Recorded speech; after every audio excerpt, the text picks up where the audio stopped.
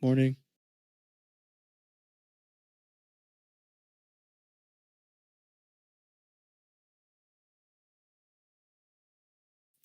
Hey, good morning.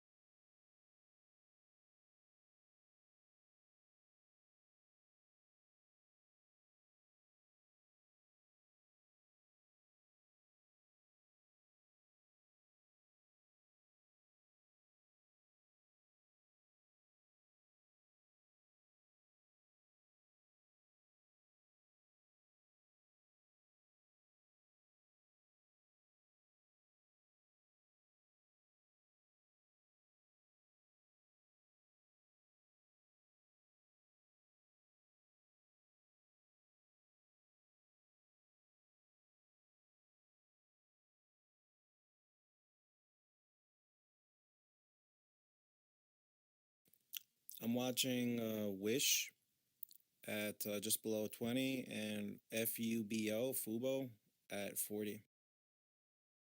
Looking for supports. Both of those are off the TJ Swing Trades list.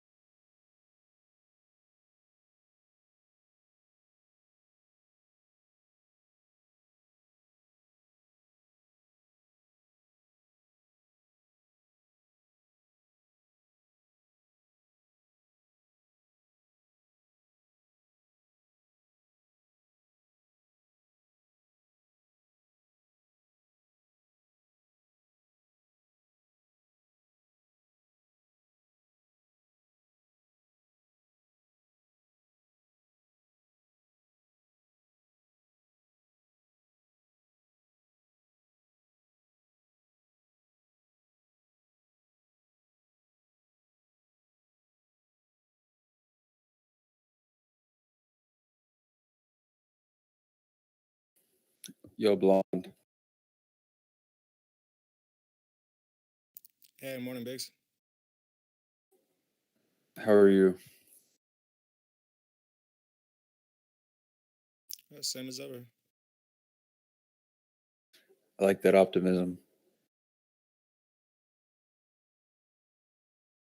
Yes, sir. It's a beautiful day in New York.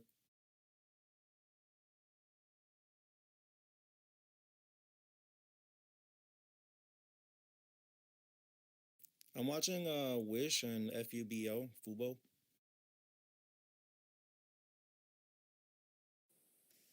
Are you eating something, or did you just have your wisdom teeth taken out?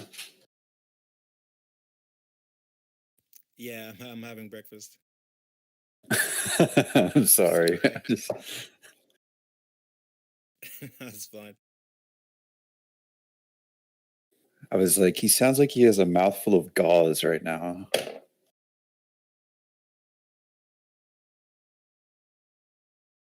So Fubo and Wish. Yep. Yeah, both are on the TJ Swing Trades list. Fubo had like a pretty good support on volume profile, so that looked good.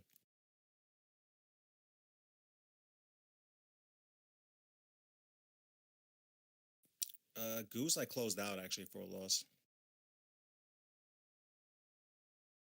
It's too bad. I like the company. I did some DD after you recommended it.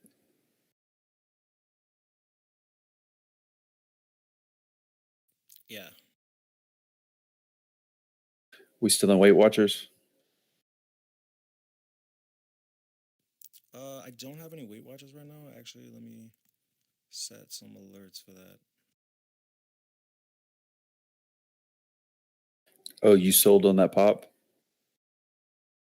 Well, no, last week I liquidated my account and then transferred everything to IB, and right now my funds are still settling. That's right. I remember you saying that.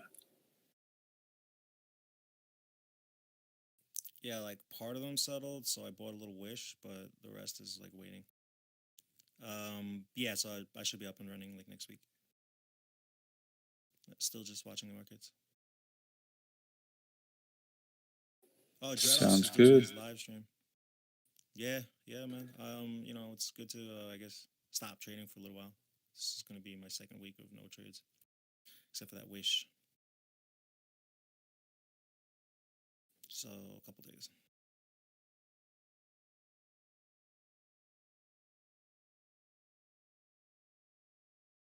Is there anything you're looking at?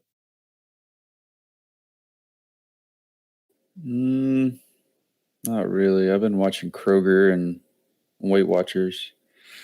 Trying to figure out what Smith and Wesson is doing. If I need to scale out any or not.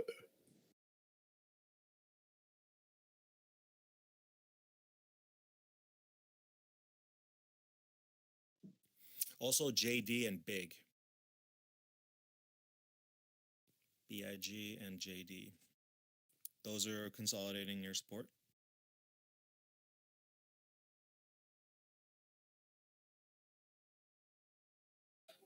I will check them both out. Thank you. Yep, no problem. Posted something in the team chat. Yeah, I saw that. I like that idea, to be honest. I got a feeling today's going to be slow and tomorrow even slower.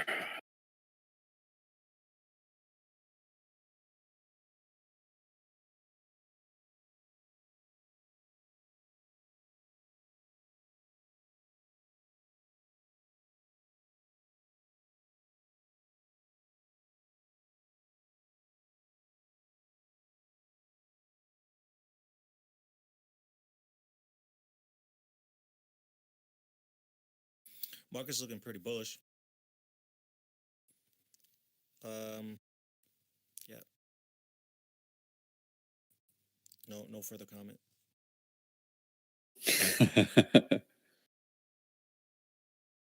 I'm game for whatever it wants to do.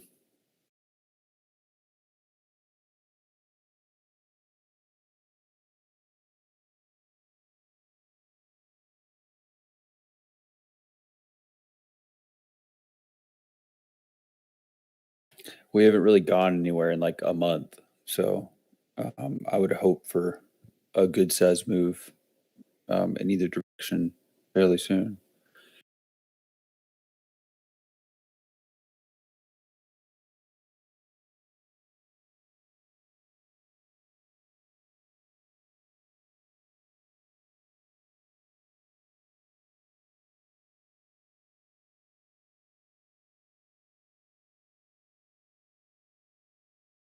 Good morning, everybody.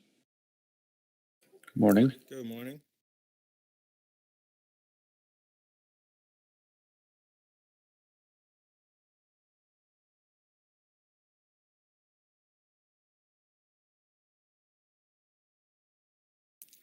There's been a lot of volume in small caps lately, but the volume's been a little bit extreme. So I'm just on the sidelines watching, reading tape and stuff. I haven't taken any short pennies since NXTD, which took a while for me to get out, like just above break even. Do you hear Blonde talking on UT? It's very quiet. Yes. Yes, he is talking. Maybe it's just my mic or my headset. Yeah, I can hear you, Blonde. Hey, try a Control R if you can't hear him talking, but I can hear you, Blonde. It's the morning, of course he's quiet. We gotta have our coffee and stuff. Ah, yes, that reminds me. You sound great, Blonde. Thanks, man. I do want some coffee though. Yeah, about to get up and go make some right now.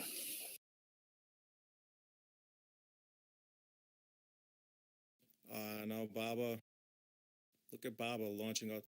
The lows was 211. Awesome trade.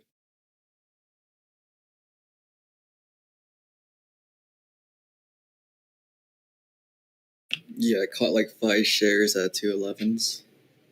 Cool. Nice gains, man.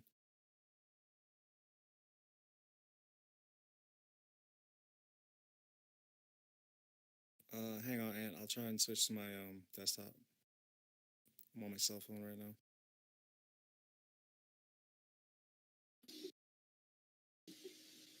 What's cracking? Hey, Dredas. Morning. How do I sound? Sound perfect. Like $1 million? Like $1 million, yeah. Good. You trade KNDI this morning? Huh? KNDI, Candy? You trade that? Yeah, I just checked it.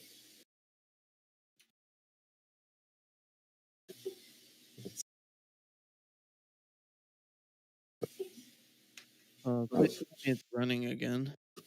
This candy looks like it's going to drop though here under this $8 mark. And there's not a, and there's, look at that gap. There's like no support. So like 740. BKYI. So just, yeah, look at that push down. It needs to hold over the 795 area.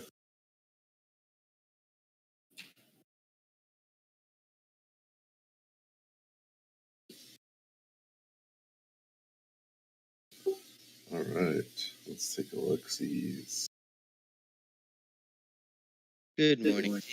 Morning. All right, guys. First 15 minutes. Don't rush in. GVR. Don't press the button.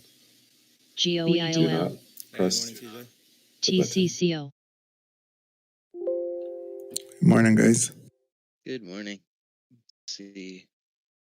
AI is TENX. tanking, so gonna just watch AI to see if we can get a nice little dip buy entry.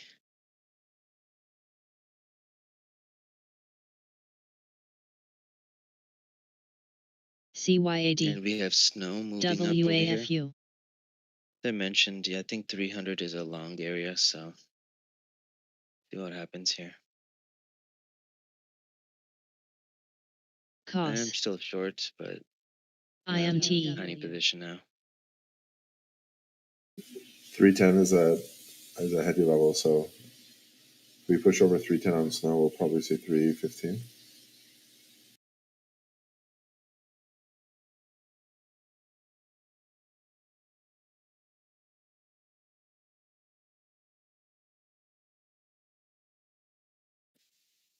JD is 83.50s.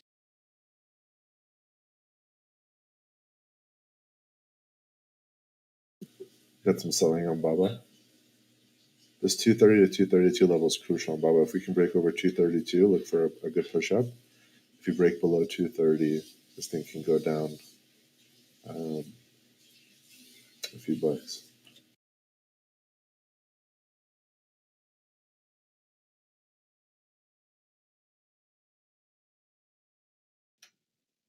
JD, yesterday's resistance was 83.80. It's coming up to that level now. It broke over.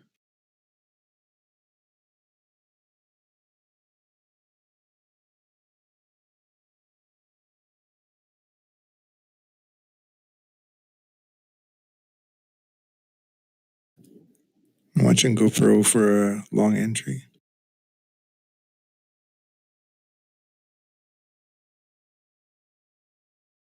Ooh, what's GoPro trading at? RESN. I think it APOS. lost all the grounds it made yesterday. So Between. maybe a dip buy. Here. OSMT. King. SPCB. ETTX. IREX. It could be. I mean, 830 would be nice.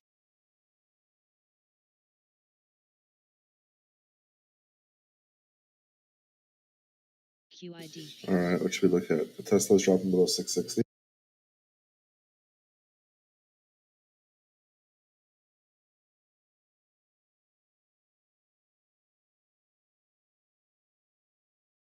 Just remember, guys, don't rush in. Let the market establish its levels, minimize your risk, and then jump in. Once a trend is identified, that's when you want to start picking your positions. So just take it easy right now.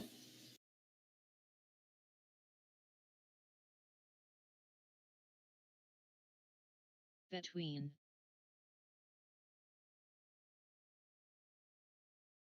Tesla pushing up. ARCC. 665 is watch list level, so if we can break over the 665 RNWK. level, look for a long position. Otherwise, if we can't, looks like we got some rejection.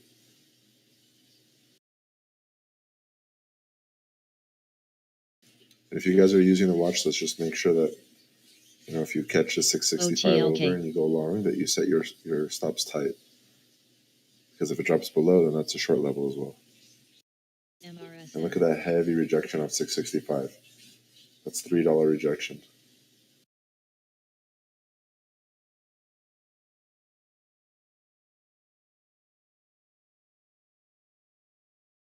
Also, we have Wish. It's kind of down right now. I do have a position at 20s. Just thinking if I should add or just wait. I think I'll just wait.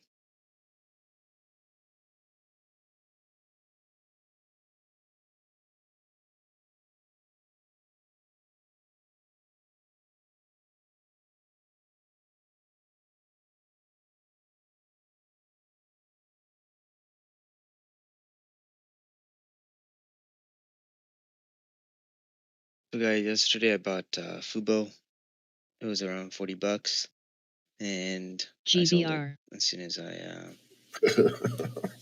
yeah, as soon as it went down and then came back to my entry, I was like, oh, I'll just keep a sell order in.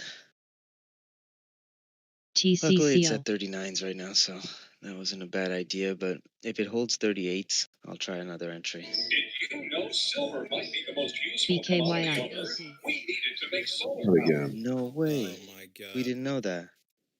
because silver is an antiviral bactericide. Demand is skyrocketing. Here's why Robert Kiyosaki loves silver. We got it. Wisecrack. Wisecrack.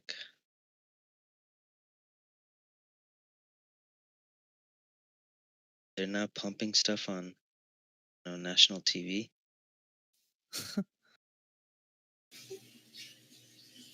Mosey. Looking weak here, you guys. So look for a break under 660. You know silver's gonna tank when you can see it on the TV. Yeah. IMT. What's next? Bitcoin ads?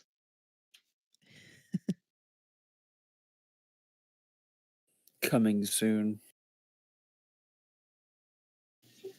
For us to push up on Tesla, we need to break this. If you guys are watching on stream, there's this trend line here. For us to have any momentum on the upward side, we need to break above it. But if we break, see it, like I said, this thing is going to reject. If we go under 660, look for 657.50 as a support. And if we don't hold that, look for 655. TENX.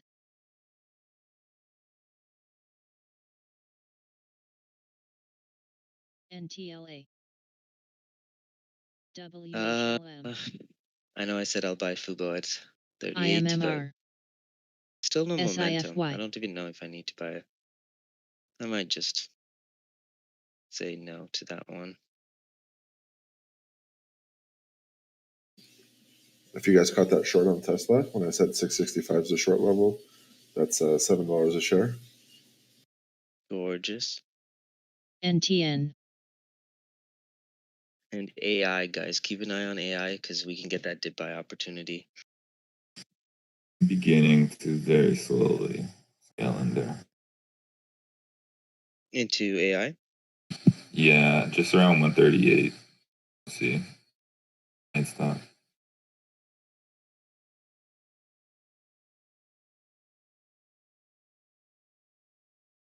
I like that 138.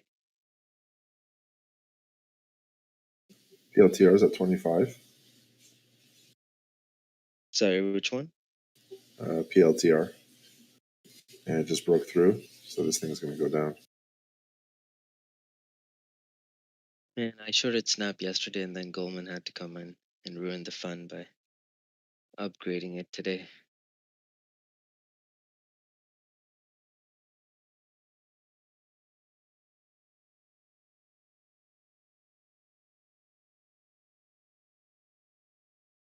Why couldn't they just leave it alone?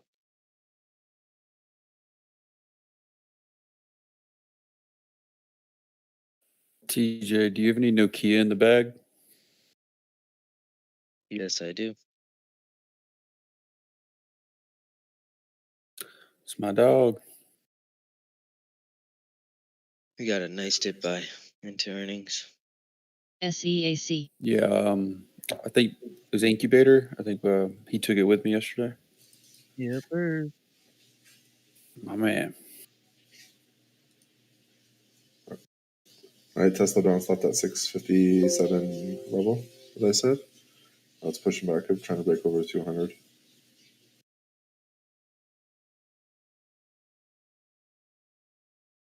Nah. All right. I bought some AI with you guys. I bought AI at 136.80. 83.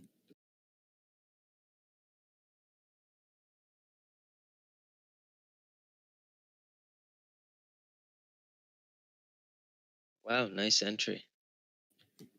I know it's like a few pennies above the low.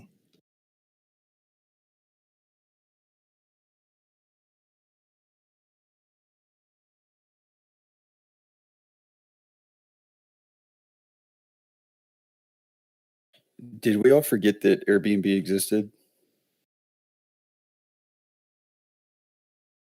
Nope. I feel Waiting like for a pullback.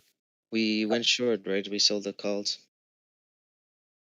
Sold the calls, which is pretty much thanks to I think it was Arabisoft who actually mentioned it to stay long on it because I was gonna close it actually sometime last week, I think. And he's like, "Why close it?" And I looked at it again, and I'm like, "Nope, never mind." IREX. But those were up like TCCO. 80%. Oh, beautiful. yeah, I haven't heard it mentioned, I guess, in a few days, but that's Yeah, good. because we went short when it was at the top. CLWT. That is paying well for you now. Yeah, and now I can get some ads on it too. All right, careful on Tesla here. It's looking weak. We need to break over this point of control at 662. And snow's moving up here, so Still long biased on it. I just have a good entry, so I'm more comfortable staying short.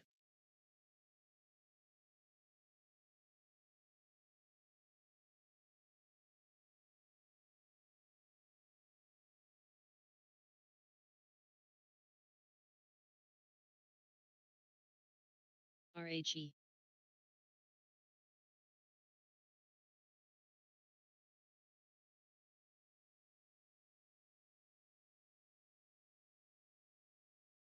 All right, broke over point control on Tesla. Look, and a nice push up. Then we're going to retest that 665 level. We got some momentum. If we push over, it's one over TENX. 665. You know what? I like Airbnb here. Good call.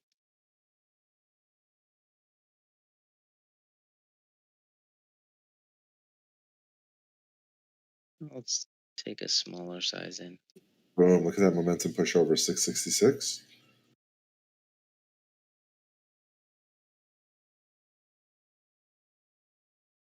And as long as we can hold over this 665 area, it'll be good for a nice push up.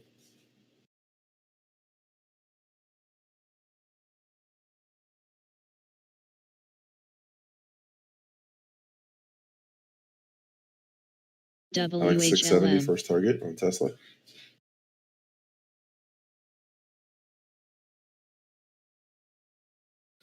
And if you went long here at 665, just make sure you set your stops tight. I would do, depending on your sizing, but I'd say 664.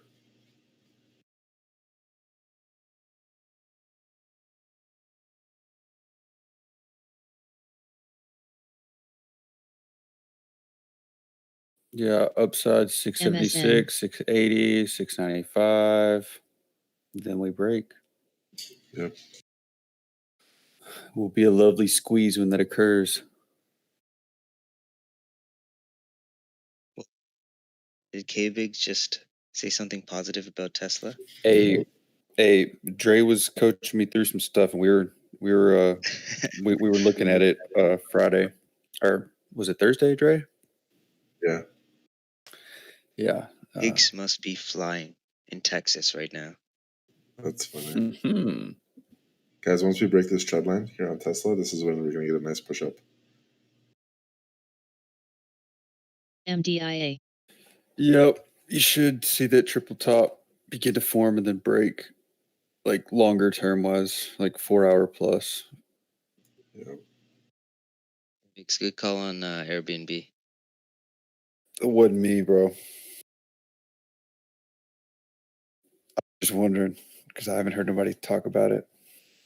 Yeah, because we shorted. Oh, actually, maybe I should get out of the short. CRSP. Looks like Palantir might form an H pattern. Yeah, we killed it on Airbnb. Yes. There you go. Nice call out on the pre-form H. Robbie Soft, did you go on the January 160 QLPN. calls or did you write the February ones? No, February. Okay, nice. So you should be up 55%, right? PACB. I'm checking. Hold on.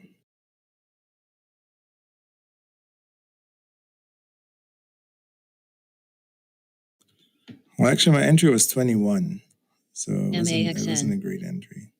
Okay.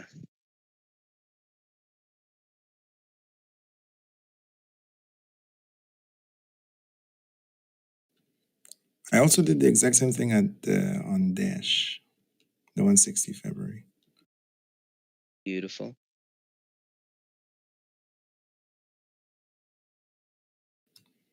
AI is turning around nicely here. Yeah, AI is doing good. Airbnb is doing okay. Snap. Don't like Snap. Had one job, make me money.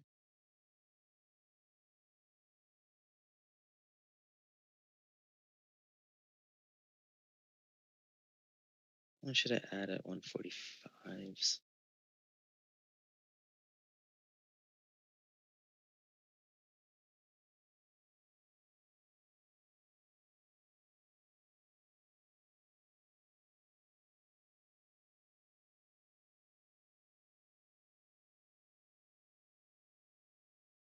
IREX. PHCF. BTBT. I'm still in Weight Watchers, Walgreens, a little Pfizer, don't judge me, and Kroger. Pray for me.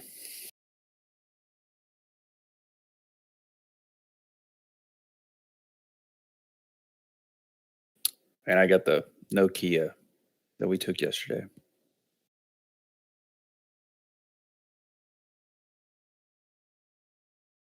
All right, if you took Airbnb, sorry, AI with us, you should be up almost like 3%.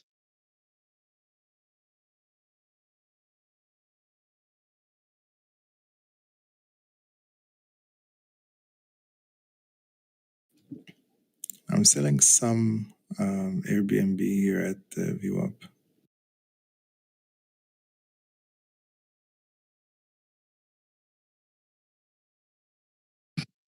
First target is 147 on AI.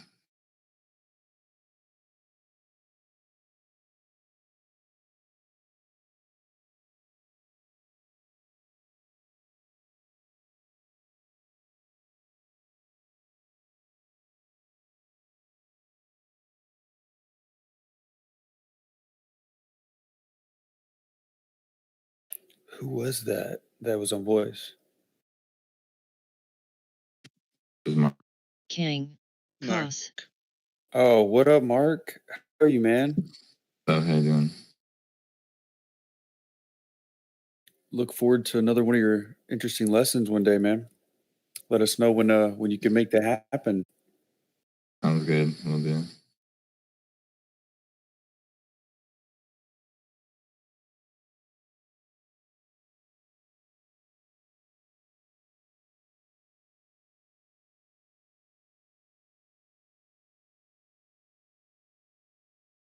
We gotta break that 142. Let's see.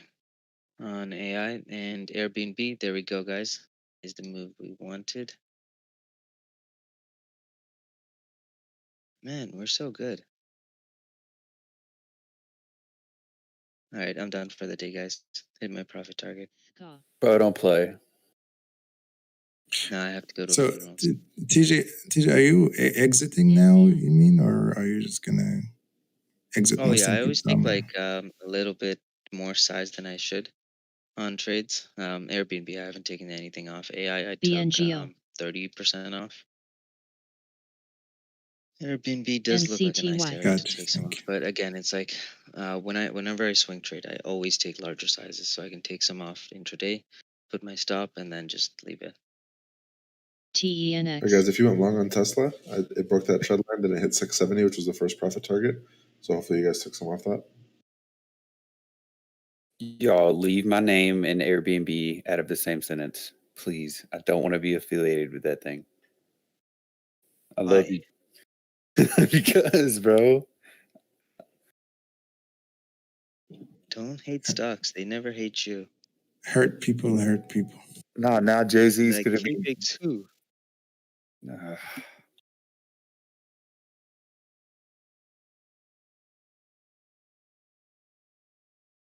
But here's the real question: how many of you guys bought Nvidia?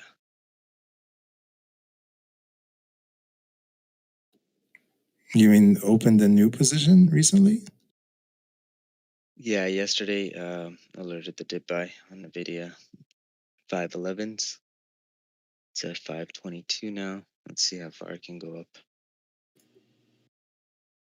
Possible start at Head and Shoulders on 5 minute on Tesla.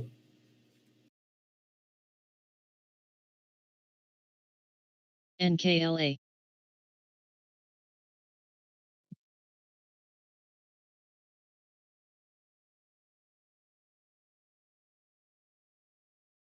Ooh, look at AI.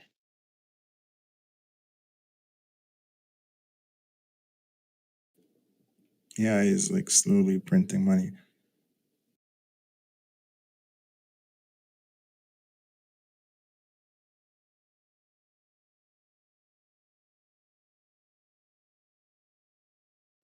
Baba is killing it, guys. I have to give a shout out to our research team for this one. The amount of research that went into us being, hey, buy Baba, was extreme. But it pays out, and this is why we set up these teams in the first place, is that we can take advantage of the market, and together we're actually going to be able to analyze something on much larger scale, a lot faster as well. And you're not going to have a bias. PHCF. There's so many people in our research team working towards it.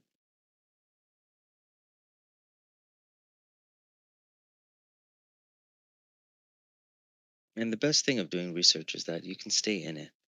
We alerted Baba yesterday and the day before, I guess, on Friday. And still, no reason to really, sell until around right now. Hopefully we get to like 235s over there. Probably see some profit taking. MTL. Anyone that got tanked on probably had an opportunity to add, and probably has an average around that area, 235s, around like 245-ish.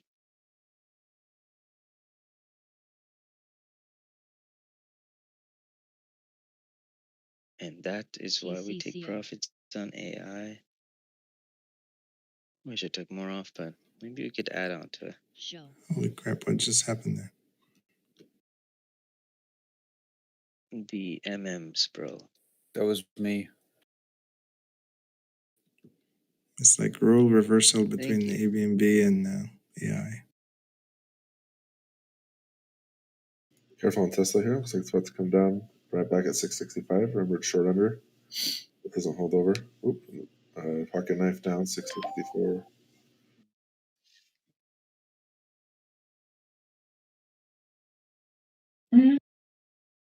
QQQ is coming down. How dare you? What? No, we're all bull here, bro. I finally jumped on board. I don't know. Which wait board did you until- jump on? I'm totally joking. Good. KVIX is like the stealth investor. Like 2 hours after he bought, he'll come out and say, I got this. No, not really. Most of the time, I'm way too early. End up eating premium or having to average down. WHLA. That's perfectly fine. Oh, I know. I'd rather do that than chase. Airbnb is holding here while QQQ Yeah, is not tanking. AI. So just waiting on an ad on AI. GBR. Yeah, I might add AI at 139. Looks like Palantir is gonna form that H fully here. Look for Tesla to break below this line. It's bear flagging.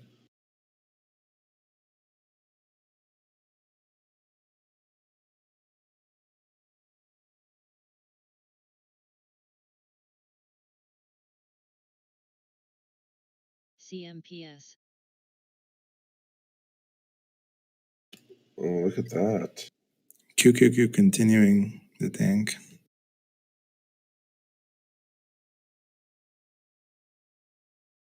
Look for a PACB. knife here on PLTR. Push down to 24 Yeah. bucks. QQQ is Doesn't hold coming over. down hard. Yeah, Remember this new end low of of the day. year.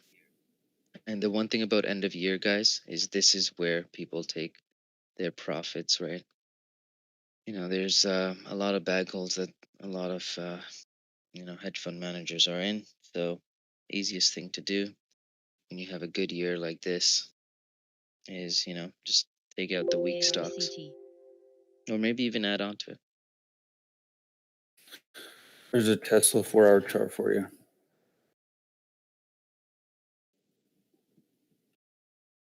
Ten. King. Got a range to her.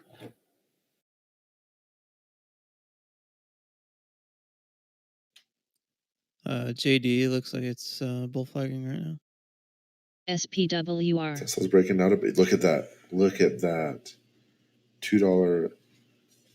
I told you guys when it breaks the bottom of that trend line, that thing's gonna go NTN. down. Look at that. $2. Armed, nicely IMT. done. And guys, QQQ just melted. We just got the stimulus checks all like bill passed, right? Everyone's happy. Everyone's getting that 2K. Senate still has to pass the Yeah. Still. $1,000. But right now we have a $600 secured stimulus package. That's exactly right. We need 2K at least. 80% of stimulus money went into the markets. I have SPY at a very critical bounce point here on my trend line. 80% of the stimulus money went to foreign governments, bro. No, I mean like from the ones that people got in their hand. Those checks, 80% of that money went into the stock market, according to a TikToker. I was doing TikTok research, and I was like, okay, Show. she seems to know what she's talking about. I don't know where she got the data from, but I was like, I think I know exactly what you're talking about. yeah, she had like 80,000 followers. So internet is always right. We already established that, right, guys? Yes, sir. Damn, 80,000. Jeez. Today's podcast was brought to you by BitMax, the largest Bitcoin bag holders. It's too early for all this. Don't start. No, they don't bag hold on there. They just get liquidated with 200x leverage. That's so true. Things are looking like it might be turning up. AI kind of missed that entry.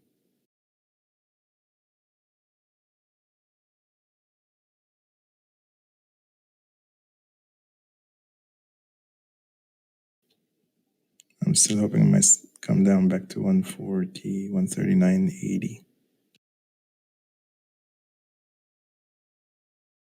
Come on, QQQ, don't give us on us right now. Apple down $3, 136. Yes. I want an Apple buy, but I'm not paying this much for Apple.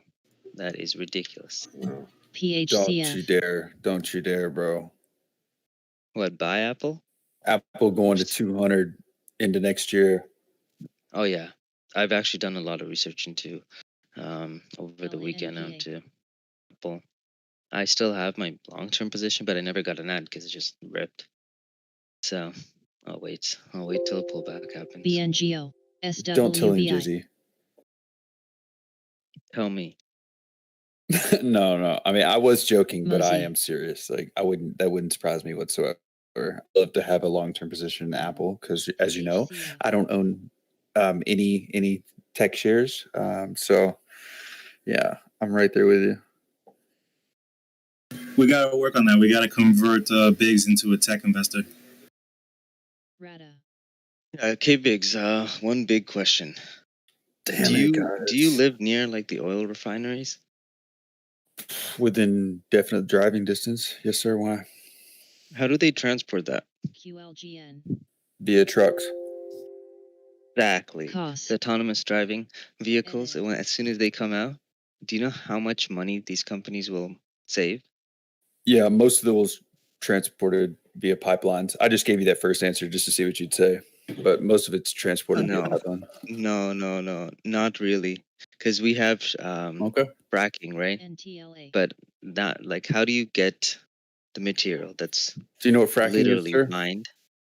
Yes, and if it's mined all the way down, like literally 2 or 3 kilometers down, and then it goes like horizontally across. How do you get that to their refineries where they process it? Not like the actual, the hard oil, shale. It's all pumped through automated pumping systems via pipelines, and then it is trucked a very short distance in comparison to the whole broader scheme of things. It is then OXBR, refined RNWK. once the trucks arrive at the refinery, which really are honestly locally. Thereafter, it is TDAC. piped and trucked, but for for the most part, it's piped to Corpus Christi and put on ships and sent IMMR. overseas or sent to the East Coast or some parts of the West Coast to maybe even be refined it yet again.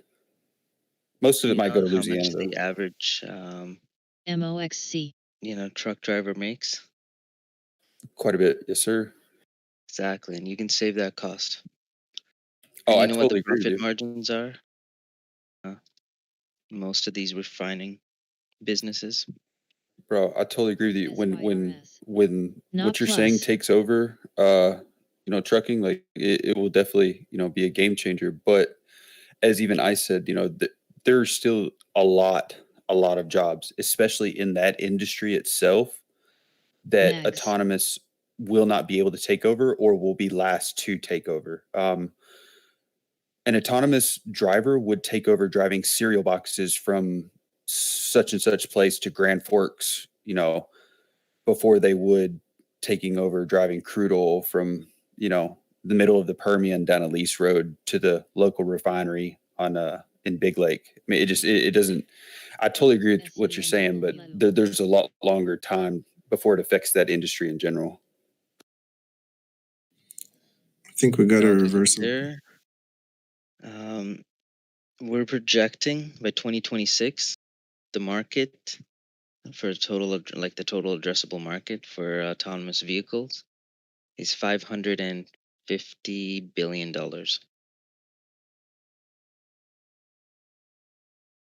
Yeah, no, I like I said, TJ, dude, I trust you like through and through, like data wise, or anything. I'm just telling you, like in the energy industry, like I said, there's absolutely no reason a computer's gonna be hauling 80K pounds of crude like that. Like it's not. They're gonna allow them to haul cereal boxes and maybe car parts before they will crude oil. You can haul Why? crude oil. Because electric engines have more torque, so they would be able to handle it in any condition, uphill, Yeah, downhill. it's Doesn't the really matter. liability. I don't doubt that they will eventually be hauling it. I'm saying like that'll. I think in the energy sector, like the hauling of the crude oil and stuff like that, natural gas, that'll come later after they've already begun hauling everything else. Like energy sector will be in the last end of that phase in per se. RHE. But I totally agree GX. that it's coming for sure, bro, for sure. I just question how autonomous vehicles are going to be able to get up and down a lot of these lease roads. Because like on a frac site, there's probably 30 or 40 trucks sitting there idle. As far as the eye can see, waiting to get on site, run their frac rod, and then dip out of there. I question how autonomous driving is going to be able to perform on that, because these lease roads are altered and changed, monthly, quarterly. Reading this report from, it says energy Mosey. researcher, so and they were just mentioning the best thing about electric versus fuel cell. BNGO. We might be getting a re-entry in AI here.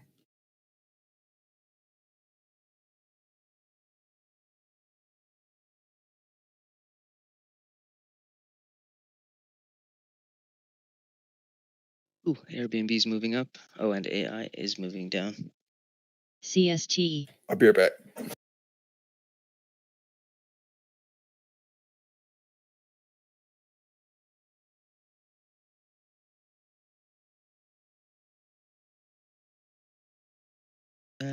Should I buy?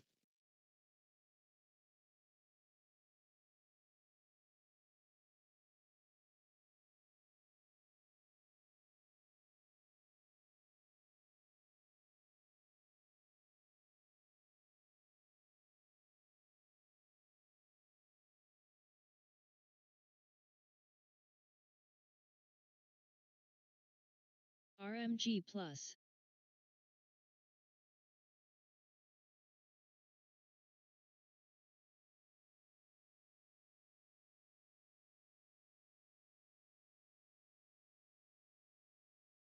What do you guys think? Add on to AI or scale out of Airbnb? I added to AI. My average now is 138.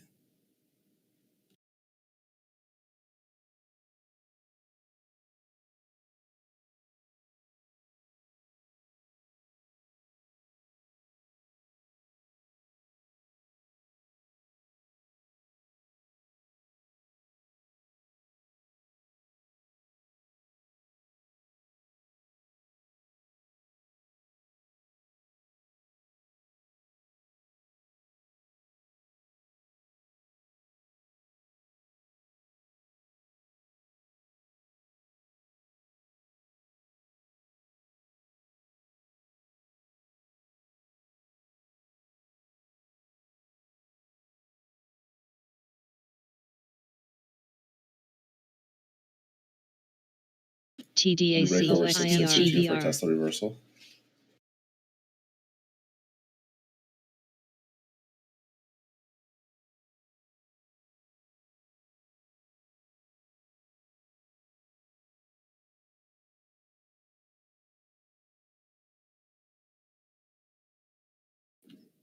AI is losing the battle.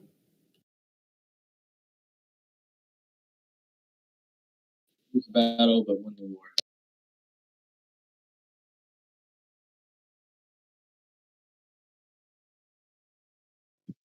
Really greedy. And watch out, We Tesla got this at Nitro. $92. Tesla's going Took down. AI all the way up to, what was it? Was it 180s that it 170. went to? 170. 170s. Slightly over 180.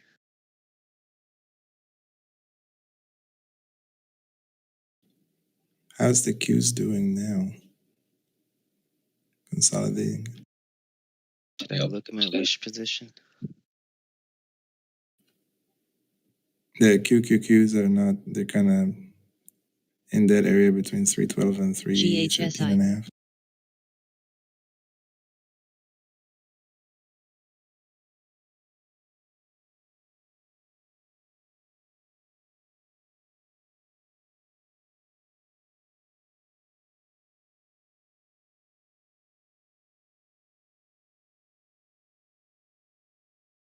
Ska.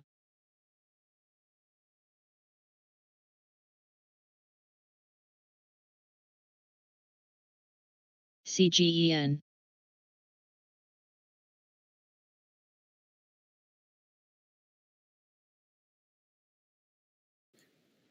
Nice rejection candles here on Tesla on the 5-minute.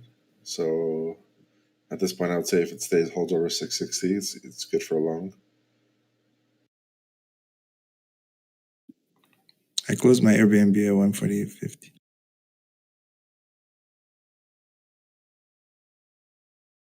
Show. I still have some long for long term. Looking to add at 137 to AI and tight stop below that. I'm waiting on the ad, Mosey. just in case it breaks this support.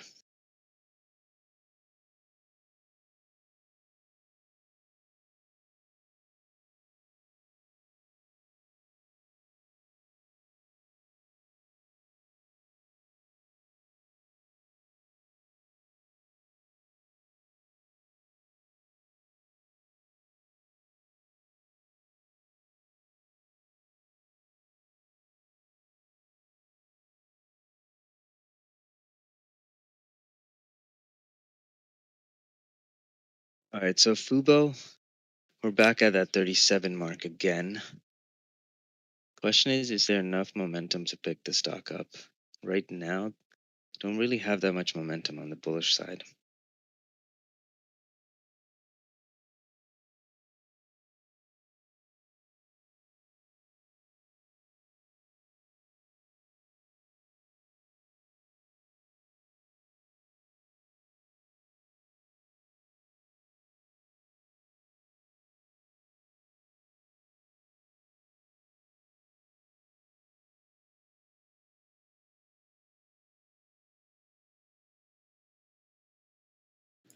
Baba triple top with higher lows. Look for a break over 230, TENX. 350 for a momentum move.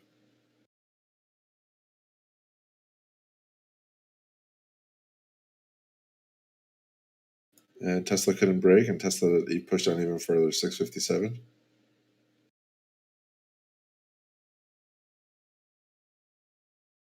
COS.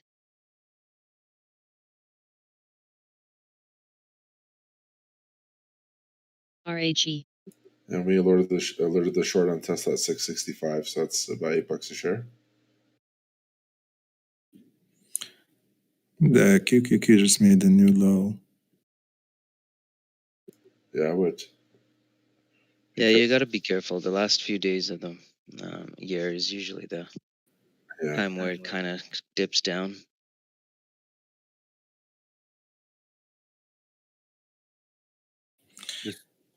So if you want to scalp on the long side, make sure you're scalping FIII. something that is strong today.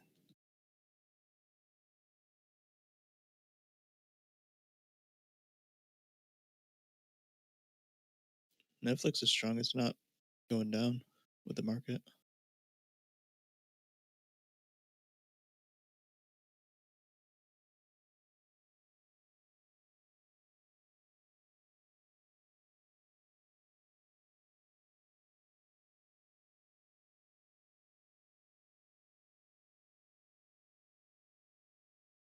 UUU is halted. Marco.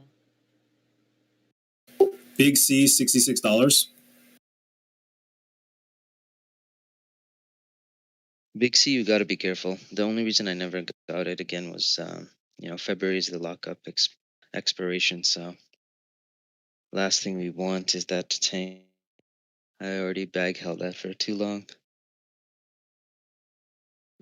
Yeah, And guys, whole QQQ is tanking over here. market's coming down. Yeah. Yep. If you guys are long traders and you guys don't really short stuff, I'd recommend just not trading OXBR. today, to be honest. Yeah, there's some good short opportunities, that you can take.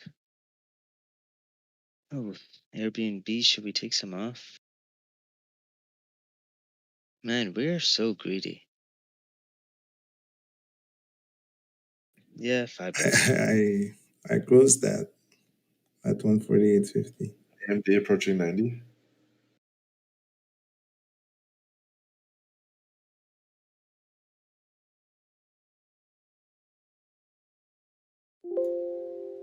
Yeah, this is one of those days where even charting doesn't even really matter. I mean, this thing is just going to move in the direction it wants to move.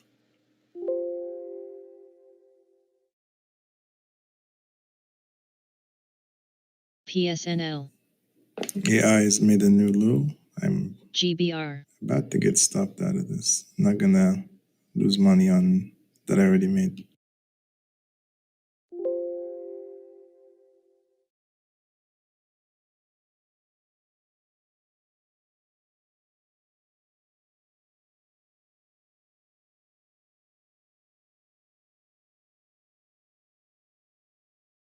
Is that 300s? All right. And I've been holding on to that short for so long.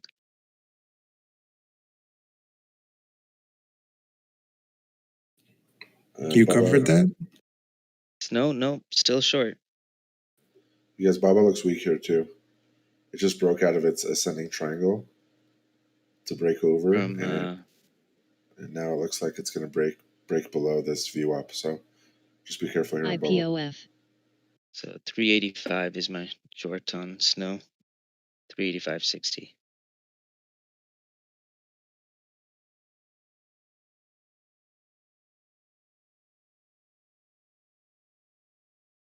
And we're bear flagging here on the 5-minute on Baba too.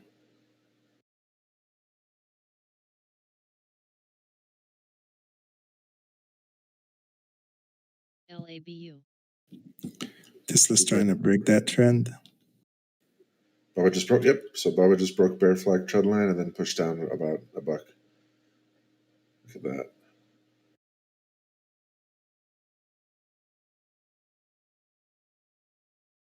It's getting some Yeah, and guys, use that scanner. Sorry to cut you off, Trados. That scanner literally tells you when things are bad.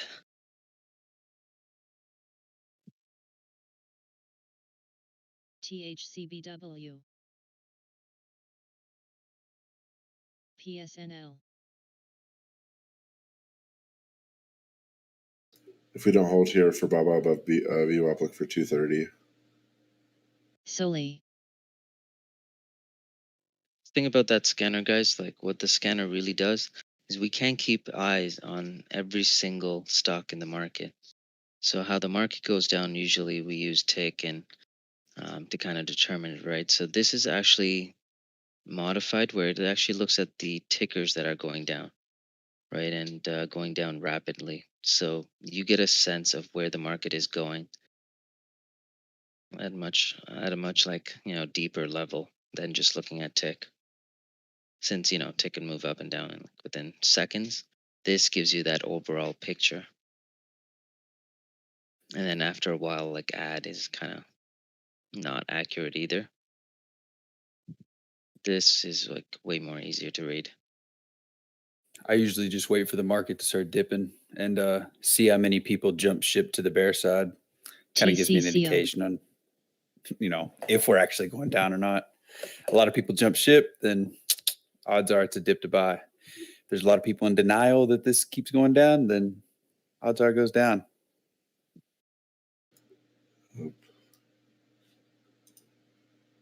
Psychology is everything. Exactly. Test the flagging on the 5-minute bear flag. We need to break over 659 to break trend. Otherwise, we can, yep, so it's trying to push back up.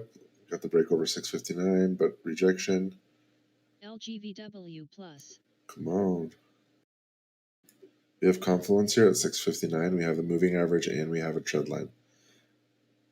So it's going to take a little bit of work to get over this, but if we get over this, we can break that trend.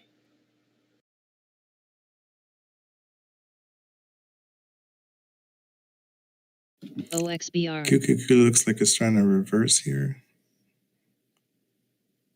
Tesla got a long rejection bar. Tesla looks weak still. I think that today's going to be like this today. I think we're just going to see push downs.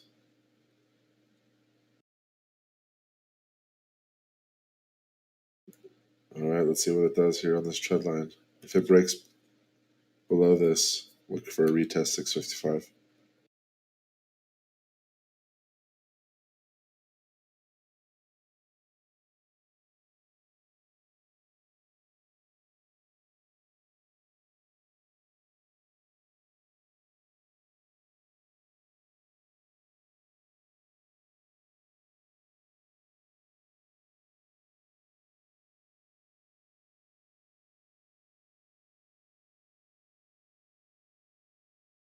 FIII.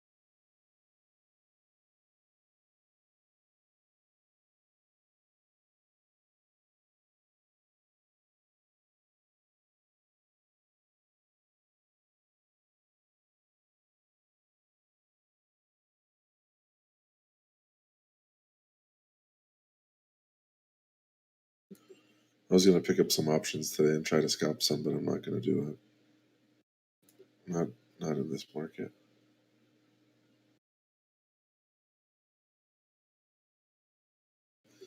TENX. BNGO. And guys, you know, we did mention it earlier too, right? IMMR. That usually around this time, Low. people will take profits. Which is why you see a lot of tech names just going down for no apparent reason. There is a reason. Loco.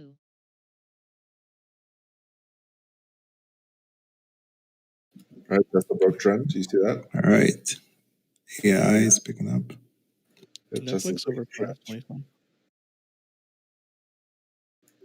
We got to hold over this 20 moving average. Boom, look at that. Short squeeze. It's a $2 short squeeze RHE. on Tesla. You guys see that? Any of you guys that are on Twitch, whenever you have something flagging like that in a pattern, you'll always get a squeeze on one side as people get scared. And there's a lot of people who are short here from that 665 area or that 670 area. And so a lot of those people want to take profits when this broke trend, because this thing was trending the whole way down. If you guys look at this trend line, like that's a straight downtrend with no breaks. Like that's a SPCB. $15 downtrend. That's crazy.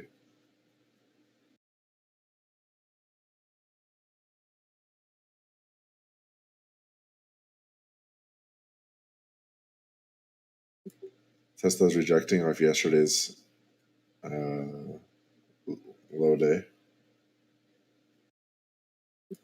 And we can see another push down. Yeah, don't get faked out, you guys. Like I said, if you're not used to playing both sides of the market, today's not the day to trade. BQ. So just sit back and just watch.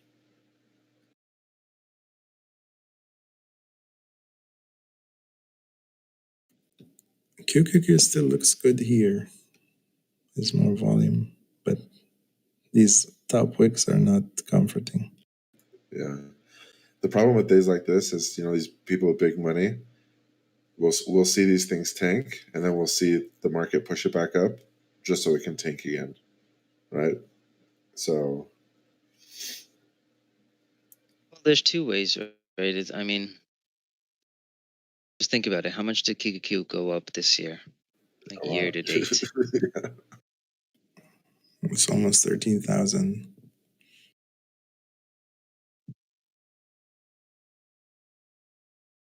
Like percentage wise. Mosey. It's too much a percentage. I mean, it's 164, 42%, 164 right? So, to 320. if it It's went about up by 50%. 42%, most people were able to make a good amount of money this year. Most funds, but does that guarantee next year's commissions for them? No, right? Because in the end of the day, they still got to eat. They still got to make sure that they get their nice bonuses, right? So their comps is directly tied, right, with their portfolio that they're managing. So for them, it's like, hey, we had a good year. Why not cut the losses that we're holding in our portfolios? Start next year stronger. And the same goes for the positions that are really good, that went up so much thanks to this pandemic. And we're near the end of it, right? Probably by the second half. So then they're like, hey, this stock we know is up too much. We were just like riding the momentum on it. But maybe it's time to like take some off, and you'll see that OPHC. a lot of stocks with higher multiples have gone down for no apparent reason. But the actual reason is, that's what you got to do. You got to make sure your book is strong for next quarter, because it's not just about cutting those losing trades, right? It's also taking those winning trades and locking it in. Because what if you didn't start next year and your portfolio is, let's say altogether combined, your portfolio is, let's say you're a tech hedge fund, right? Within your portfolio, the average EV to beta is like 50, let's say 100x. What if it dips, right? There's a lot of risk in that, right? Let's say EV to sales, actually. Let's say it's at like 30x. What if it goes to 20x? You know what that'll do to their portfolio? It'd be horrible. What's the point of having BNGO. gains? Again, like the market, most people that invest in funds, they don't really care about extreme returns. You think most of these people don't know the stats that QQQ outperforms most of these funds? No, they do it for that stability, that in those bad years, that these funds are still able to produce something better and more secure. Exactly. Thanks for that. No problem.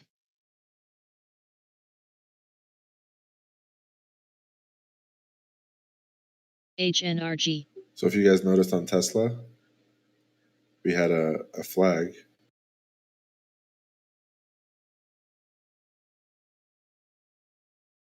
that was like that, and then it broke the flag, but then it still used the trend line on the bottom of the flag. And then once it broke that, the bottom side of that, then you saw a $2 move down. So trend lines still work even if the pattern broke, because it can create a bigger pattern or a secondary pattern. So that's why I always recommend don't overcomplicate. You shouldn't have 1,000 lines on your chart. That's just going to confuse you. But the most recent UPLD. 2 or 3 patterns that broke, I would recommend kind of leaving those lines up, because usually it retests as it's moving through its direction. And looks like we're bear flagging on Tesla on the 5-minute. RHE. Drados, could you take a look at Netflix and tell me where you would put support and resistance? Right now I have a heavy resistance at 526, like 70. Yeah, let's see. Are you long or short on it?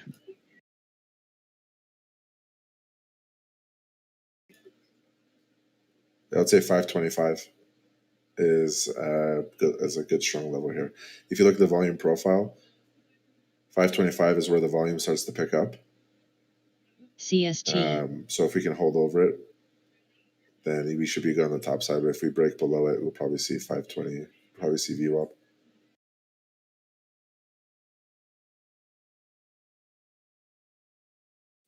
Thanks, man.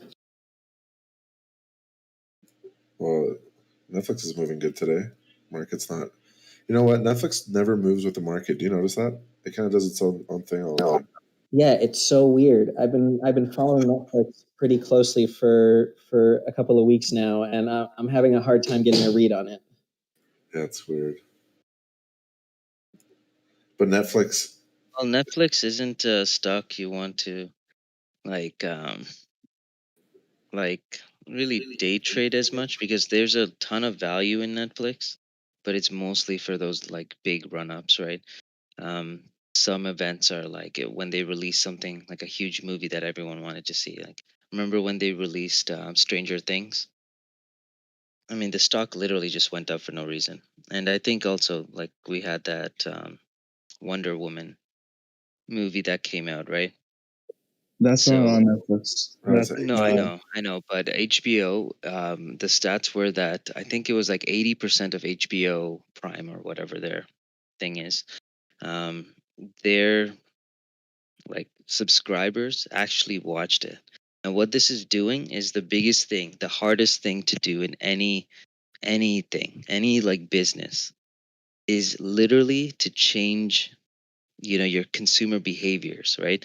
If you can literally control your customer and channel them into a different avenue, because a lot of people, again, it's like, why is online retailers like ripping versus something like Walmart, right? The main reason was because like now people are okay with doing it. In the beginning they're like, okay, I'm too scared, or I don't know what I'm doing. But when you're put into a situation where you have to do it, you're going to end up starting to do it, and then you're like, oh, okay, this wasn't so bad anyways. So changing consumer behavior is one of the like hardest things to do for a company. But HBO has proven now that they can actually roll this out. People are there, they're willing to pay, and this could actually change the whole like movie industry. Yeah, remember we talked about And that? now, yep, we talked about this before too, and this is why Netflix was going into movie production, why they were spending billions of dollars into this. And we talked about that as well, right? Like the profit margins aren't going to be great. But what HBO has just proven is you can actually probably have higher profit margins, because a majority of those subscribers did end up watching it. Yeah, that's why I said Disney. So here's the thing: these big companies, they couldn't move to streaming these big movies without making it impact the industry before COVID, right? Because nobody's going to be like, hey, we're going to be the first company. We're not going to go to the movie theater. We're going to go straight to our streaming platform and bypass that. COVID has now given an excuse for these companies to go direct to consumer. And now that HBO did that, to TJ's point, and I said this like couple weeks ago, especially with Disney saying that they're going to be focused more on their streaming platform, I imagine that Disney is going to start doing Marvel and Star Wars and exclusives on their streaming platform, and they may do it in the theaters as well. But I think they're going to they will do exclusives on their.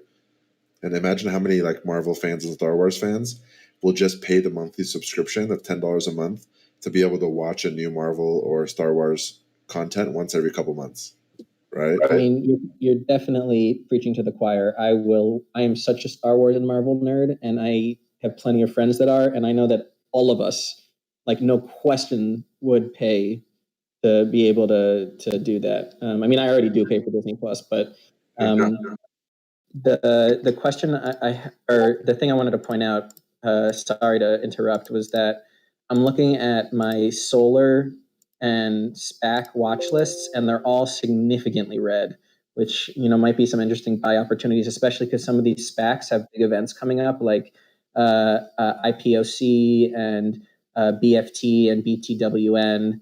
and GHIV. I don't, LCA is even down 5%. Longview is down 10.5%. I have problems with SPACs because not all of them are going to do good.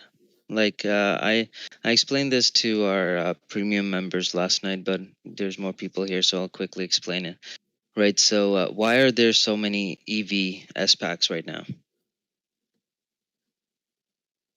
And while I do that, someone just Google this, please. How long does a sector, like a hot sector, usually last?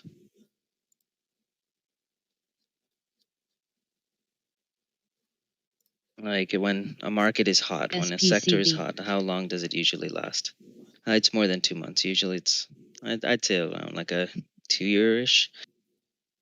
Right. So the thing is that EV is hot right now, right? Because people realize, like, come on, guys, it's OXVR. 550 billion at total addressable market by 2026.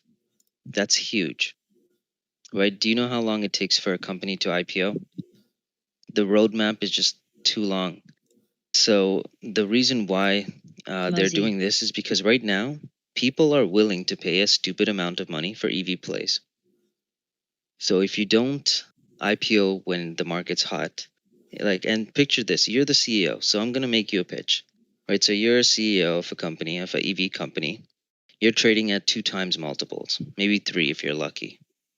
Sometimes 5 if you're like actually decent, right? And you're in like a later stage, right? Most of the time you're not. Like, you're in a cash burn area, you are constantly looking for funding. And, when you go to VCs to get funding, it's like going to the bank.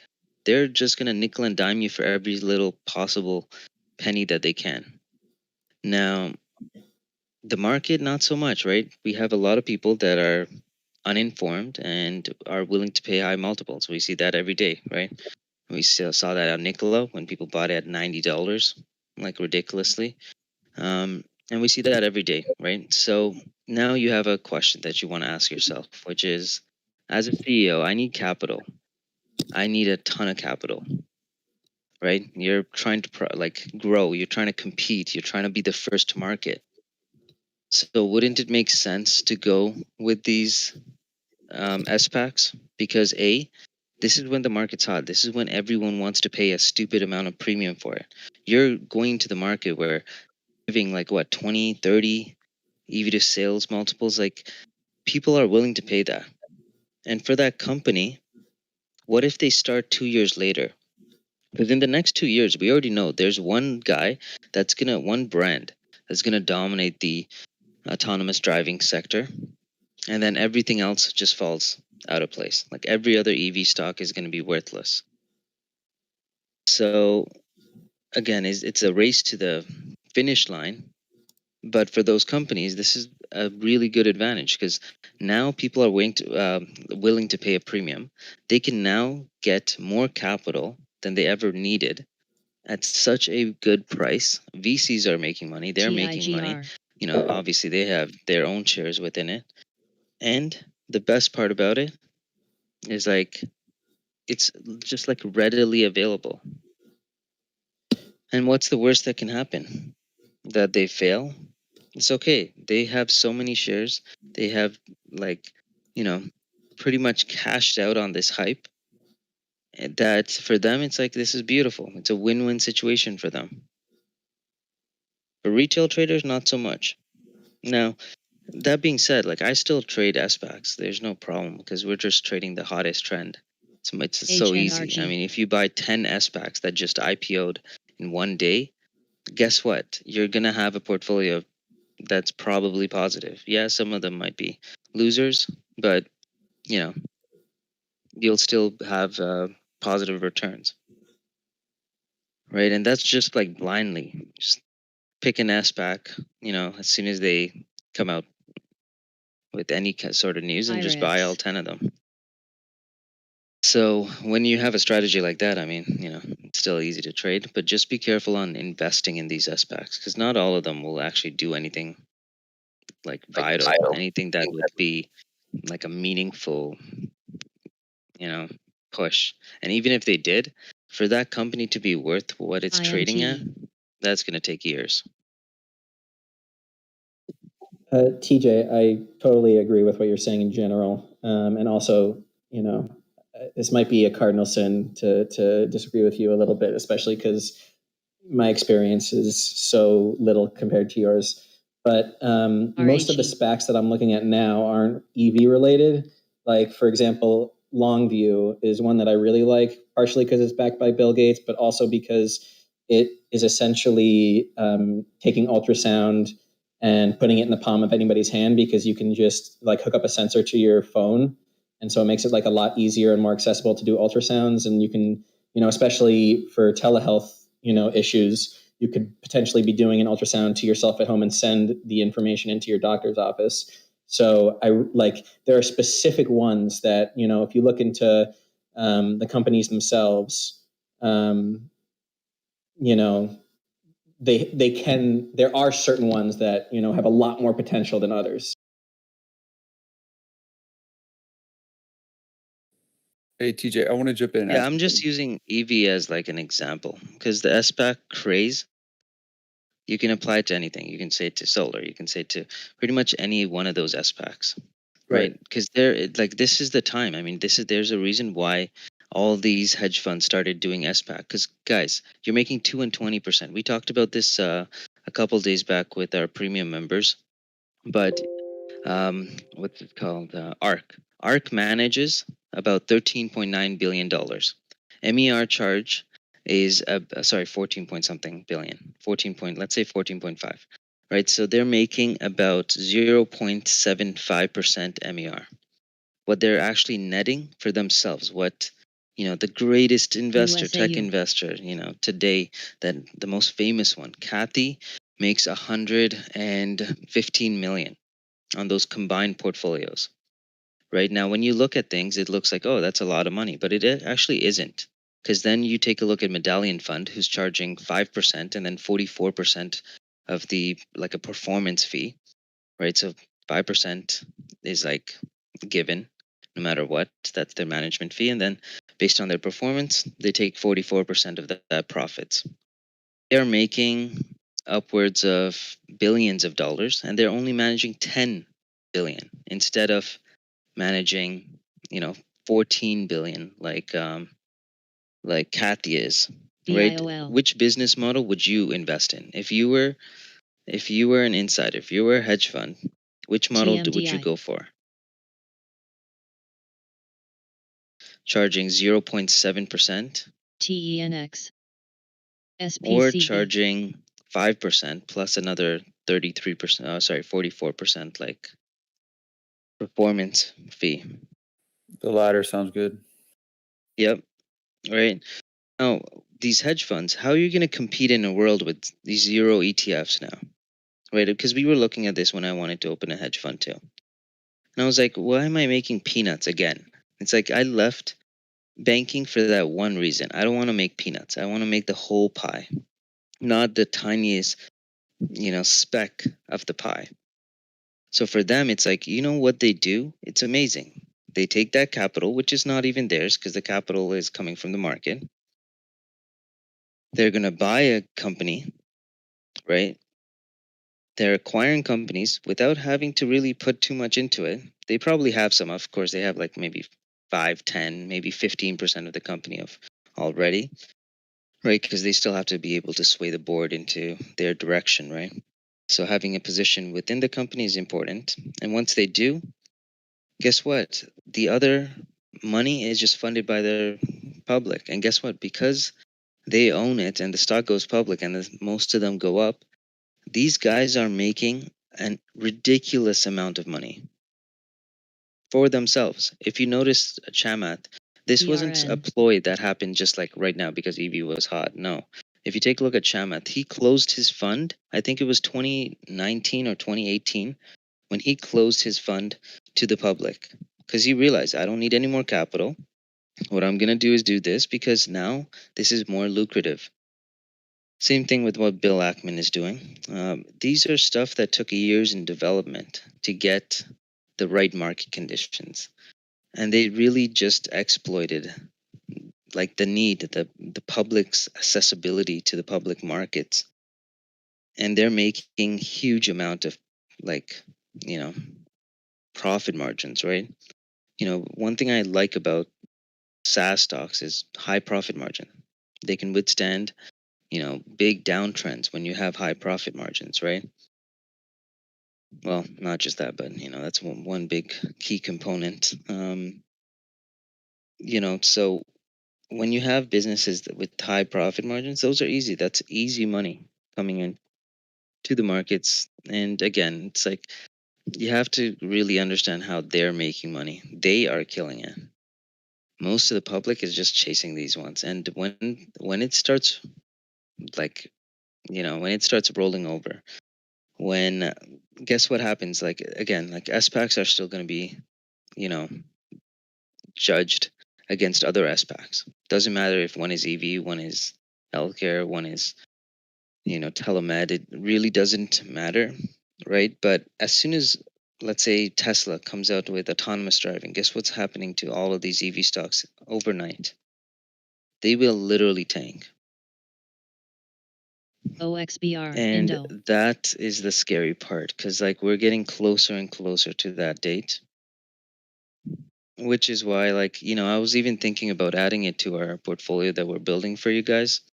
And I was thinking about the timing of it, and I'm thinking, it's a lot of risk to it right now. I think TJ, I have even a Kathy mentioned. Oh, sorry. Go ahead. I have a question. I'm not, biased directly in this question. It's actually more so inquisitive. When someone says that this SPAC is backed by such and such person, okay, does that such and such person really have any risk in initial investment No, in because they that bought SPAC? it at a cheaper price. So saying this isn't, going back to what he was saying, I'm just using Muzzy. this for an example because I just heard it. Buffett backed this SPAC. That really has no bearing whatsoever because if it goes, GBR. if the deal goes through, they make bank. If it doesn't, that dude just gets his money back anyway. So him having the backing, other than just saying it, it really has no bearing on it in It's general just anyway. lucrative. I mean, that's why we Right. bought. That's So, why I bought Airbnb. That's why me and Soya bought SpaceX. I have Duolingo. I bought Masterclass. Like the whole concept was literally for it to go public, and then we have no risk at it. We literally have no risk. The market is willing to pay a stupid amount of premium. That all we have to do is just sit tight, and it's not liquid. So the one Toss. thing is that you're just gonna have to sit on it. But for guys that have money, and what's the harm in sitting on it when you're looking at like a 10x increase, right? TENX. and if it doesn't, you just get the money back anyways. Yeah, I mean, you're not Right. going to lose money, and it's still going to be better than any return that you can get in the market. Well, except for this year. This Wait, year's what do you been mean by you pretty get your crazy. money back though? You don't get your money back. Yeah, with SPACs, if you don't acquire a company within, let's say, 2 years, guess what happens? They close it, and the money goes back to SPCB. investors. But Yeah. guess who had the SPAC? Like who bought it at the cheapest prices? It's usually insiders within the fund. So they would still profit bigly from this. Yeah. Oh, yeah. It's huge. It's a win-win situation. You can't lose. That is the most beautiful thing about it. And we mentioned this, months ago too. It's such a brilliant idea. It's the most ingenious idea for these guys. 'Cause they never lose in ENGO. this situation. Retail, for sure, because they're the ones chasing. You don't see Chamath buying something that he already, like literally acquired and then buying it in the open markets for a high premium or a high multiple. It doesn't make sense for them. Hey, read what Esoteric Runner just posted. And remember, this is why people do what they do, right? You have to understand how the business works to kind of grasp it, right? Like look at ARC. I mean, it's famous. Yeah, fame doesn't pay bills. They're making $13 million, right? $112 million because they're managing 14.9 billion according to BIOL. their website, right? Making 0.75%. Or you can be like Medallion Fund, who manages $10 billion, charges 5% and then 44% and make 3.4 billion. I rather make 3.4 billion managing 10 billion than managing, 14.9 billion and making 112 million. But so let's say Bill Gates buy at XPAC at $50 before it goes IPO. It IPOs at like 100. So if it doesn't make any acquisition in 2 years, he gets his money back at 50 or at 100. No, he gets it at whatever the market price is that he liquidates at. boss. Because you can still Man. sell it after the lockup period. I mean, you can just sell it at any time. Pays to be rich, huh? Yep. Hey, Money just compounds money. But real quick, back to that point. Thank you, Sixers, for clarifying that for everybody, bro. Because I too had wondered the nitty bits on that as well. But back to my point that I was trying to, I guess, emphasize on. If an SPAC comes out and it's claimed that it's backed by the Dalai Lama, other than just stating that it's backed by the Dalai Lama, there's really no financial bearing on whether that supports it or not, right? I mean, because like you said, it either makes it or it doesn't, because the Dalai Lama is getting his money back regardless. Yeah, and you have to remember, like, when we analyze stocks, what do we look for? We look for history. Most of these companies I didn't even know existed till this year. Right? And I've been following Tesla my entire career. And to find out there's a direct competition to it, no, but guess what? The market is willing to pay that premium. They're paying Tesla money on a stock they haven't even knew about a year ago. And that's okay. There's nothing wrong with that. It just, how many of these companies do you think OXDR. that'll actually be able to compete at Tesla level? Especially with Apple coming out too with this. Like, I don't even think Tesla will be able to maintain their lead anymore because of Apple. Right? What does that mean for these other EV stocks? They're miles away, like, from being even like having an idea that could actually come into fruition. Now, Apple, I mean, they have data, big data. They would not release this news unless they knew something was going to happen. And one of our friends, they work at GM.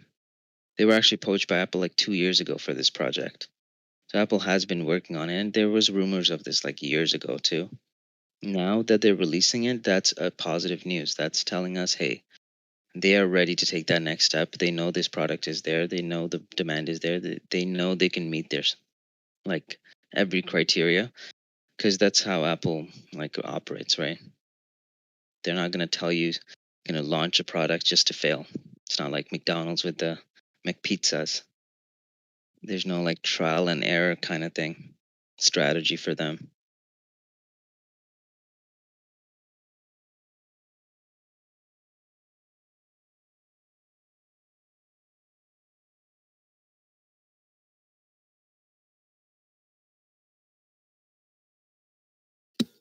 I stand corrected. Oh, and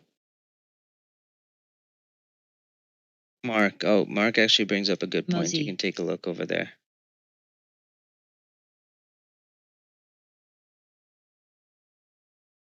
What do you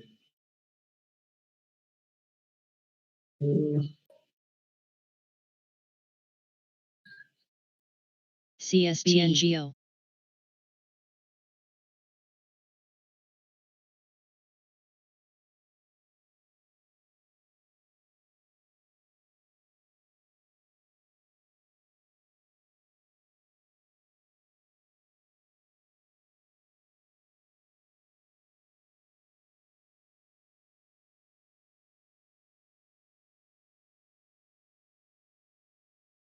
It's such a beautiful model.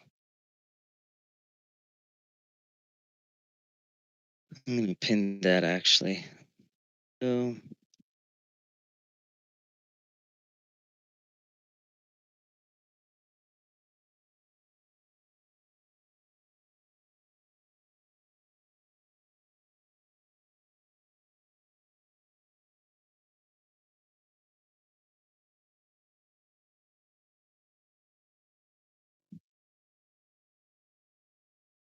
TENX.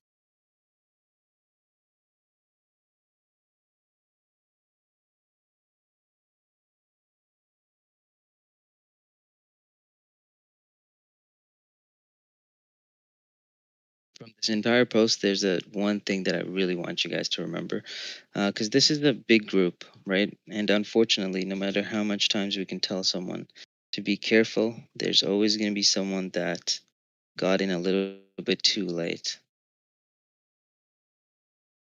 And I don't want that to happen to you guys, which is why, we let you guys know ahead of time. We don't let you guys know after the fact.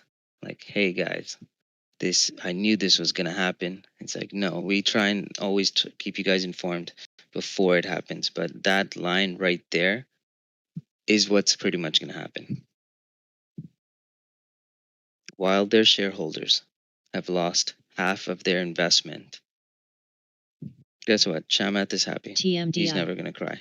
Anyone like insiders, they're not going to cry. Bill Gates, Dalai Lama, doesn't matter. If they're insiders, they really have nothing to fear. It's a easy win-win trade. And you guys know how heavy I went into Amazon. It took me 3 months to accumulate those positions just to go into Amazon for Prime Day because I knew it was a one-sided trade. I knew where it was going.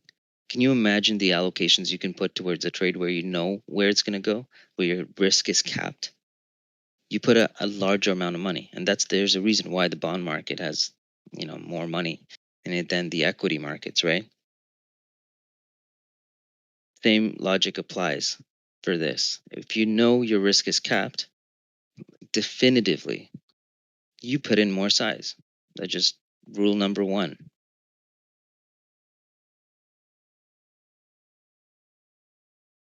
Now, do I think it's going to end right now? I don't think so. OXBR. I don't know if the SPAC trend is going to die. I think for sure if someone comes out with autonomous driving, which we're getting close, there was that other company that just got their approval from California to operate fully autonomous. But it's also restricted to certain roads, certain areas, and it's only in 2 counties so far. So it's not a big deal yet, but they could be a big deal.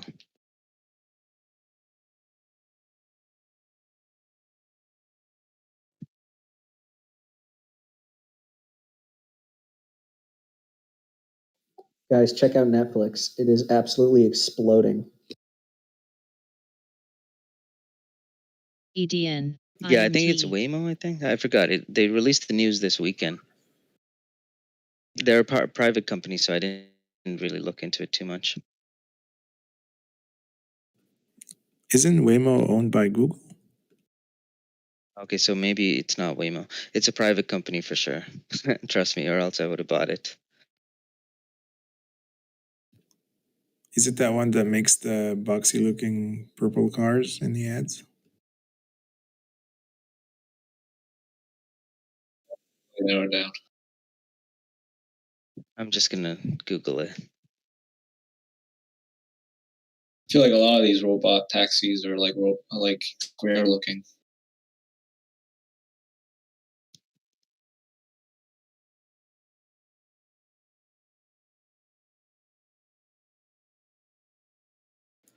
Moderna's coming to the end of its SMTS. BIOL. ascending triangle. Look for long over 114, and then on the break here under 113.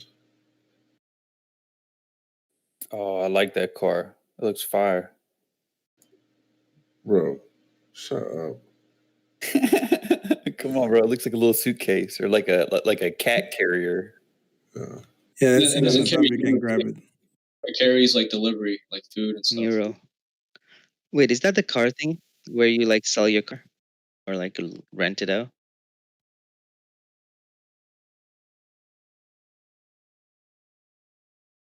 Kind of the same. What's it called? What do you asking about? And URO. It is a toaster. Oh, that's Turo. Yeah, sorry. Many of these companies.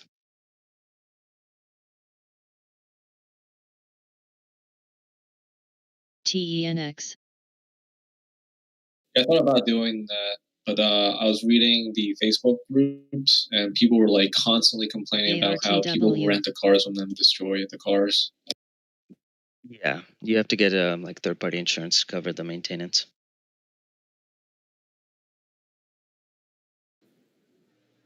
I mean, come on. Have you ever rented a car and not destroyed it?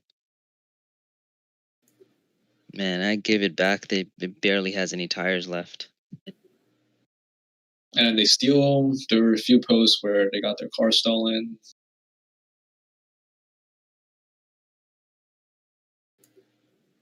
Yeah, Guys, but on that, doesn't the company cover that?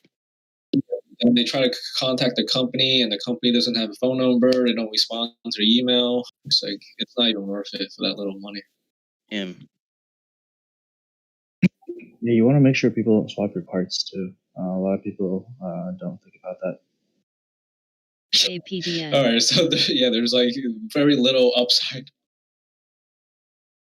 It sounds like it.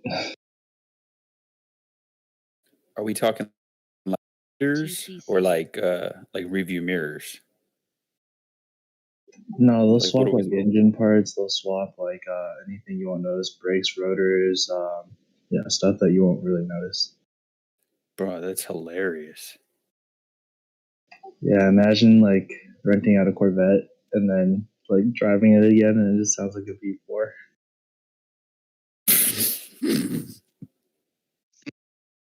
Or even worse, it's a diesel engine in there. TMDI. Good morning, guys. Good morning. Good morning. Morning. Morning. look for Are a you break. guys still on Baba or taking partials on a swing? Yeah, I haven't really taken anything off yet. I'm just waiting to see how far I can go. I did mention like 235-ish isn't a bad area to take some profits. But Yeah, I we was did a thinking lot of about. DD into it. And I was like, this is a really attractive valuation. There's still a lot of risk to it, but you know, pricing was right.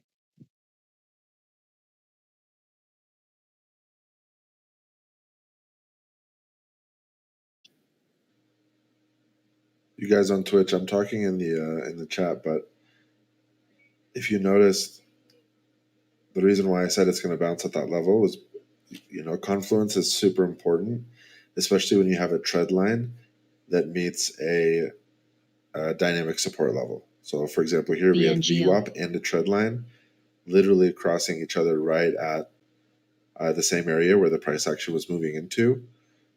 And that makes it a really strong level. So the more confluence you have as far as variables that are within the same area, expect it to be harder for it to break over.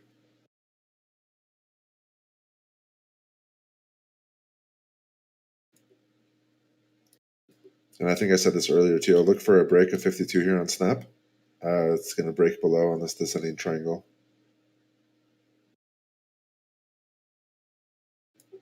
But I said it earlier, there was an H pattern. The H pattern broke, but then if you continue to watch the pattern, it actually turned into a descending triangle type of pattern. So patterns can always become other patterns. MSN.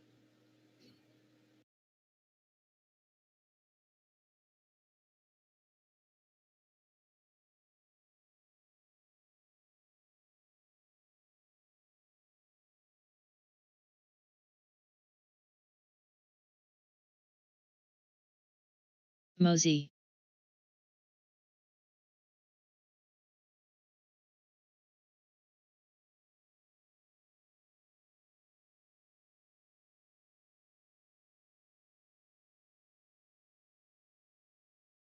Who's excited about that Amazon move? I hope it continues.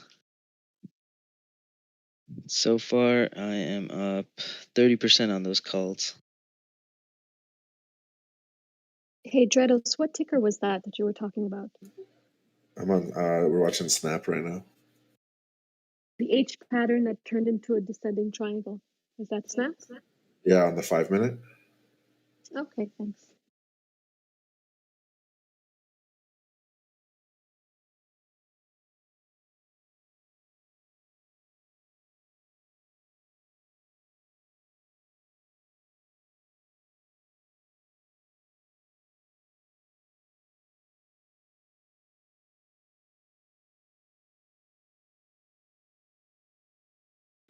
And like I said, guys, if you want to short on these patterns, try to get in on the tests of the resistance lines.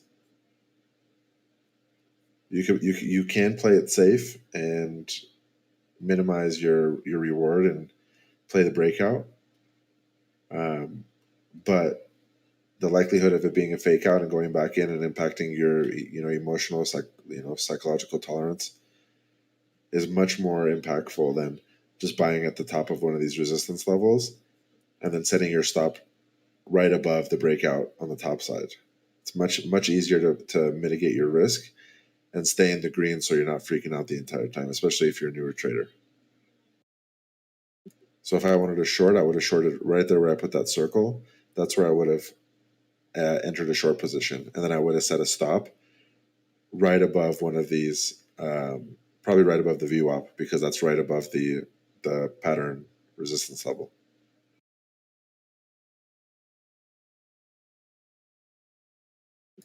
And TJ and I, like I said, TJ built a cool PowerPoint that goes over these strategies and where to enter on these patterns to minimize the psychological impact and also maximize your reward. Yeah, and we'll do that lesson sometime in January. Exactly. That's why I want to talk through this with you guys as you guys watch it, so you can kind of get used to it. So that way, when we pull up all the patterns, you guys have an idea of what we're talking about, so it's easier for you to follow.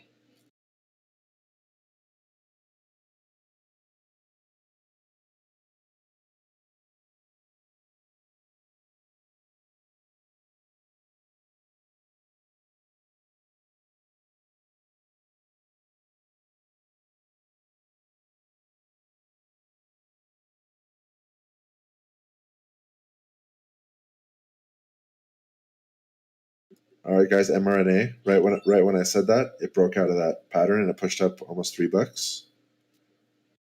So hopefully you guys caught that break.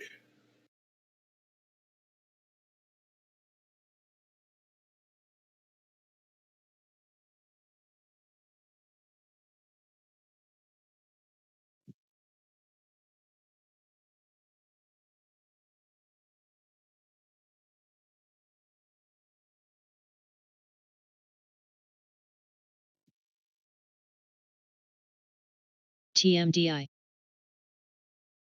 Markets are still looking weak here. ERN. Yeah.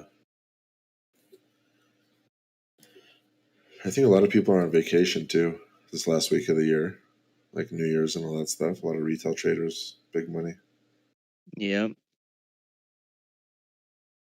I mean, we should all honestly be on vacation too. We got a couple days.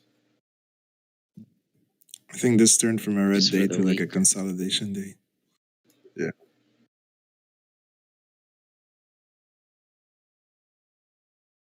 Yesterday where it just, went down and then just recovered most of it. Let's look at some of these percent changers and see if we can see any good patterns.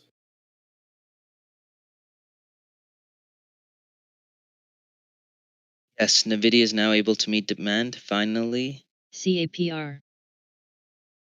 So wait, so that means I can actually get my 3070 finally? IMMR. UUU has been halted since 8:30.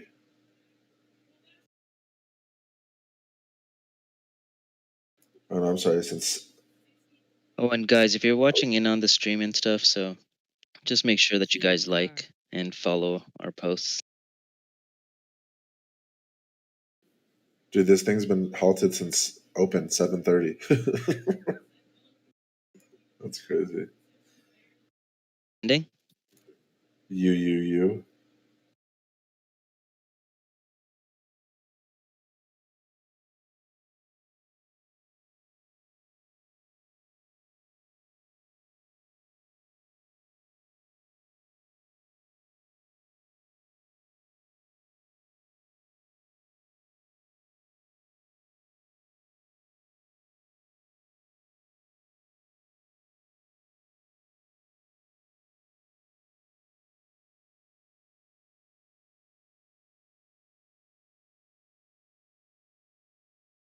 MOXC. Dash is having a bad day today. I think it's even on short restriction.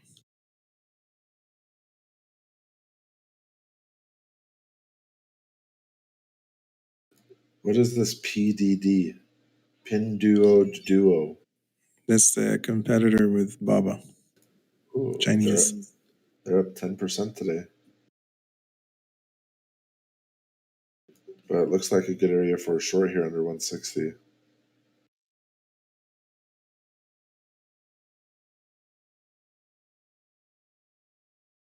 It's curling, so I can see a retest here of 156. But I'm going to watch it here. We need to get one lower Dash low. came down. Let's see what Dash is trading at.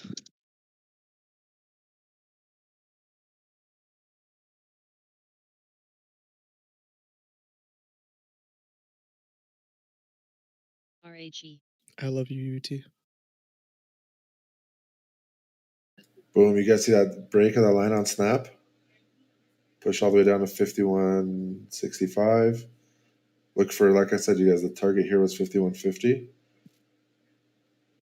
And I alerted that short at 53.10. And it's about $1.30 per share if you were patient.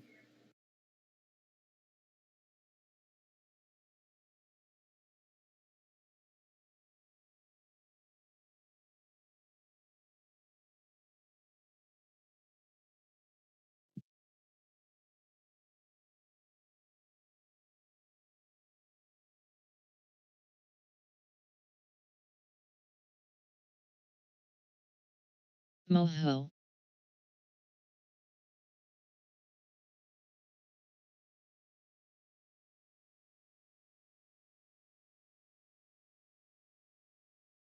There's no volume here pushing snap back up. So unless we get a spike in volume to make buyers interested again, we're going to see another push down.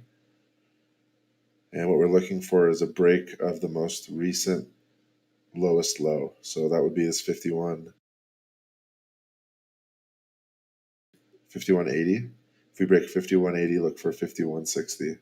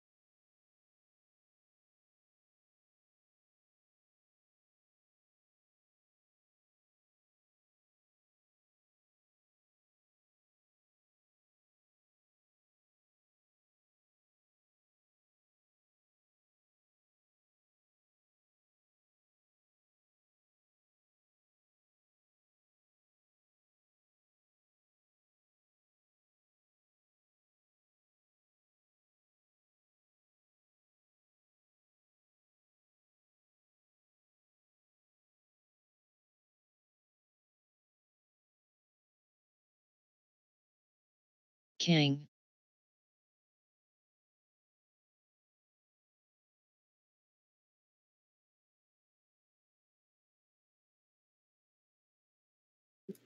And here it comes on snap.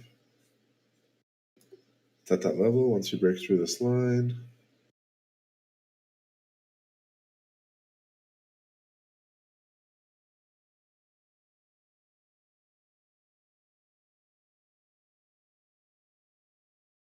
Mosey.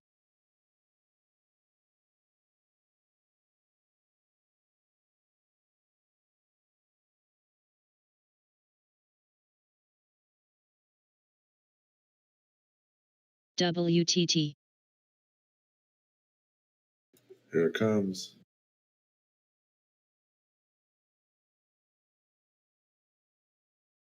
Boom. Look at that.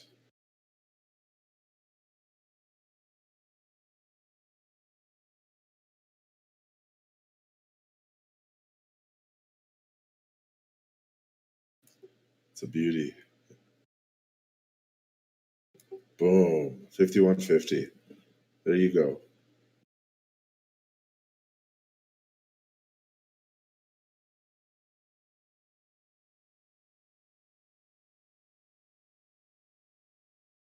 Next PT 51. But we could see a bounce here on the moving average. So we'll see. No slow rejection. So yeah, we could probably see 51 here.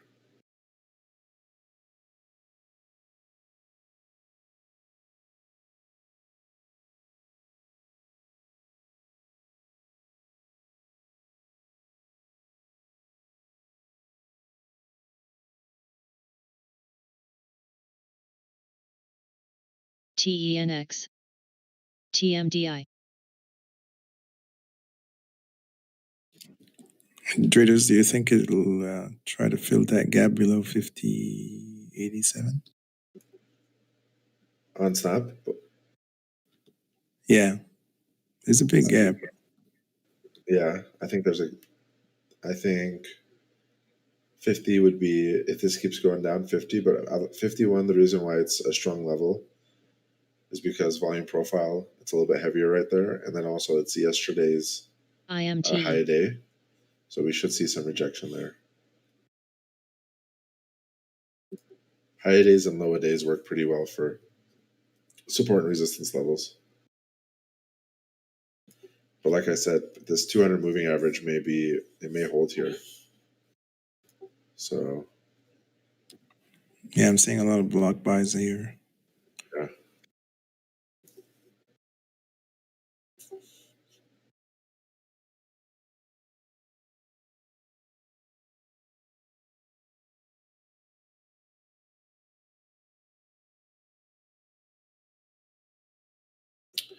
Yeah, I'm not really a fan of options.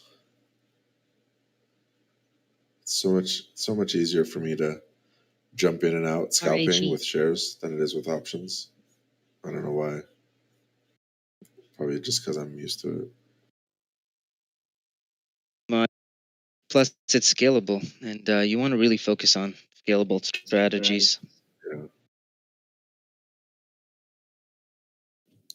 TJ, you're saying it is scalable or it's not scalable?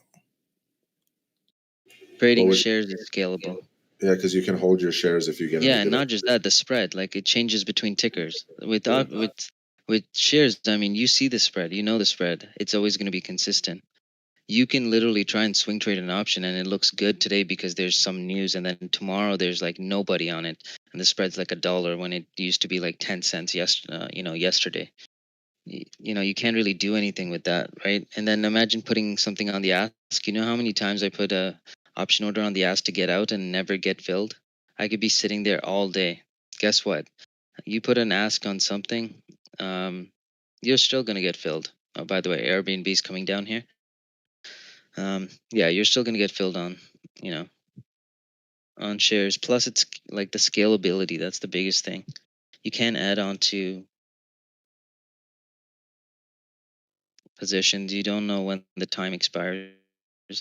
Options I use as like an extra little bump, right? And or if it's something like Amazon where it just doesn't make sense to buy shares when I can just allocate that capital into buying leaps, it makes more sense to go with options, right? Exactly. That's my biggest pet peeve. When I'm like, when I know it's about to reverse or I know it's about to knife through, and I go to try to buy an option, and I literally have to keep going back and forth and adjusting my purchasing price, and then I miss it. I'm just like, God damn it.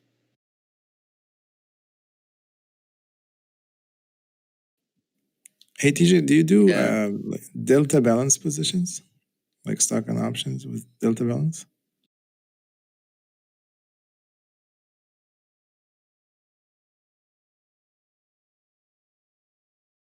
Not really. EDN. I just read What's about the it the other point then, day. right? If we're trying to like make money, right? Right. This is the argument I was into with that guy who was telling me about it. Is that he was saying you have to be hedged. You have to be hedged 100%. I said if you're 100% hedged, you're not making any money. Exactly. I mean, you have And to it's take like if some you want risk to to go hedge, there's somewhere. better ways to do it. You can literally just, go long on VIX calls, which is much easier to do, and you'll make more money on your hedge. Like you can actually make money on your hedge. That for me is like the biggest thing. Doesn't always work. I mean, Well, he was saying that if you're delta balanced, if you have a delta balanced position with options and stock, if it moves one way, you IMMR, rebalance, and then that will get you some money. It moves back in the other direction, you rebalance, and you'll get some money that what's the way. point of that? If the market goes up 70% of the time, 70% of the time I'm going to be underperforming if I just bought and hold. Right. His goal is to manage risk more than increase reward, I guess. There's different ways to do it, and there's no I guess wrong way, right? I found the BRN. easiest way for me to manage risk is just timing the market, finding what my beta is on my portfolio CST. versus what the market is, kind of just finding the correlations that actually matter, and then just hedging accordingly. You guys saw my previous posts over the years where I was able to make a good amount of money on my hedge while not having to get rid of these long-term holdings, right? And that to me is valuable, irreplaceable. Yeah, So then I I don't used to have do to that. worry about my averages. When I was heavy on tech stock, like the market will be up high one day, I'll just short the NQ and then cover at the end of the day.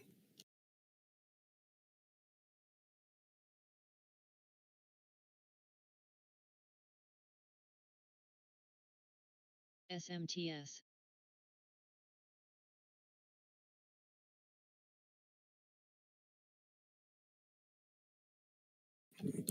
So, Dratus, is this an H pattern on Airbnb on the 5 and 15 minute bars?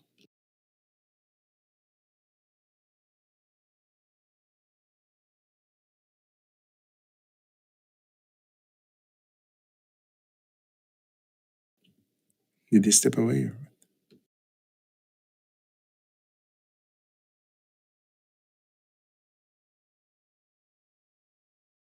Sorry, I was getting coffee. What was that? I was saying, is this a typical H pattern on Airbnb at the 5 and 15 minute? Looks like it's forming it on the 1 minute.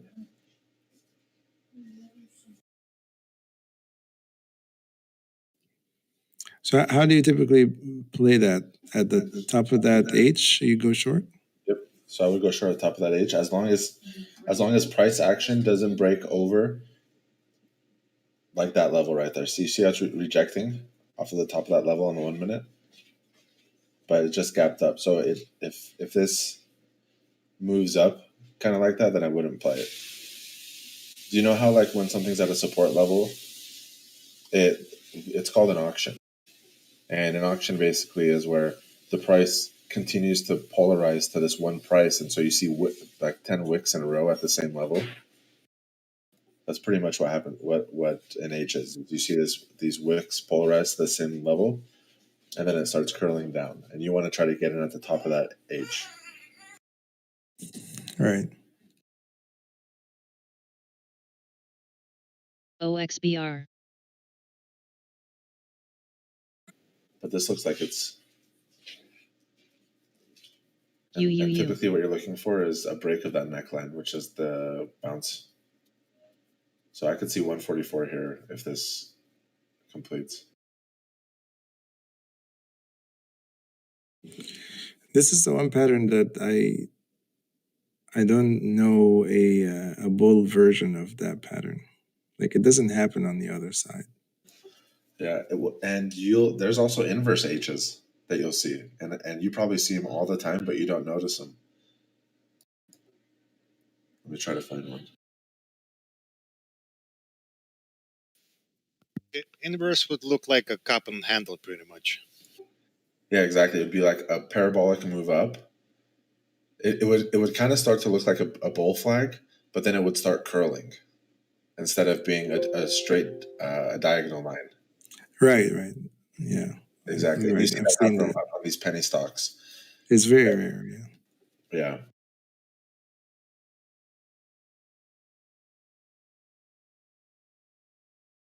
right, guys.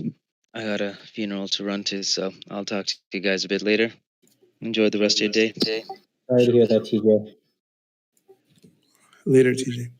Later, bro. Hey, ZM, you guys, it's a descending triangle from start of day, so it looks like it's about to break. Good, DJ.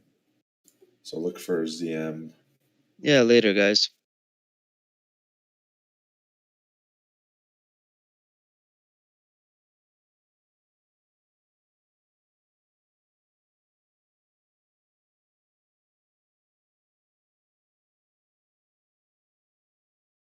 Yep, so look for short here, ZM under 352. Looks like it's about to break below this, and then we probably see 350. I wish I would have saw this earlier. So if I was playing this, I would have been able to draw that trend line at this top level, IMMR. and then I probably would have entered it at the third top level, right there, and that's where I would have entered the short because it's showing me lower lows TENX. into a support area, and if you would have entered there short, then you would have been in the green this entire time, and so then all you're really waiting for is a break of this top resistance level to exit a position, and you could even make profits if it broke the top of that resistance level if you would have gotten at the right place. So if I would have got in right here, or if I would have got out right there, if it were to break above, I still would have made profits, $2 to $3. So that's why it's so important to try to identify these trends early on. It's easy to see a trend once it's already fully built. Like I pulled this chart up and I saw this very, very easily, right? But it's drawing that trend line and waiting for that third test of that line, because that's when a trend is a real trend when it hits it the third time. 2 times, okay, it's okay, but when it hits it the third time, that's when you know, okay, this is trending. That's when you want to make the decisions of how you want to play that pattern. Otherwise, you're minimalizing your reward, you're impacting your PBS. psychological well-being, because it'll move a lot once it gets tighter up and down. So we should see a break right here. CNF.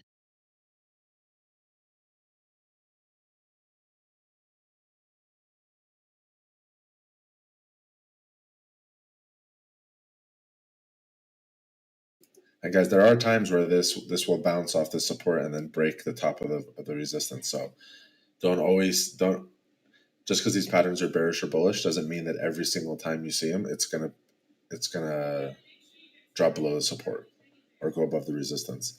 So that's why it's so important to always have your stops right above, and don't do it like right above the resistance to where if there's a fake out, you get hit. MDVM. Try to do it a little bit higher than that, but definitely manage your risk on these, because it's not always guaranteed.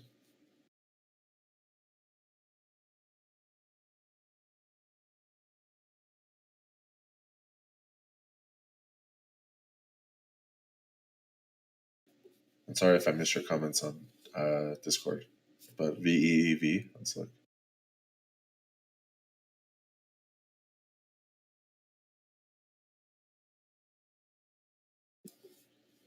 OXBR. Yeah, this one's this VEV is a bit choppy. Nah,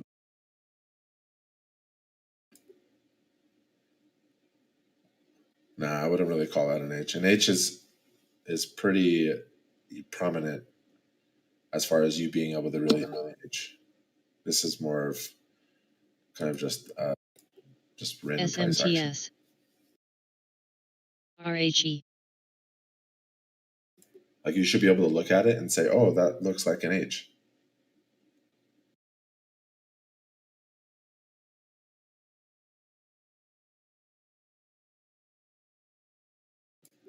Yeah, so sharp, that would be more of an H. And the reason is because if you look at where the VWAP is on the 5-minute, it's polarizing to the VWAP, and it's holding that, and then it's curling down. But because of this level right here, because of that area right there, then this is invalidating the H. I wanted to see this red candle go all the way down to retest that support level. And the H gets invalidated, it happens. But if you can catch the top of it, where that VWAP is, usually you'll get at minimum a nice push down before it gets invalidated to get something out of it, right? So like I said, you know, trading is not about, you know, these, oh, let me get into these patterns. Trading is all about getting to the patterns at the right time. So even if they don't work out, your risk is fully minimized. And you can still make a profit by getting out because it was invalidated, right? So you got to get in at the right time. TWNKW. Same thing with support and resistance levels, like I always tell you guys. If you put a buy or sell order right at a resistance level where you know this is a strong resistance, and you put a buy or sell order right at it, and it triggers and it bounces, you're automatically in the green.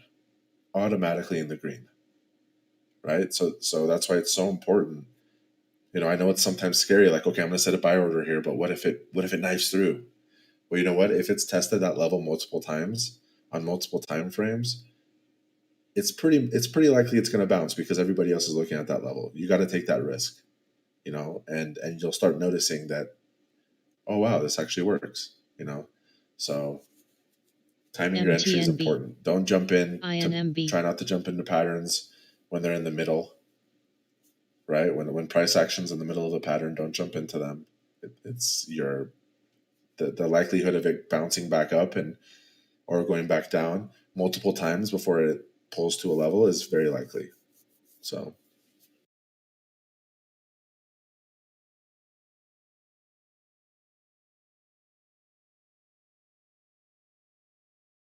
all right, so ZM's retesting the top resistance level. And so again, so if you wanted to short ZM, TENX. a level to short, this would be the place where you'd want to short it. The reason is because you can put a short order here and try to catch it, the push down and stay in the green within the pattern. And then if it pushes over, you can set a real tight stop TMDI. loss of like 50 cents and be fine. Versus if you were one of these conservative traders that say, oh, well, wait for the breakout. Well, if it's a fake out, then all of a sudden now it's going back into the pattern. And now where are you going to set your stop loss at? In the pattern? That doesn't make any sense, right? So for example, right there, let me zoom in.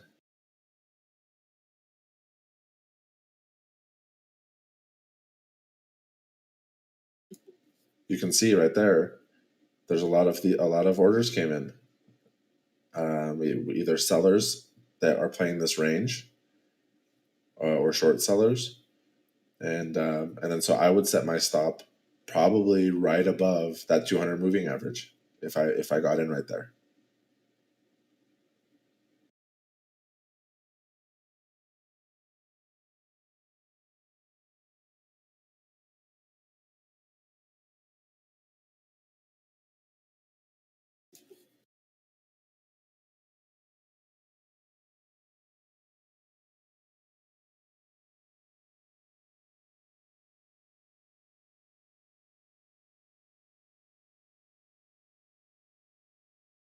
And we'll just watch this play out and see what it does.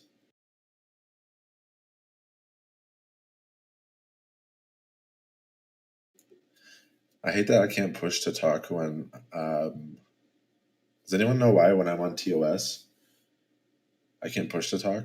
I can only push to talk when I click out of TOS. You have to run your Discord as admin. Oh, okay.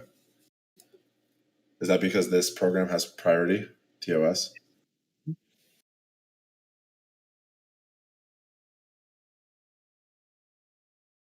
Let me change that then.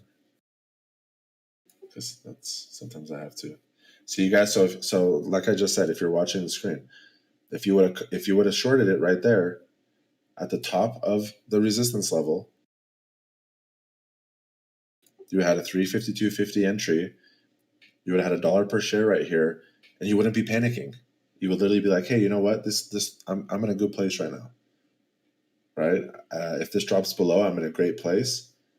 I could even take, you know, if I think that this is going to push back, I can even take a small partial, you know, 50 cents, depending on how many shares you have, and then set my stop 50 cents above, so that way I don't take any loss, right? It's really all about calculated risk. And right now with it pushing back up, you wouldn't be freaking out. You'd be like, oh, it's okay, it's pushing back up a little bit. It'll probably retest this trend line again. I'm still in the green, so I'm not freaking out about it. Versus if you were somebody who were like, oh, it's about to break the bottom of the support line, and you try to get it on a breakout, if this pushed back in at all, you would be freaking out. And you'd probably close your position at a loss. And you'd probably change tickers because you don't want to watch this anymore.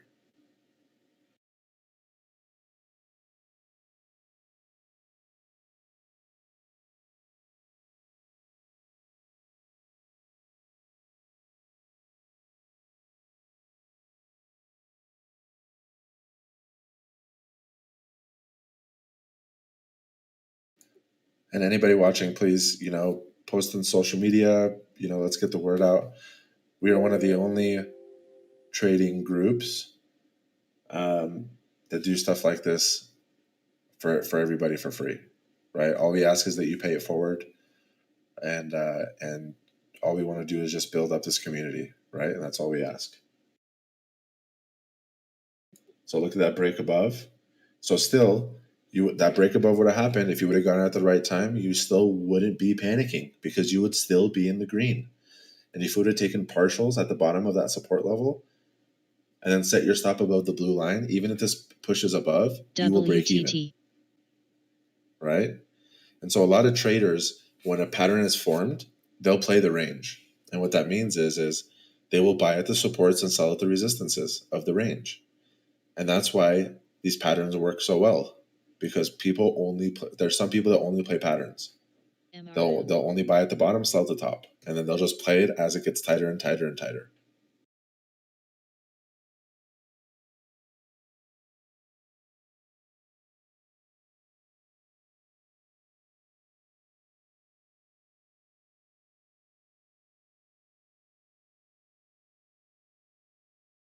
And still, see?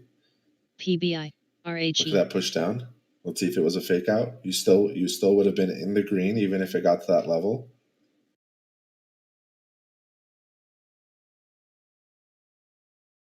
SOS. And now nobody knows what to do, right? Volume is pretty much stopped. This level is super tight. Buyers don't want to buy. Sellers don't want to sell. Everything right now is at like, okay, what's going to happen? And so you'll notice the volume really starts to slow down as it gets tighter and tighter, because now you don't have people trading the range anymore, right? There's nobody buying big orders at the bottom trying to sell at the top because it's a 30 cent spread as far as top to bottom. So now really everybody's just waiting. What's the move? But if you would have been somebody who would have bought in the middle or bought on the bottom, you would have been red at the top of that, and you would have probably closed your position and then immediately afterwards saw it push back down to the pattern, and then but you would have got depressed. Like, you would have immediately got depressed, right? So trading is about keeping your well-being. How do I ensure that I enter trades TCCO and keep my well-being, right? Because your well-being is what makes you money. It really has nothing to do with anything else.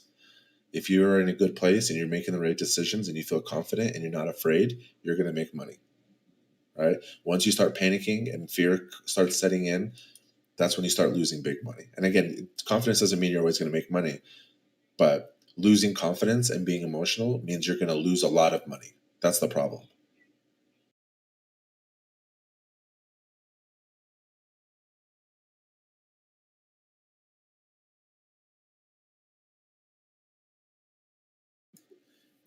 All right, so now we have another pattern within a pattern, right?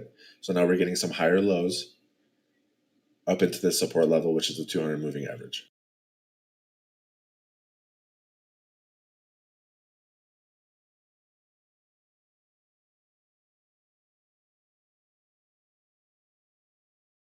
So it's a pattern within a pattern, but it broke out of that. So now this is what I'd be playing. So now once we break over these two levels, I would have exited my position right above, like I said, right above the 200 moving average. And this may get tighter and tighter.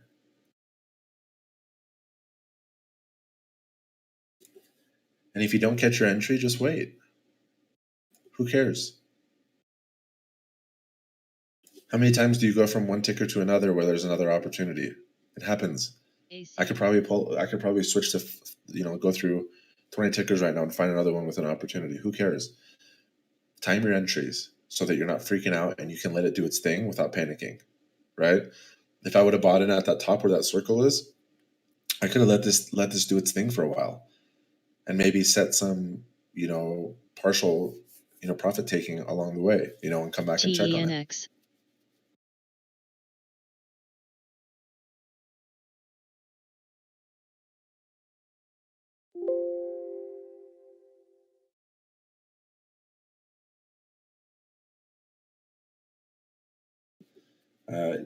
You could. This has turned into a TCON. a bullish pattern and ascending triangle, so you could switch to the long side. But I'm pretty short biased on ZM, so I wouldn't personally do it. But you could do it for a scalp, a few bucks up to VWAP.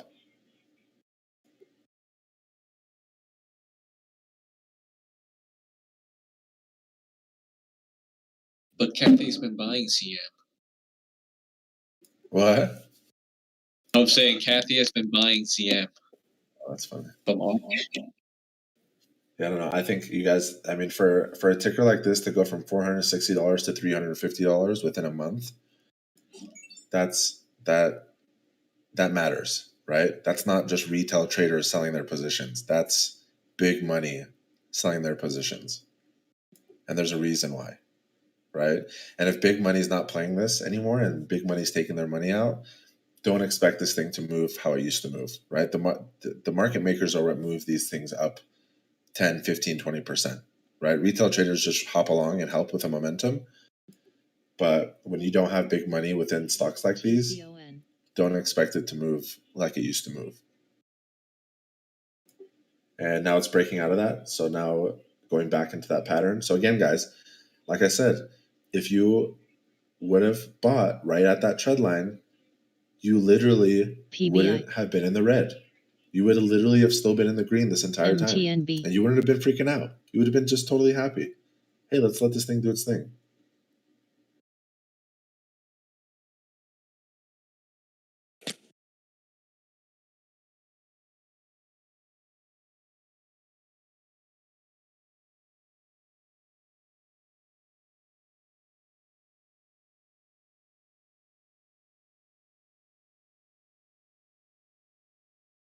And feel free to ask questions too, you guys.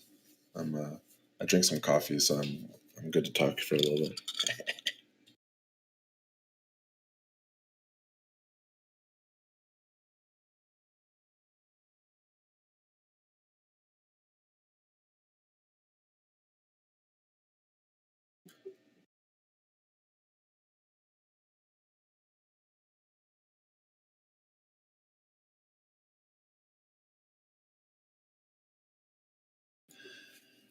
Finding new trades.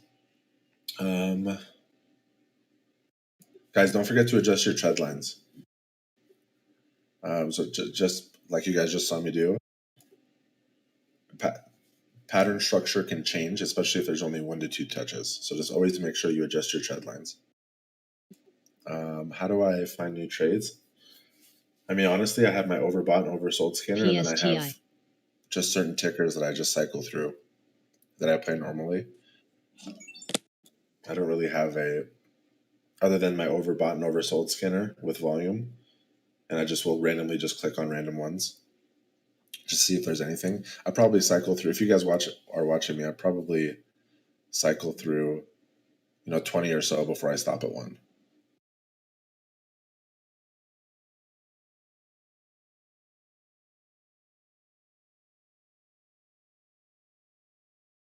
All right, I'm gonna let this thing do its thing.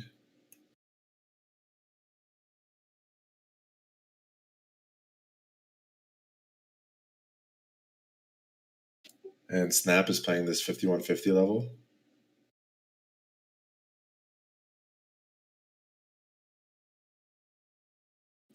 And if you guys notice, when something is TCCO tight to a moving average and it keeps bouncing off of it, that's in a very, very prominent downtrend.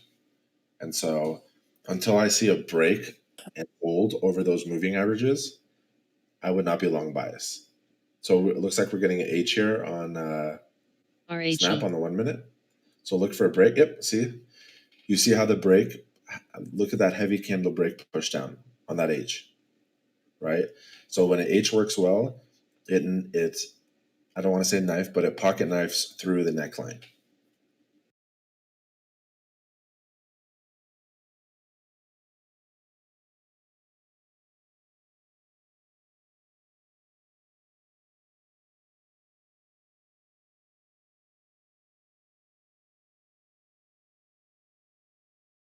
OXBR. And I say this all the time. Trading is not about, you can pull up charts and be like, okay, this is this pattern, this is this pattern. Okay, it's all easy when it's already built.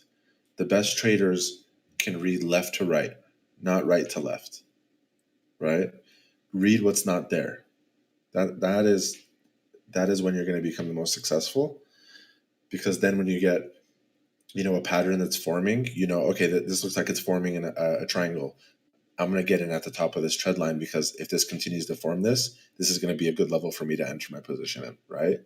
Not all of a sudden it's already formed and now you're at the bottom where the price is squeezing and you're like, okay, let me try to get in here, and now you have no room for error, right? So look at that push down, you guys. I said 51 was our next target for Snap, and now we're at 51.20.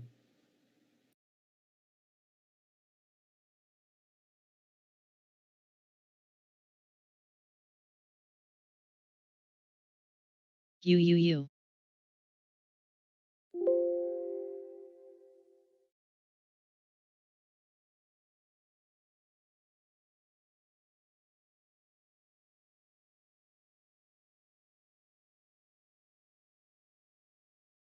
And if anybody caught that big C dip, that was somebody posted it in chat. Who posted that in chat? But that was the multi-month since IPO bottom. And so I picked up a couple contracts. They're up 15%. So TENX.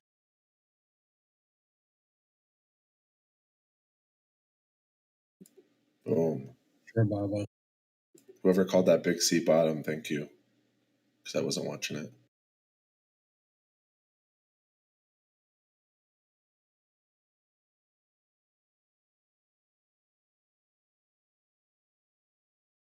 I think it was John Wick. Or actually it was BioBucks, 3-month triple bottom. Both of you guys, thanks guys. Lockup expiring in February. So we still have some time.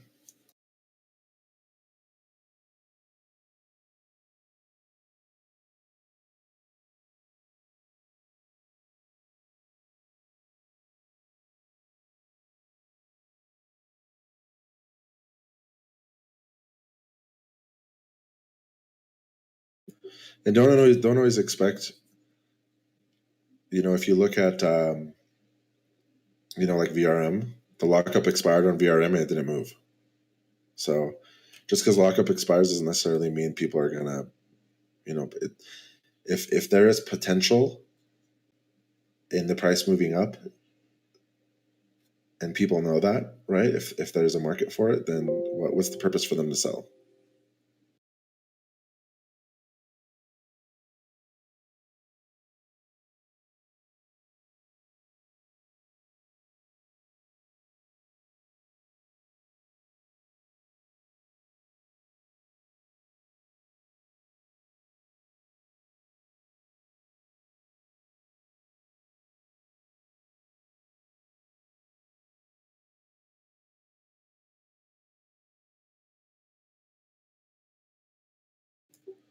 Yep, so ZM is pushing back down.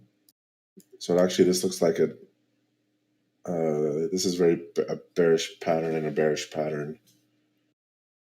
You got neckline breaks. It broke the ascending triangle. So like I said, guys, if you would have got in at that where I said at that touch, you would literally have not panicked one Baba to here. Sorry, Drados, I shorted Baba here. Look at Baba. To a buck.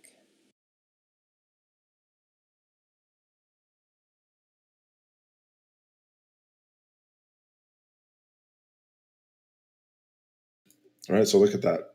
That looks like it's going to continue to form an H.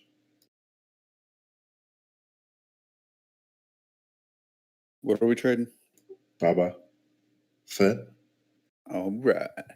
Baba Fit. USAU. Bro, how long are we going to have to wait for the next season? Of Mandalorian? Yes. Another year. Don't play me, bro. No, I said 2021 November. Are you kidding me? Like that actually takes time to produce, man. They did a good job. I don't want crappy Mandalorian. Bro, I'm not waiting till November of next year. That's insane. You ain't got no choice. I want like solo stories or something. I don't want to do. I want like OXBR. Jedi I'm stories. so mad right now. We have other stuff coming out though. I think there's a Game of Thrones like spin-off that's coming out. That looks pretty tight. Gay. So on Baba here, you guys, do you see me draw that trend line? I want for this to push down further, I want that trend line to break. TMDI.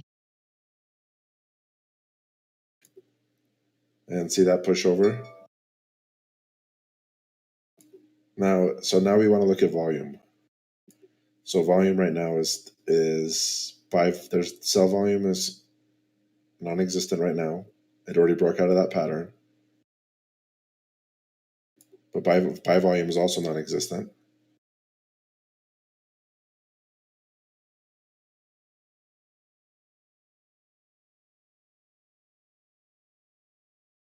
And I'm looking for a break above that.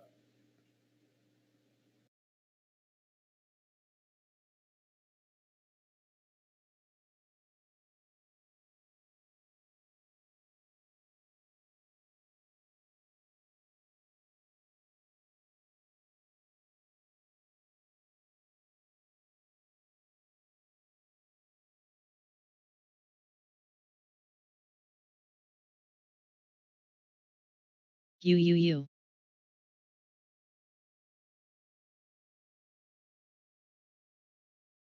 Sixers, my bad, dude. That's actually even later. That's 2022. PBI. Oh my god. Amber Ellen.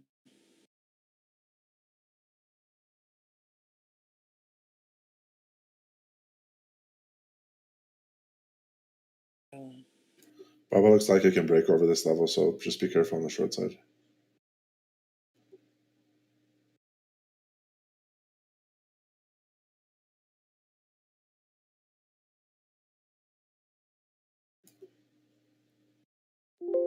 If we break below the moving average, 20 moving average, we should be fine.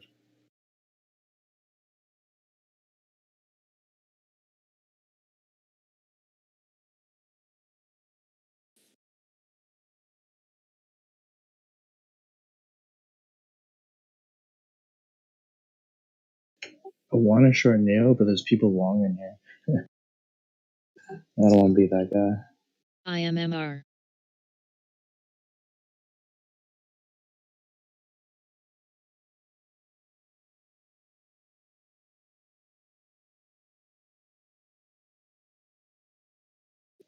Apple's filling 137 with P Walker.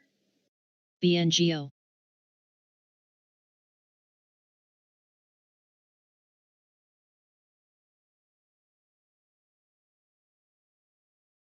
MTNB.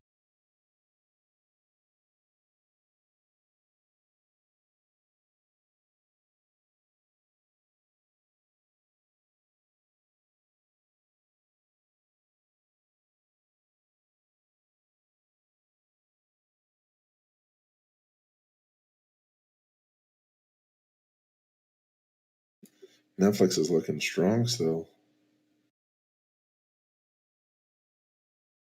Yeah, I like Netflix. Read an interesting article a little bit back talking about how dominant they are. That one show they had, I actually watched it, Queen's Gambit. They led the leaderboards on what do you call it, most watched TV shows for like, I want to say like 2 straight months or maybe 3 months, incorporating all the streaming channels. Wow, that's crazy. Yeah, but here's the problem is we want to get into it here when it was sitting at $480 for the last 2 months. Oh yeah, don't chase. We already in. Yeah. I mean, that's the thing. You know, people get scared. Oh, this dipped down to 480. Oh my god, this is gonna like. You got to be confident in a stock, not when it's moving up, but when it's down. Yeah, that comes with time. I feel like people is like, oh, it's tanking, and it's like, oh, for us, like, nice. Exactly. EQ. Like that big C bounce, you guys. That's a $2 per share bounce on the call out of the triple bottom. This is also why we don't trade trash, because if trash like tanks, you might not recover from that. But if we're trading like Apple, any of these kind of stocks, Tesla, we have a good chance to recover. Like a very good chance to recovery, especially the position size too.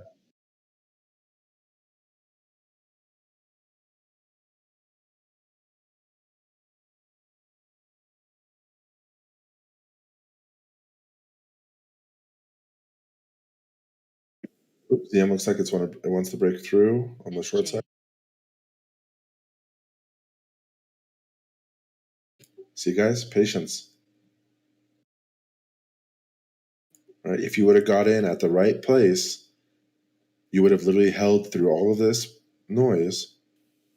What ticker is that? On ZM, and you would have held through all this noise of it going up and down, and you would have been rewarded. Right? Even that's $3 a share from where I told you guys that you should have, if you were playing it, where you should have entered at. And it's short under 350. So if we break under 350, you guys, this thing can push down quite a bit.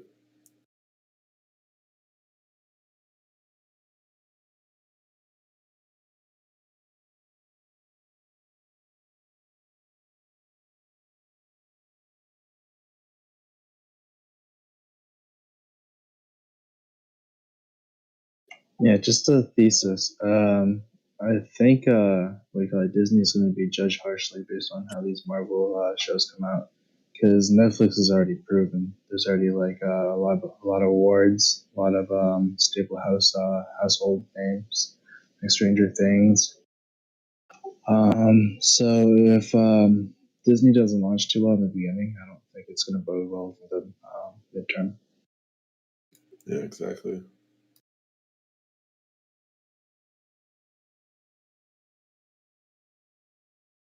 Yeah, Josian. Highly respect chess now. That's Jawosin, not Josian, bro. Josian? Jaosin. Jaosin? I think My so. apologies, man. Okay, I'm dyslexic apparently. I don't even really know. Yeah, that's our other buddy. No, they're two different people. If Josian is just J-O and then, I'm dyslexic apparently. I never knew that. Thank you guys. I'm not gonna watch ZM anymore. SIFY. Learn something new every day.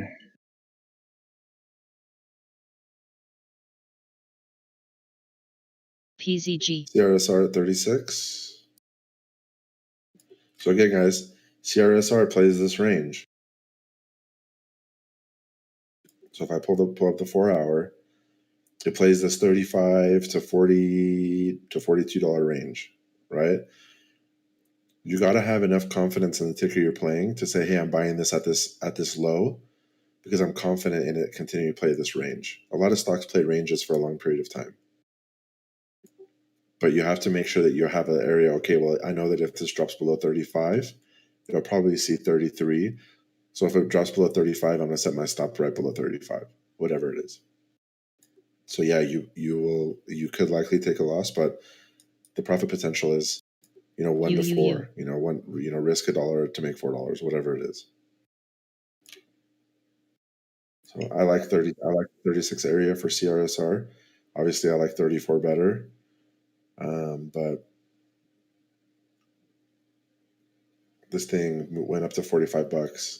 It's playing this, range right here. So Oh yeah, I mentioned why it's all moving so erratic. The float's pretty tiny. I want to say 17 million, and it's 91% institutionally controlled last time I checked. yeah, exactly. And if you look at, so I'm basically trying to predict what trend it's going to play. So I just drew lines through 3 bottom points, and it looks like it's going to start doing an ascending triangle and consolidating on the top side here. And so I would enter here, hope that it continues to play out this pattern, and then set my stop right below this trend line if it doesn't hold this pattern. Miggy Yeager actually posted there's earnings coming up in February, I believe. So maybe give it a little bit more stretch room, just because I think they could try and shake out, weekends and then rip it up for earnings. No, it's not an H on the 1 hour. An H is typically a somewhat of a parabolic move down, and it can be at any time frame, and then a pullback curve. So this one has the push down was choppy. So it's basically a pullback after a heavy downtrend.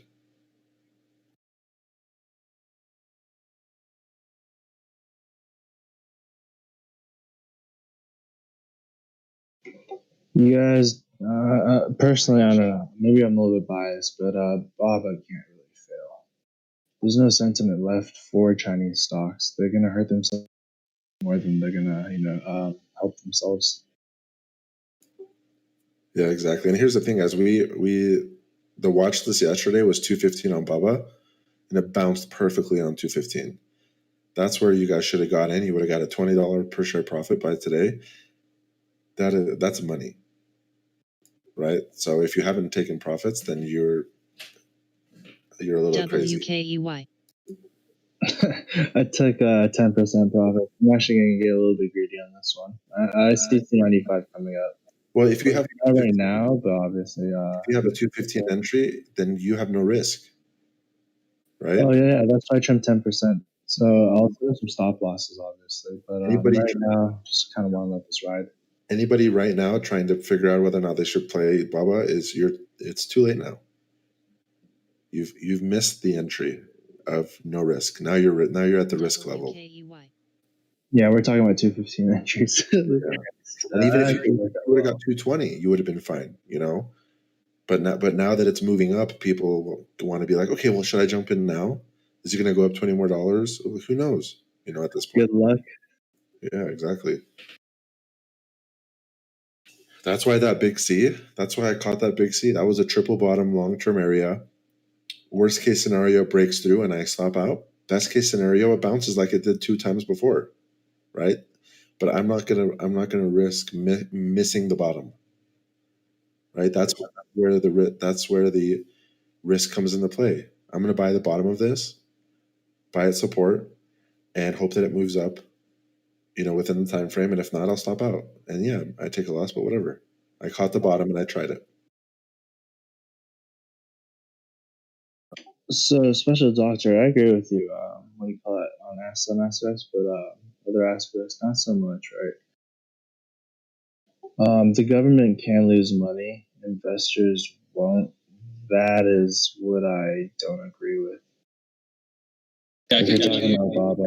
someone arguing about. I'm not even going to discuss anymore. Like, no one wants to lose money. Like, the government doesn't invest in a company and purposely make them lose money. It doesn't. Like, both the government wants to make money, and then if the shareholders make money, that's just a, what do you call it?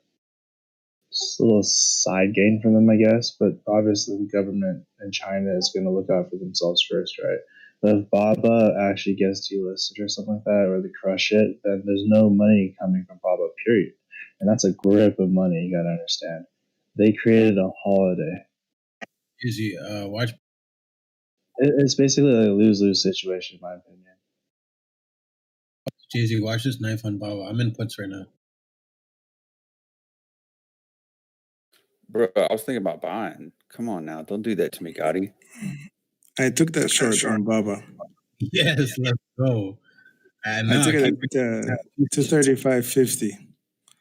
Main traders just said watch 215. Come on, guys.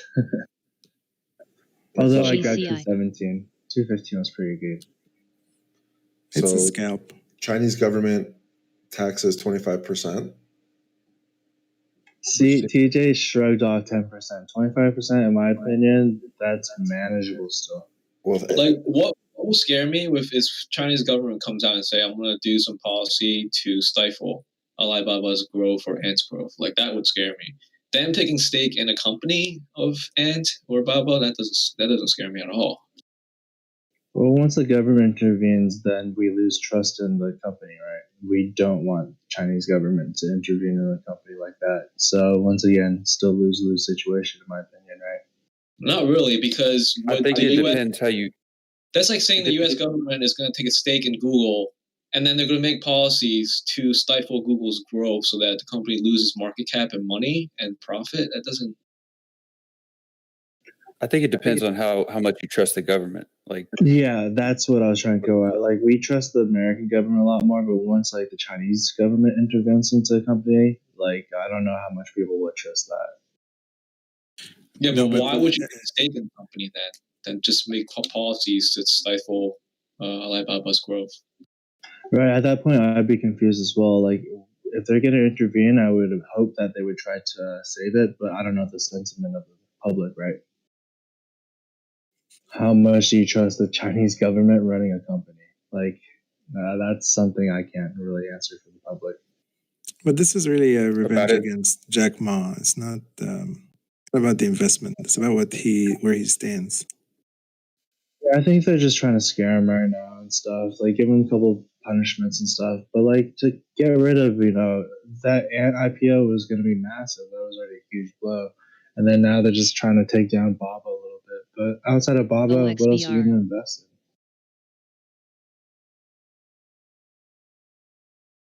in? We got Apple coin down here.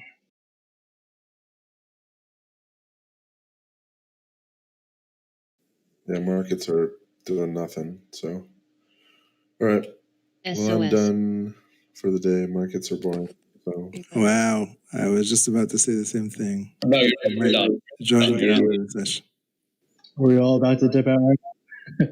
thanks for joining in the stream, you guys. We'll do it again tomorrow and hopefully catch some good stuff. Hopefully, you guys got something out of it. Wait, Drados, on Twitch, do they hear everybody? Like when I talk, do they hear me? No, they only. I don't have sound on Twitch. So the only way they can hear me is on voice chat. So they, yeah. I'm going to take a break. Drados, Hope to catch you guys. Sorry to cut you off. Yeah. Oh, no problem. Are you leaving, I was JP? just saying if once in a while, I would recommend you would put a chart of what you were talking about on Twitch and the chat room so that other guys would see, a context. Are you in Twitch? I have the charts up. No, I'm saying for those who are not in Twitch and they are on the chat. Yeah, I can do that more.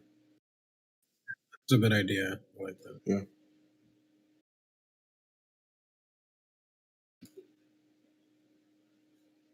IMMR. All right, guys, have a good rest of your day.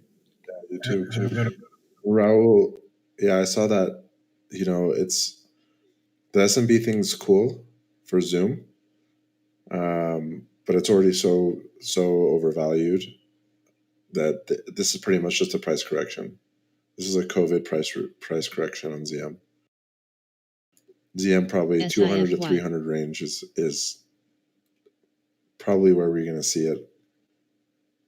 In my opinion, I think we'll hit 300 within the next 30 days. Yeah, that discussion wasn't politics. It's those PCG. comments about Orange Man. Like nobody wants to hear that. Oh, Right or okay, wrong. that one. Yeah, like nobody wants to hear all that stuff. I don't care what side you're on. Just that's poking that's poking a bear. You know what I mean? Like somebody's going to take offense to it or support it, and that's when conversation gets drawn into a whole nother direction. Yep. And that's why I'm leaving. No, I'm kidding. Oh, you're good, bro. It happens. Is your baby keeping you up at night? Yeah, but but after like 3 days of no sleep, on the fourth day, I just sleep through it. It like cries all night, and I'm like, I don't hear you. No, I'm kidding. GCI. Savage. You're such a savage. Cool. All right, y'all. I'm out of here. I'm gonna go play some vids and chill out. Have a good rest of your day. Enjoy, brother. Later, bud. BNGO. See ya.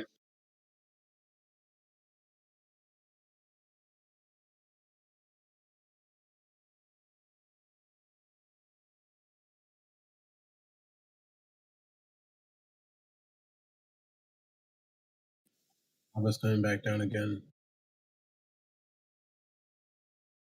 Bro, I kind of want to buy it down here. Come on. You know, I don't have any Don't tech do in my it. portfolio. Don't you dare dump that thing with me.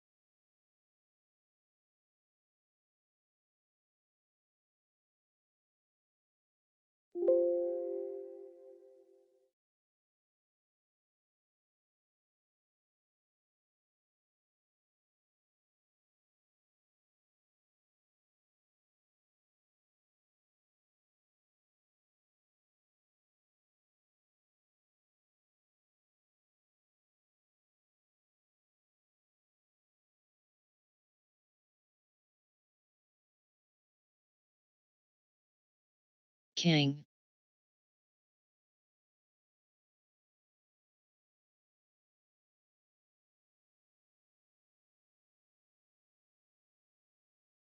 Gotti, what if I turn bullish on Baba? Are you gonna stay bearish? Be friends with you at that point. Oh man, don't do that to me. I don't care. I'm just trying to day trade.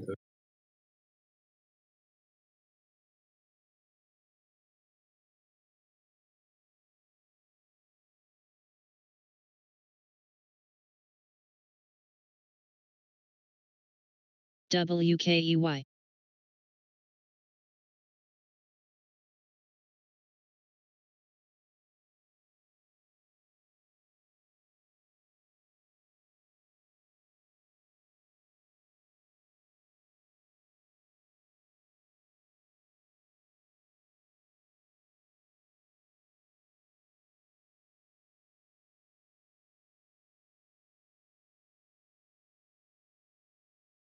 Anybody know what time the Senate vote is today?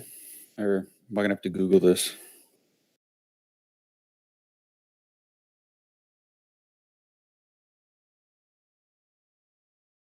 I know the defense bill vote is tomorrow.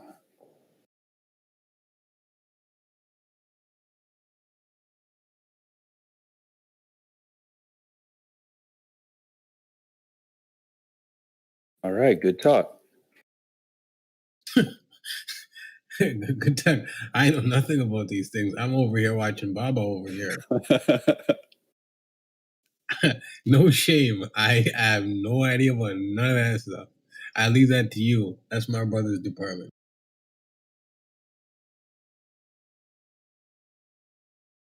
EQ.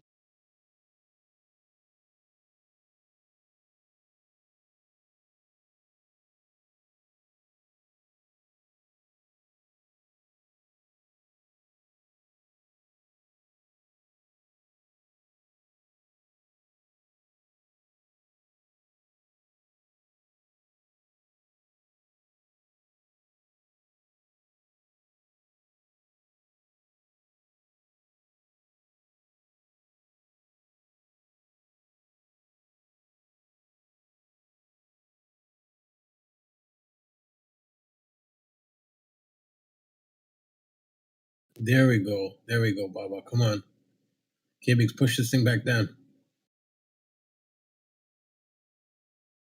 Man, I ain't trading this. Come on, short this thing with me. It'll be fun. I promise.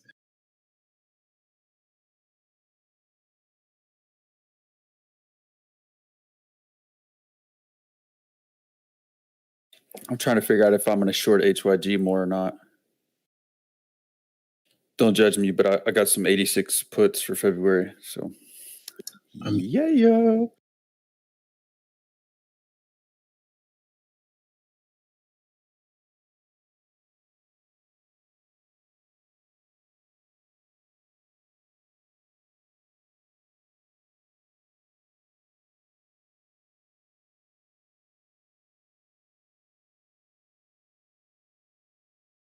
Did you ever sell calls? You talking to me? Yeah. No, and I know I should. Maybe you can give me a one-on-one sometime on how I can go about doing that more. Yeah, you should. It's like getting a dividend. BNGO.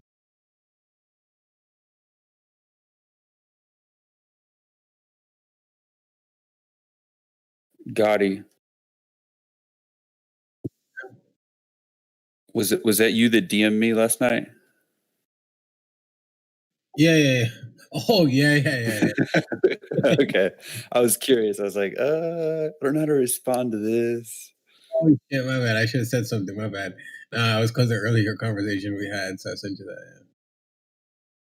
Yeah, I was like, is this TJ or is this Gotti? Or I need to No. be careful with what I say. Nah, it's me. Don't worry.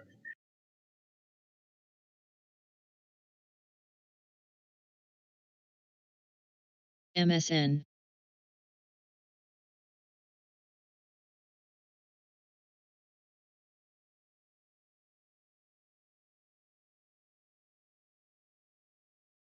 WTT.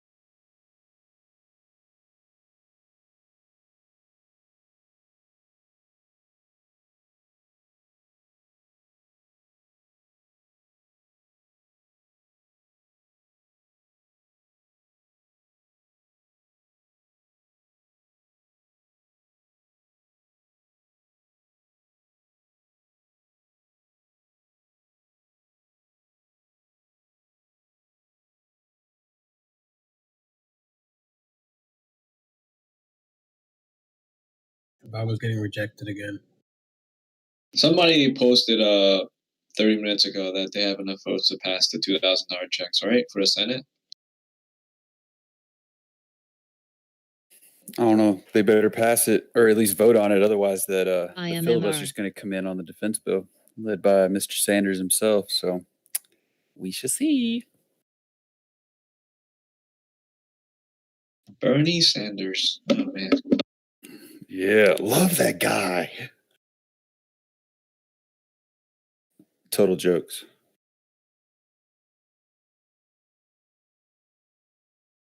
Oh, there you go. Thanks, guys.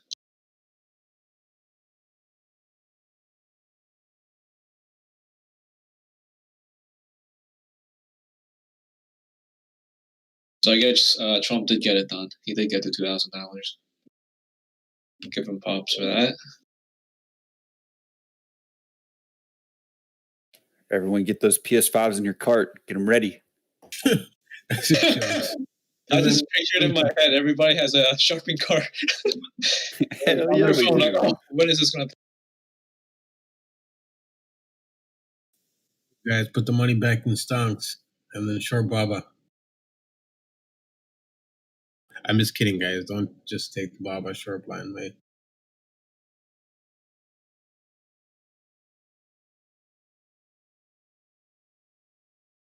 Yeah, Schumer's requesting Senate vote on COVID payment, the 2K, by unanimous consent. We'll see how the GOP reacts to that.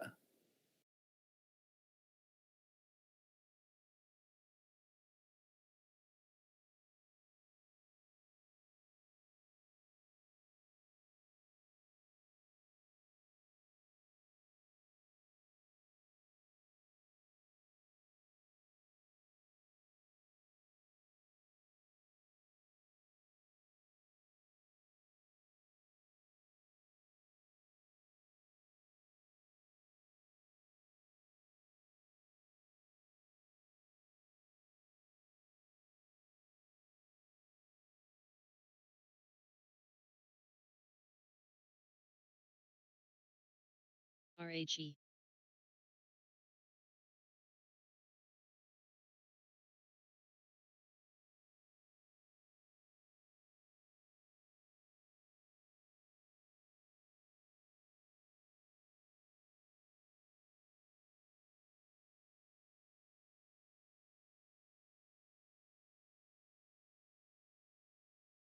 WKEY.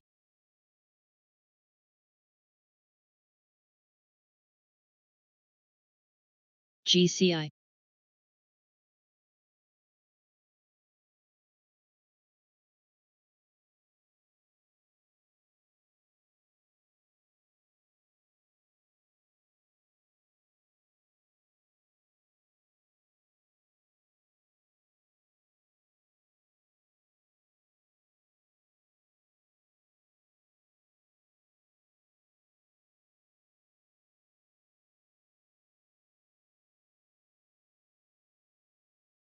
TCCO.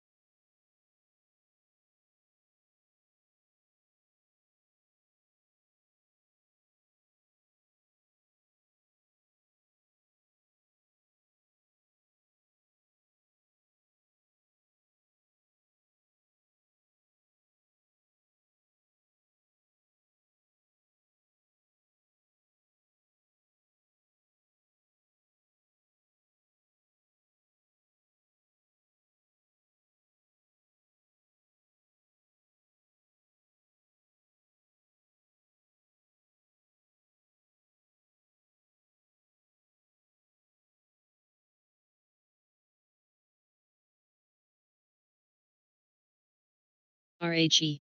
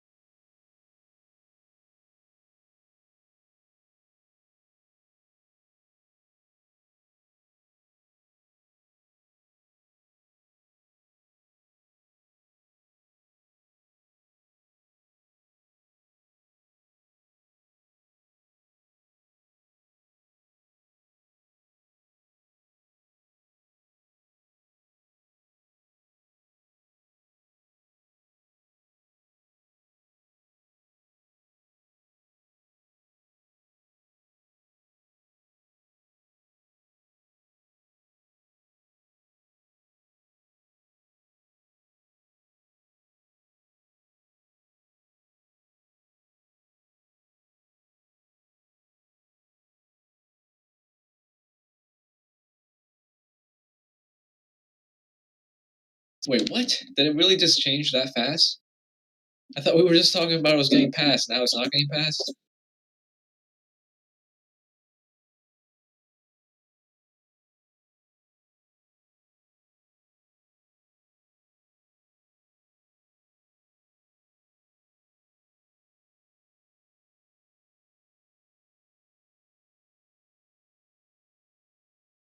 WKEY.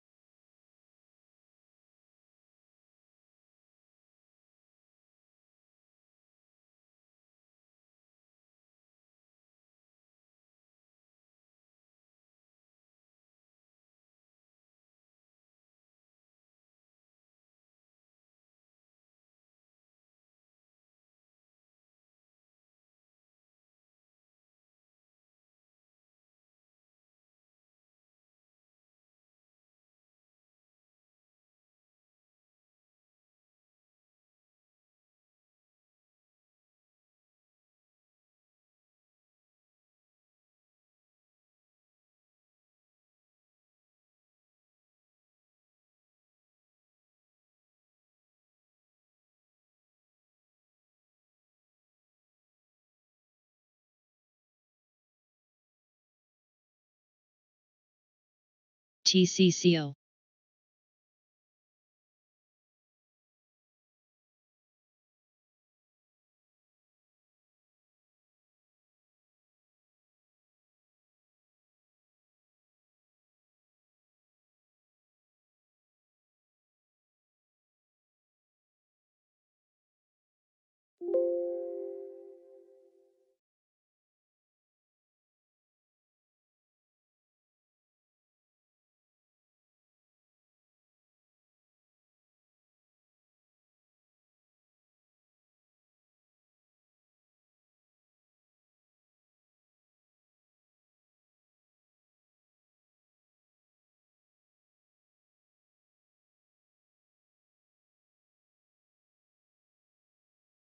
BNGO.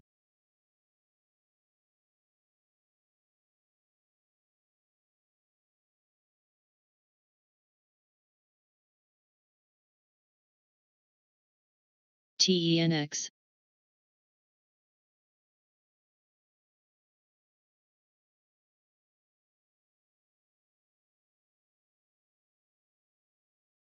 GCI.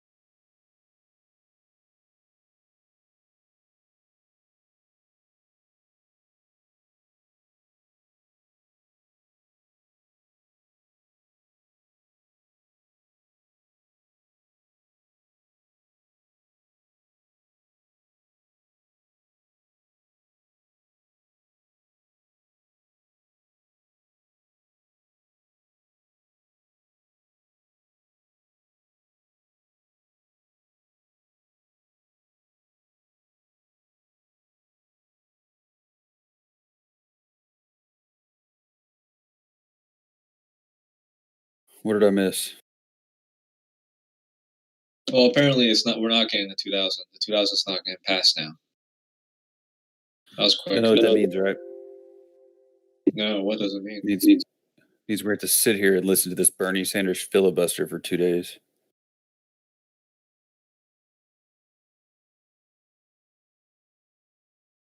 God, I was not looking forward to this. Is Bernie Sanders?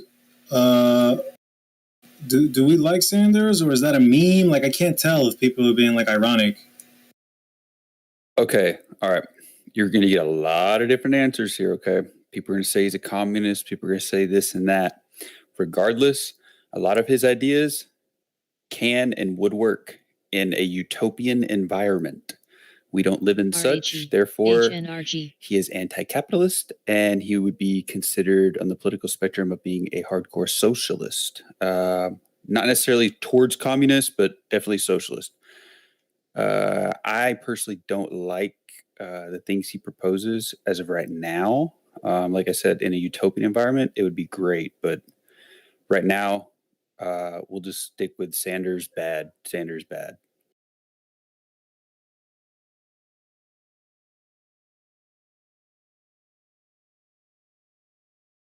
I mean, I never really hear much about him. He's in Vermont, you know. Yeah, I thought the only thing comes out of there is syrup. Pretty famous. Say it again, bud. No, I mean, he's like all over social media, Bernie Sanders.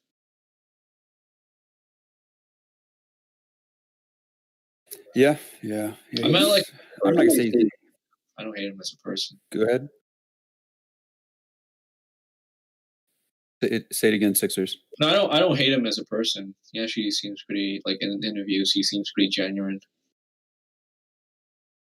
Yeah, and that's what makes it hard to judge him on. Like, is he really being genuine, or is he just acting in a role? You know, and like, I have yet to actually understand the mechanics behind his actions and what he says.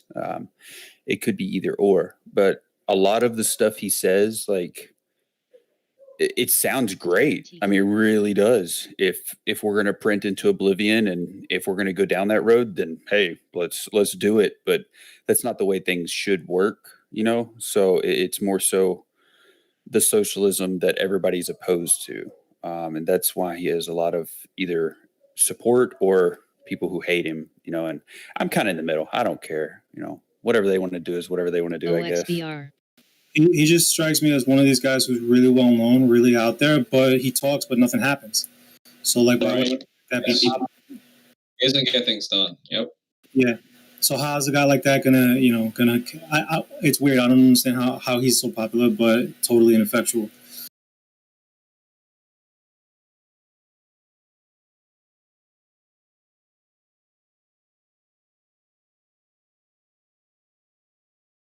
I would say because this form of radical socialism, and I'm not saying that in a straight derogatory term. That's the only way I know how to title it. You know, this form of radical socialism, socialism here, but the radical form of it, it hasn't necessarily taken direct root to fully blossom yet. You know, I wouldn't say it's in its infancy either. Yo, Big, sorry to cut you off. Check out Intel. Okay, I'm looking right now. Monthly view app is 49.25. Oh, Do we got news?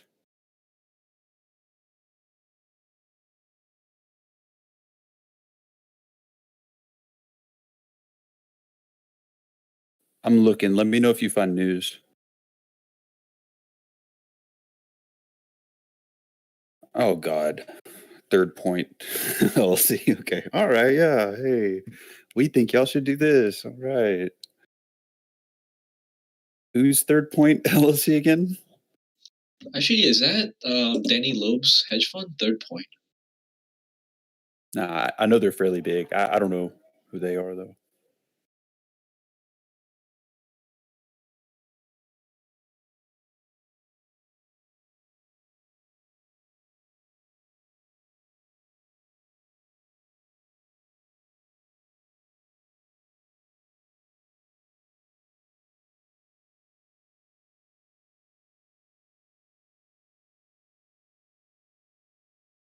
A $1 billion stake in Intel? Ooh, bravo. Think of the divvies. Ooh, my mouth is watering.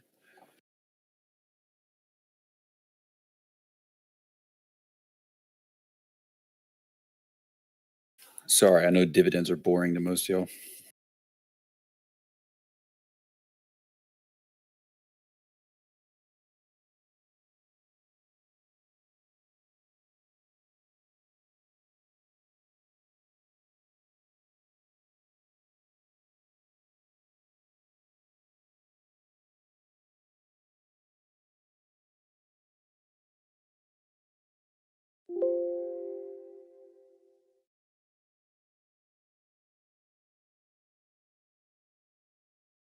Yeah, I agree with you, Sixers. Balance is key. There's good and bad aspects to all sides. You know, you're right. We need the balance.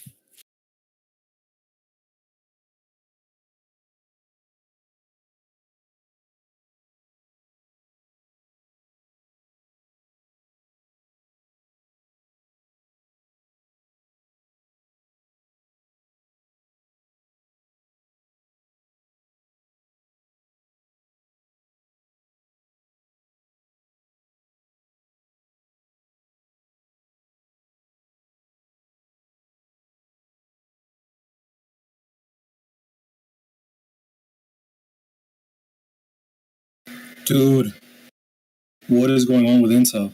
Pushing hard. I'm seeing Third Point takes that big stake and something about TSM chip sourcing. I don't know. Rip shorts. Yeah, that hedge fund, the Third Point is a pretty well known hedge fund. Are they pretty big? Yeah, they are. And the guy who runs it is pretty famous. Like Definitely have to look into them. whatever his name is. Thank you for that, man.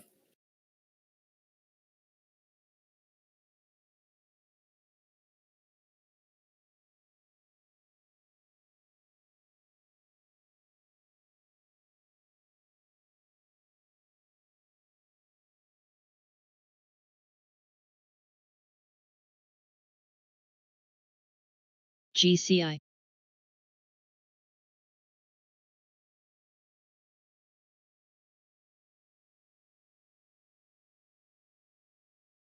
TENX.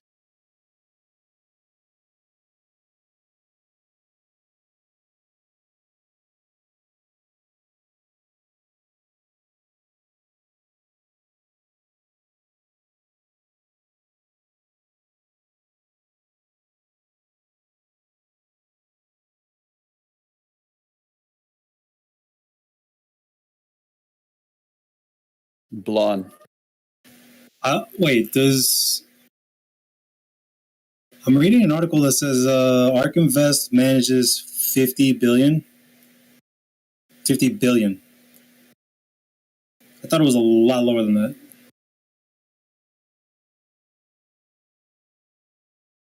Is that all of their entirety? Hang on, I'm trying to find a reliable. I'm trying to find a reliable source. Hey, Blunt, you remember, I don't know, it was a few months back.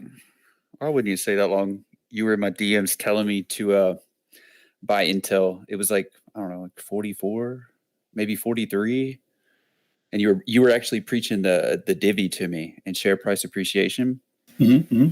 Yeah, because I know you're into a divvy. I know. And that's one I'd never. Smart I kept though, man. opposing you, bro. You could make that residual income and not do shit. You don't have to deal with the stress of like trading. Why not? If your dividend payments exceed the cost of your living, you know. So you can't hate on that strategy.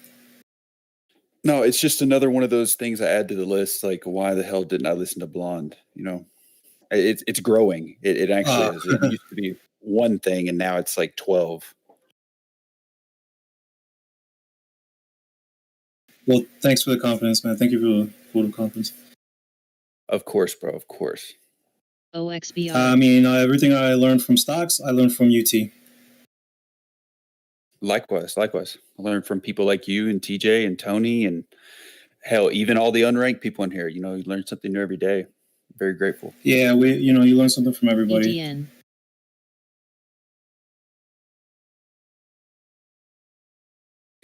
Okay, we went down the wrong road. Y'all keep the socialism, capitalism comparisons. Take it to the politics chat. We're crowding up the TCCO. the chat here. Okay, please. It's interesting. We can talk about it after hours, but for now, let's just keep it trading.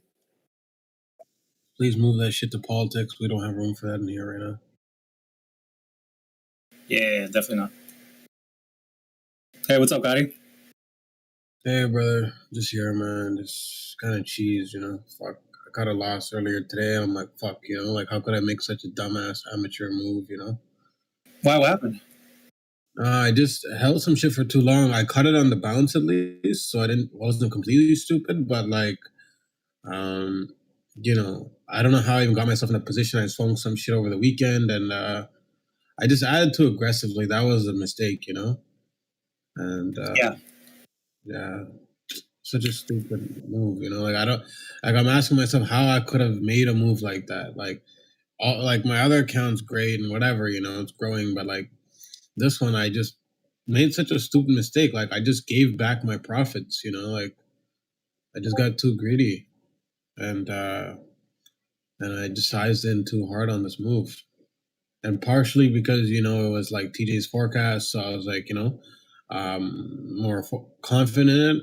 Because normally, if I didn't know that ticker like that, like if TJ didn't have forecast on it, I would have been like, yo, I'm out. You know, I would have just cut it. But it just kept tanking, and I added to it, and I'm like, you know, the only thing I probably did right is I waited till the bounce, and then I was like, okay, go back to your levels, and okay, like what's the probability of it bouncing here? It did, and then I cut it. But man, that was such a shit trade. Like I'll make it back, you know. It's not even that, but it's like, why'd I do that in the first place? Like it's just, yeah, man. Did you find the answer as to why you did it? It was greed. It stemmed from one trade, and then I was making. Okay. So it's greed. Now that you. Yep. And now that you pinpointed that answer, utilize that lesson you learned from it and put it towards action on your next trade, bro. I fucking love you, Gotti, but we cannot ponder about what could have, what should have. We got to focus on what's next. Yup. Cut it. Move on to the next one. Or whatever. Fix the whatever mistake it was. But yeah, over leveraging. I used to do that a lot. Adding too quickly, same. Dude, I've done that too. I'm doing it right now. Like, I'm out of my mind for doing it, but I can't. I'm either got to cut it for a loss or just, roll with it. I'm in the same boat, bro. I've done that so many times that now I like set a rule for myself. No more than X percentage of my balance is going into any single trade. I don't care how great the trade is. Yep, that's a damn good rule, bro. That's what it was for me, right? It was like if I actually did not add to that trade, I would have actually been fine. Like I wouldn't have had any issue at all. I would have been like, okay, I would have been down and I could have easily cut that trade. But because the trade became so fucked, I was like, okay, let me wait it out. And then waiting it out, and then the market's tanking. And then, at least it got the pop and I was able to cut. But it could have actually been a lot worse. Actually, this morning could have been a lot worse. And I slept in somehow. I woke up like 3 times in the middle of the night, and then I slept in for the market hours, and I woke up to that. But I was able to, maintain my emotions at least and wait until the pop and then cut it, which is like it saved me quite a bit of money by waiting. I mean, I could have been dumb and I could have just cut it and panicked, but that's the only thing I did right. But yeah, it was literally just me adding. That was the mistake. I just should not have added and that aggressively. Yeah. Yeah, sometimes these take these could take months to play out. Maybe multiple quarters sometimes. VRM took a really long time to play out. So the same thing with LMND. PBI. So just keep that in mind. Sometimes the forecast takes a while to play out. Also, probably we could probably do a lesson on stop losses at some point. That's a really important something that I think a lot of people struggle with, including myself. Where to put the stop loss? Am I gonna get stopped out? And if you do, it's not a big deal. Just try again later. Yeah, the problem is when you swing some shit over the weekend, and you don't have any control, So it's like, gaps down, you're kind of screwed, So. Blonde, do you use ATR for your stop loss? I use actually more volume profile for the stop loss. So if I'm taking an entry based on like support that I see on volume profile, I'll say like, okay, I'll risk like maybe whatever the level under the support that I see, like I'll leave like a decent buffer, and then that's where I'll set my stop. I'll say because if this breaks, then there's no more support until further down on the profile. Okay. So that's kind of the way I'll go, and then I do pay attention to like daily ATR, but mostly I'm like using volume profile.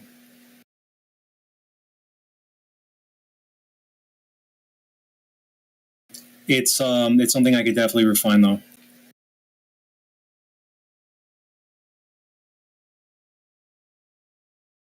I used to use Bollinger Band. Like I would say, okay, I would set my stop loss below the third standard deviation. HVT. Because if it's going to extend that far, it could probably keep going. Was my logic. But now that I rely so heavily on volume profiles supports, I use that, and I'll use them on the higher time frames. But like lately, I've just been sticking to only very like specific setups. I like polarity is one, like resistance becomes support. That's a really good one, and very quickly if you're wrong. So if I'm taking an entry on that setup, then I'll put my stop loss like far below where I think it should hold, because if it doesn't, then I'm out. I love the polarity setup when you mentioned it like a month ago in micro. Good, eye opening. Cool, man. Yeah, I really love. That's one of the best setups. That's one of the best. You'll know straight away if it's gonna work. TRUP had a great setup like that. I'll show it. Also, Intel consolidating above monthly view app right now.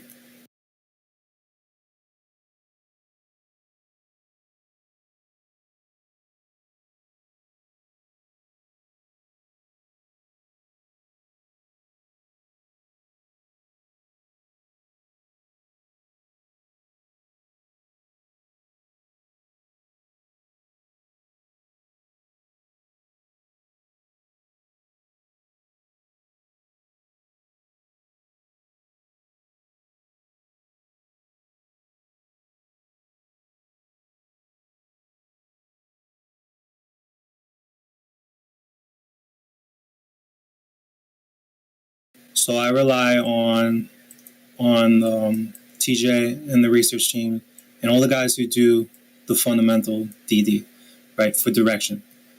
And then for technicals, then I'll start to pinpoint an entry. And then this setup is a great entry. I found that it's like pretty solid. And again, it'll tell you right away if you're wrong or right.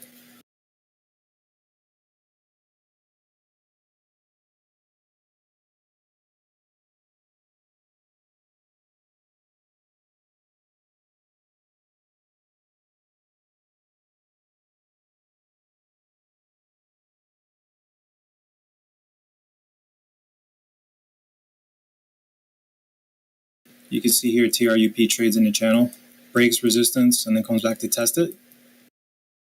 And now to resistance to support. That happens twice.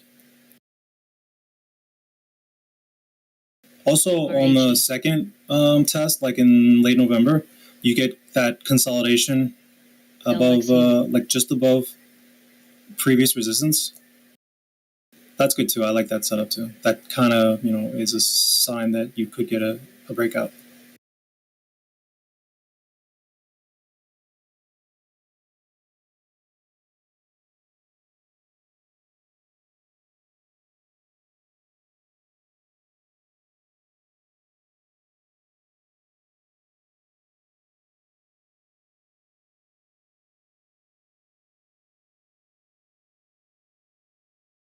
OXBR.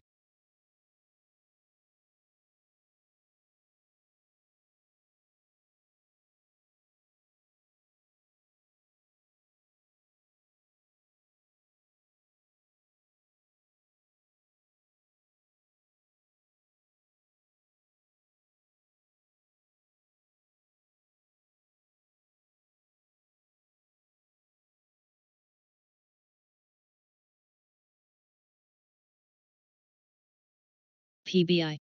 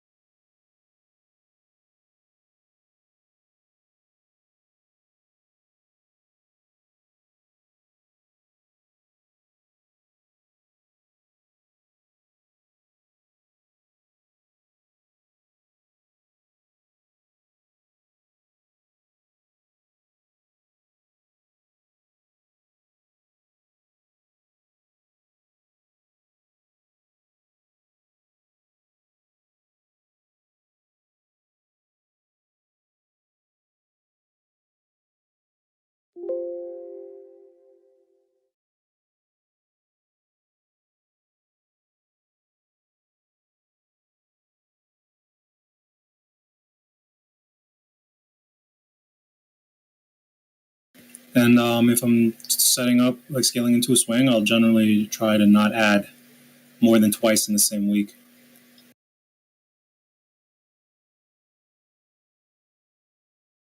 Is that just a personal rule, or is it how hedge WKEY. funds purchase as well? Yeah, that's just a personal rule for myself. Because when I was reviewing my trades, I was seeing that I was like adding way too fast, way too soon, way too aggressively. So I just did like a 180, and I said, let me do the opposite of what I'm doing right now. That's not working.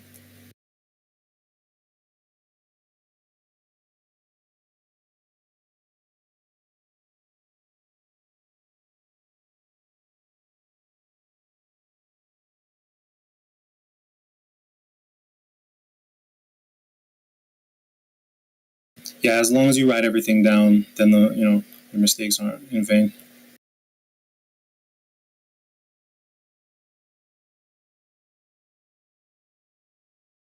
Yeah, I've been doing a journal, and I've been like recording my trades, like screen capping them. So Yeah, screen capping is great, and then you put that into your TraderView. You using TraderView? No, I just have like one Discord where I record.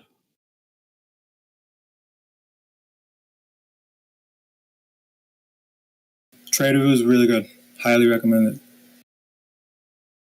That's what TJ uses.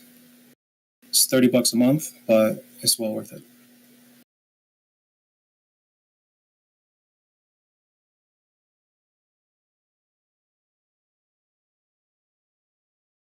we'll probably do a lesson on trader room metrics. Oh, okay. Yeah, so that way everyone can like see what to look for on improving their own stats.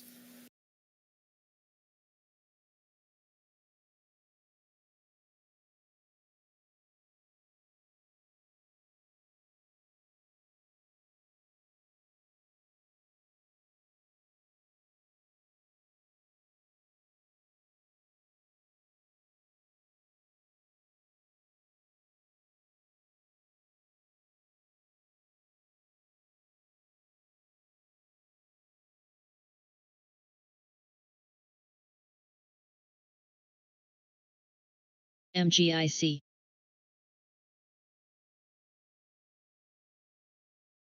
BRN.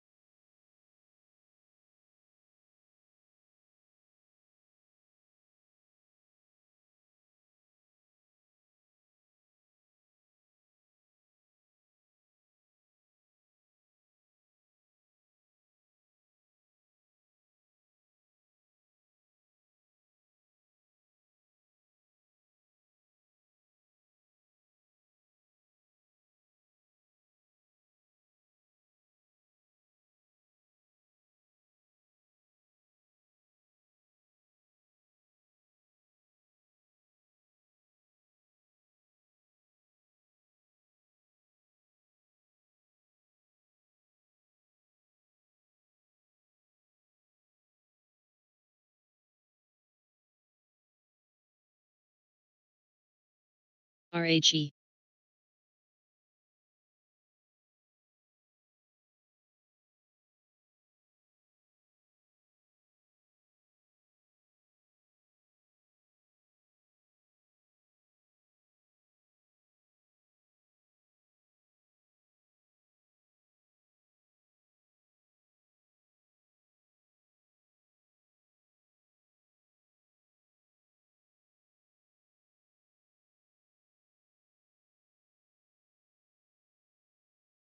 Biggs, here's the article.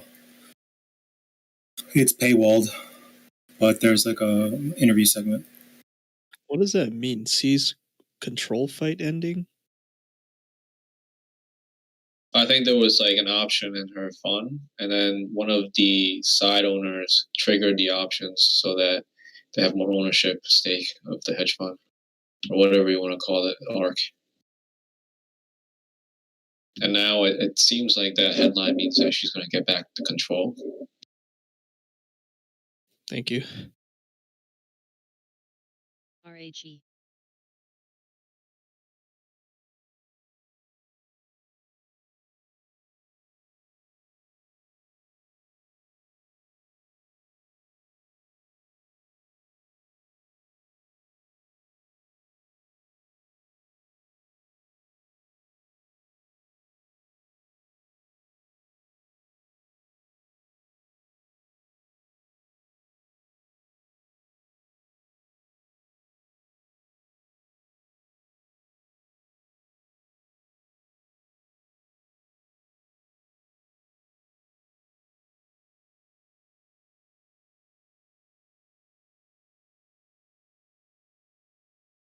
It's a good article.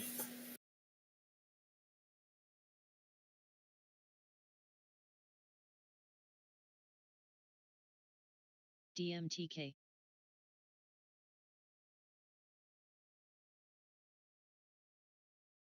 Hey, does anybody here have book maps right now?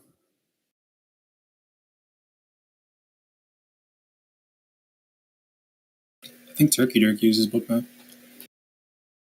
Yeah, I thought there was somebody else. I forgot if it was Solo or Ice Block.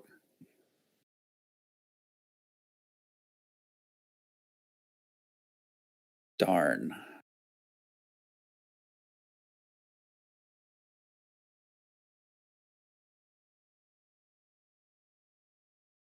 That's right.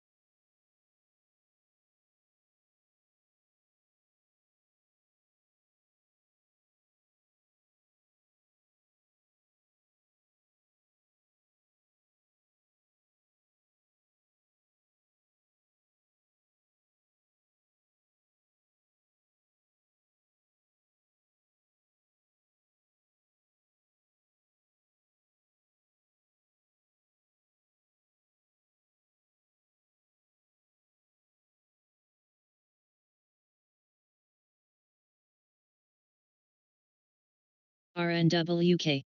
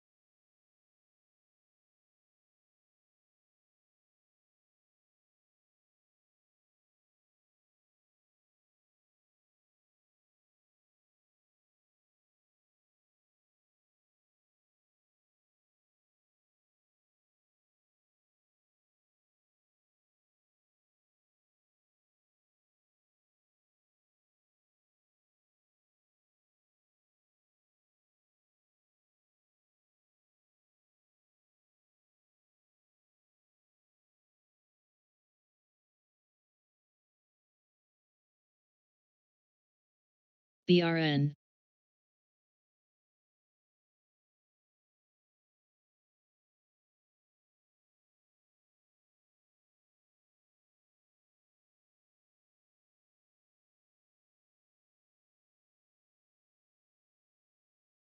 TMDI.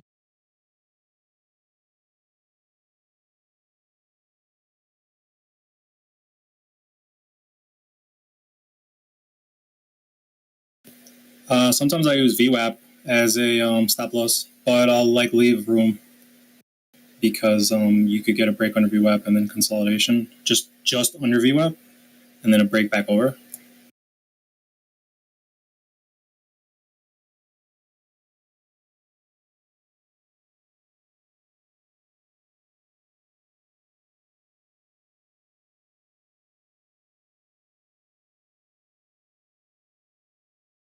EQ.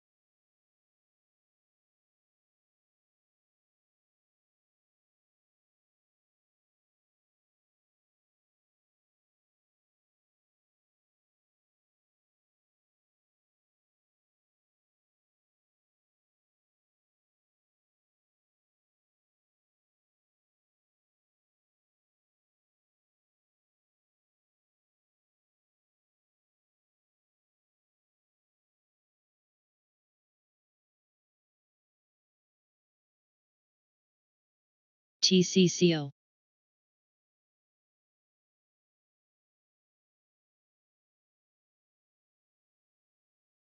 Amazon yesterday's session closed over resistance.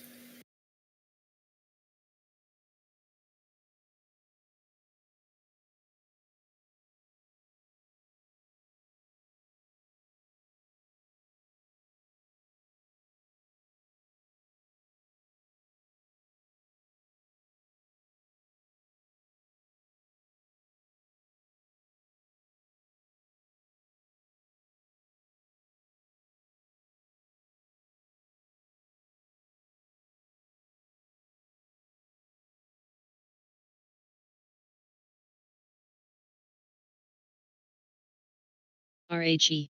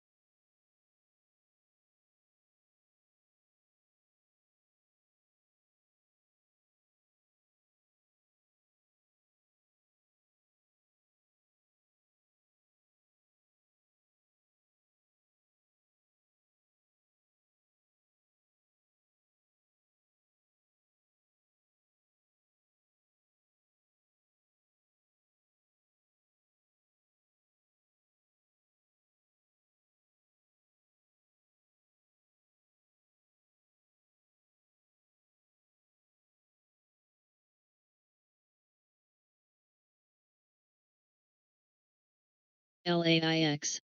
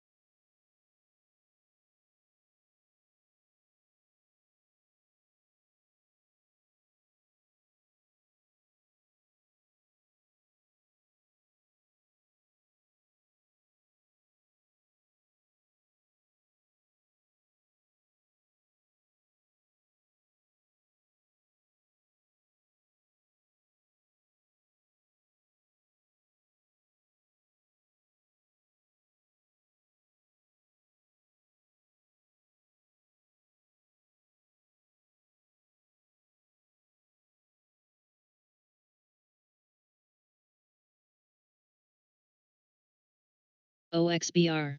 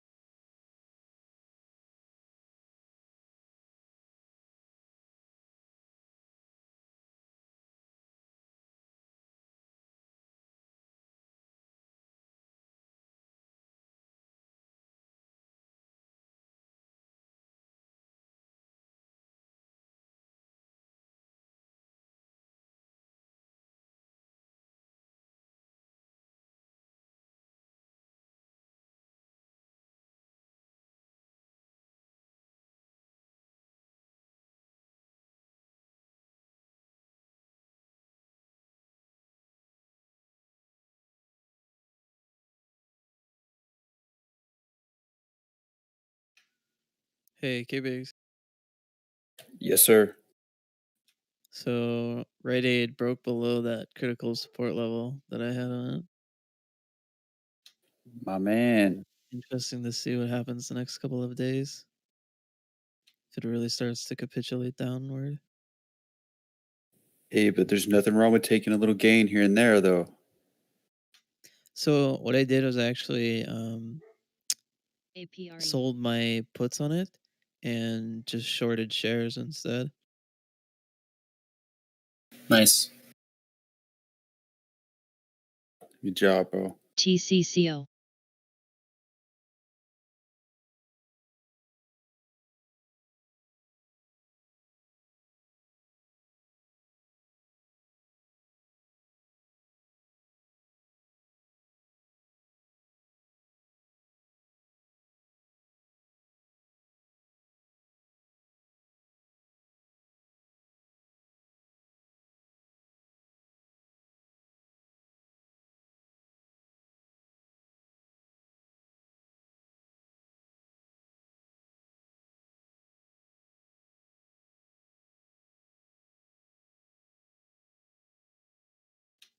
It looks like if Zoom breaks this level, it could gap fill all the way down to like 300.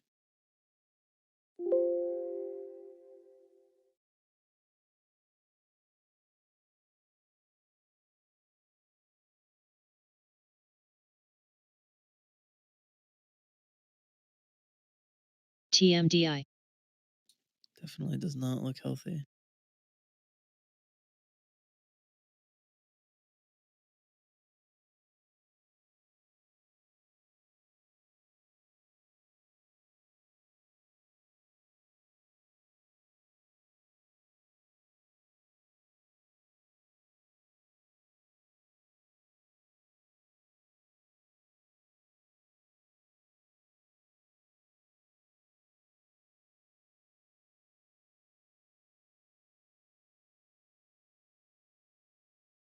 RHE.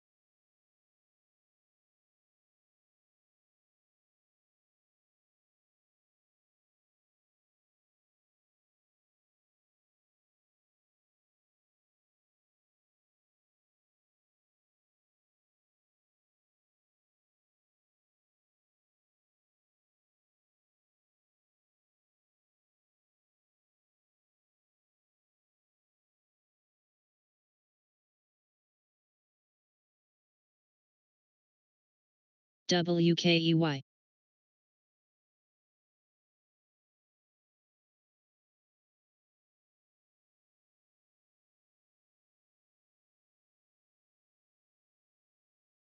SJT.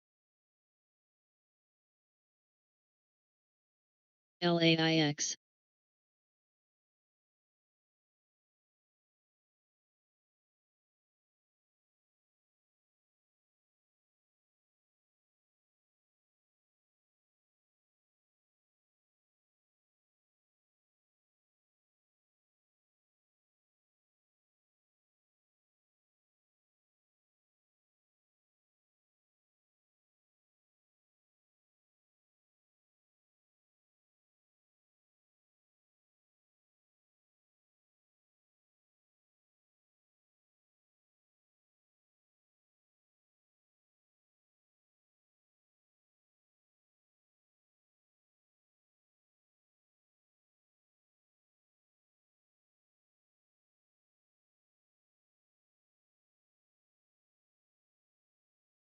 UUU.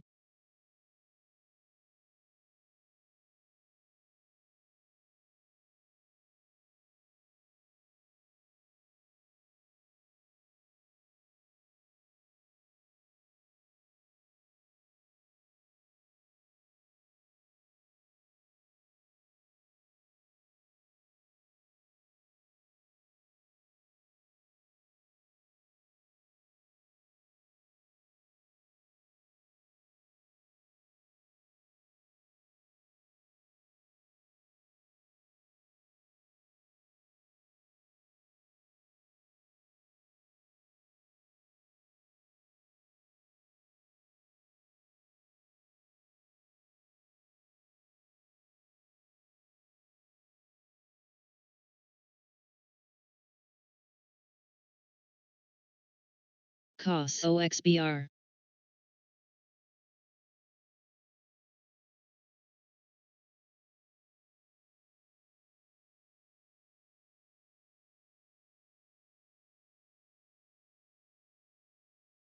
DMTK.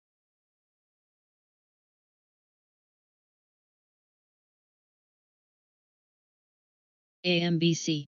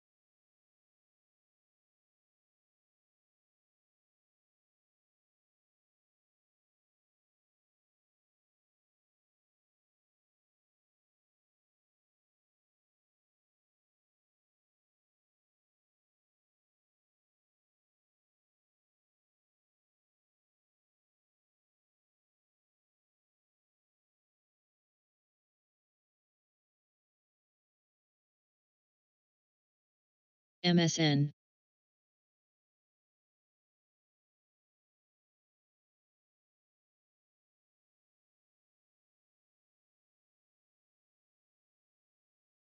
BRN.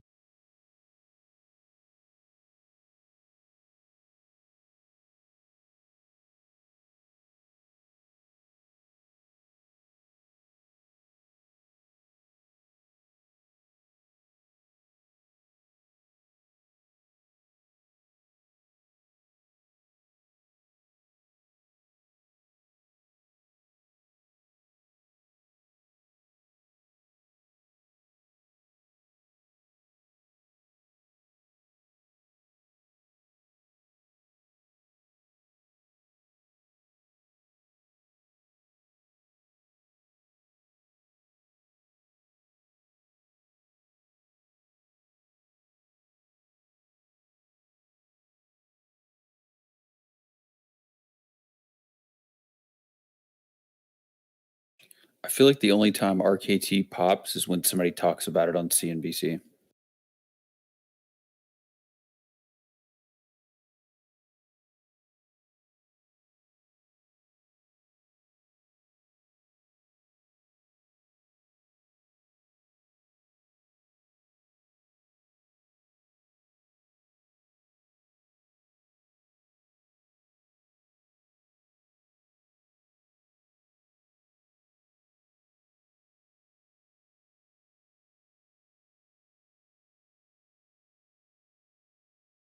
RHE.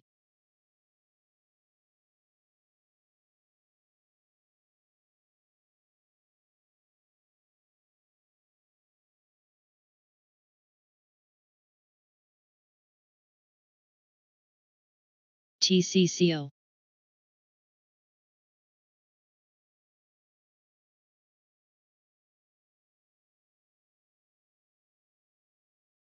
King.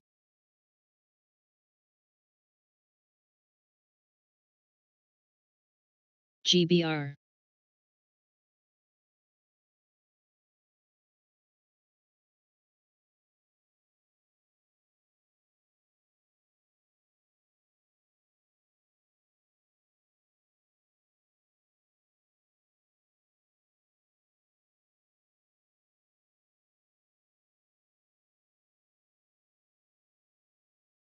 BGI.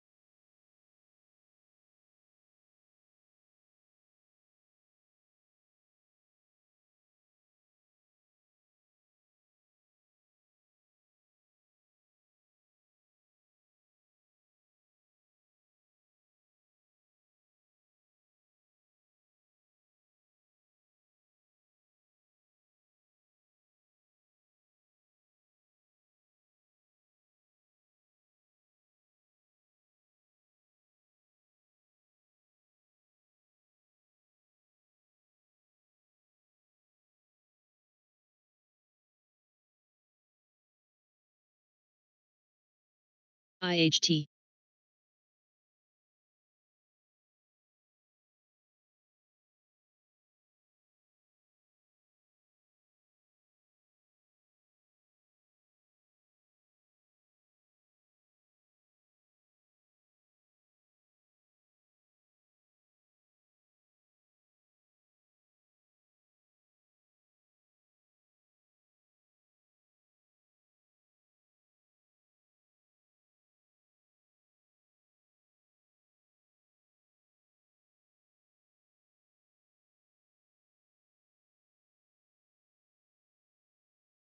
OBLN.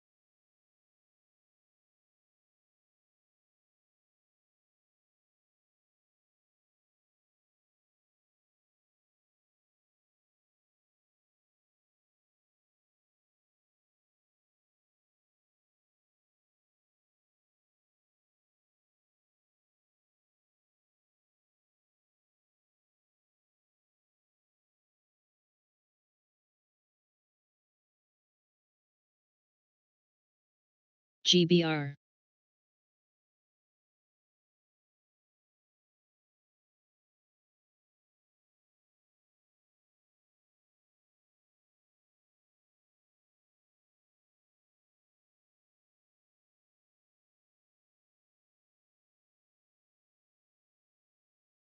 RHE.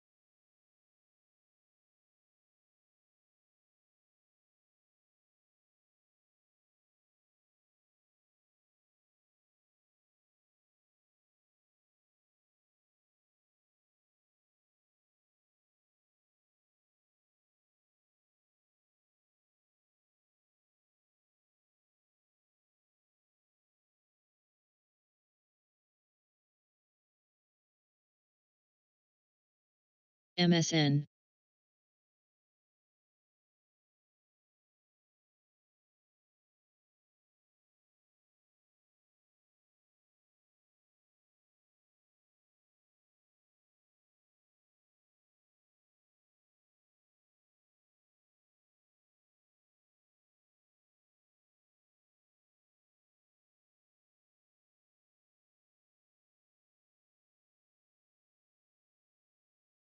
BGI.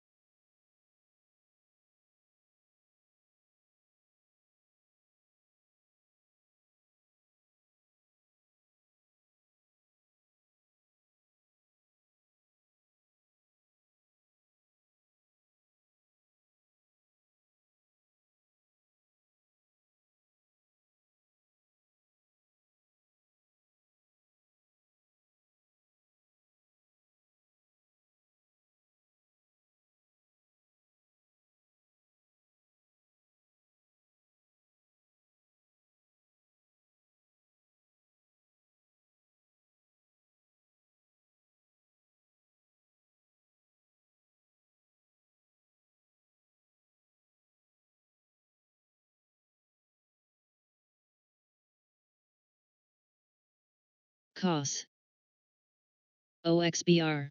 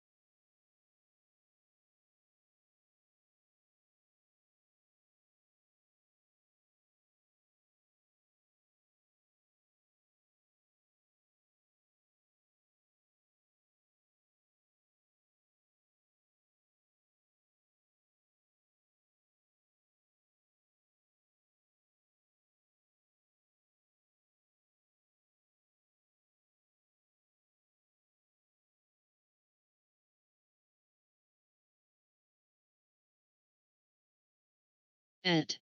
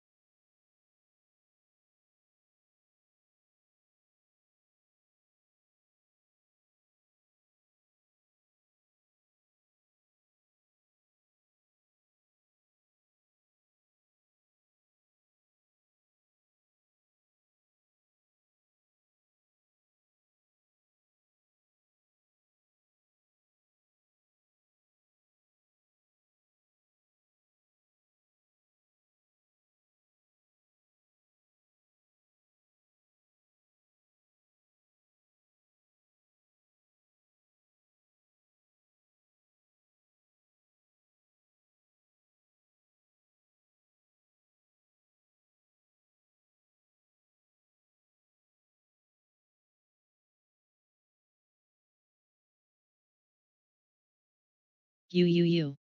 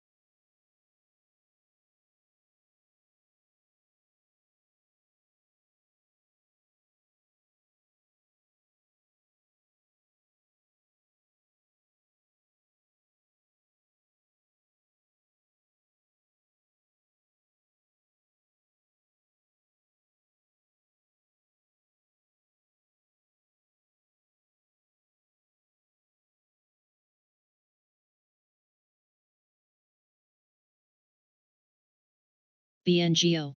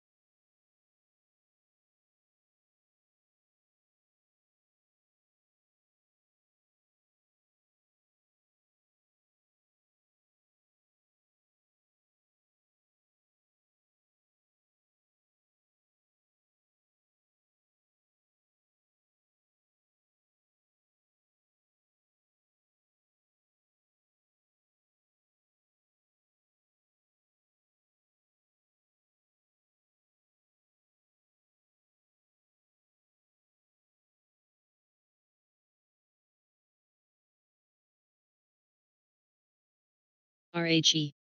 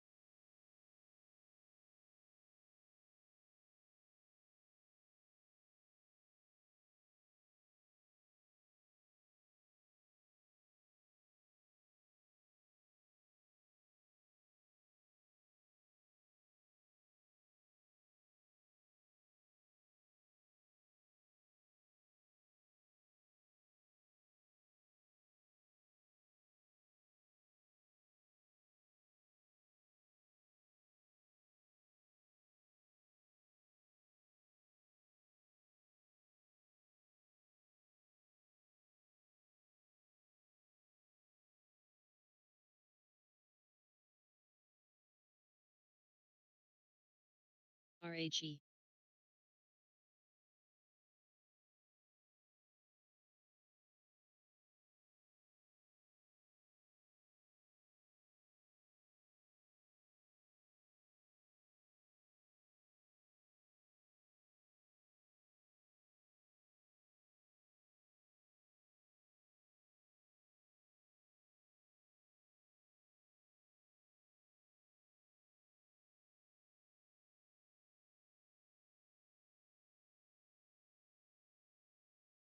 OBLN.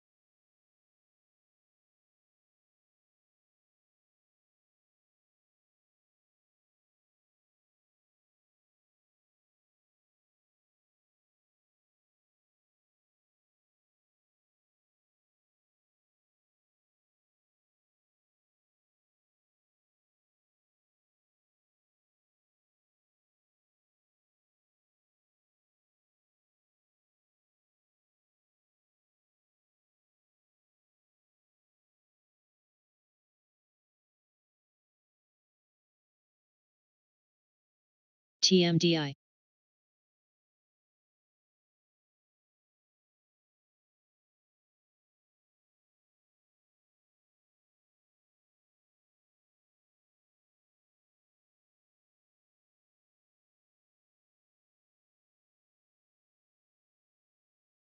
BGI.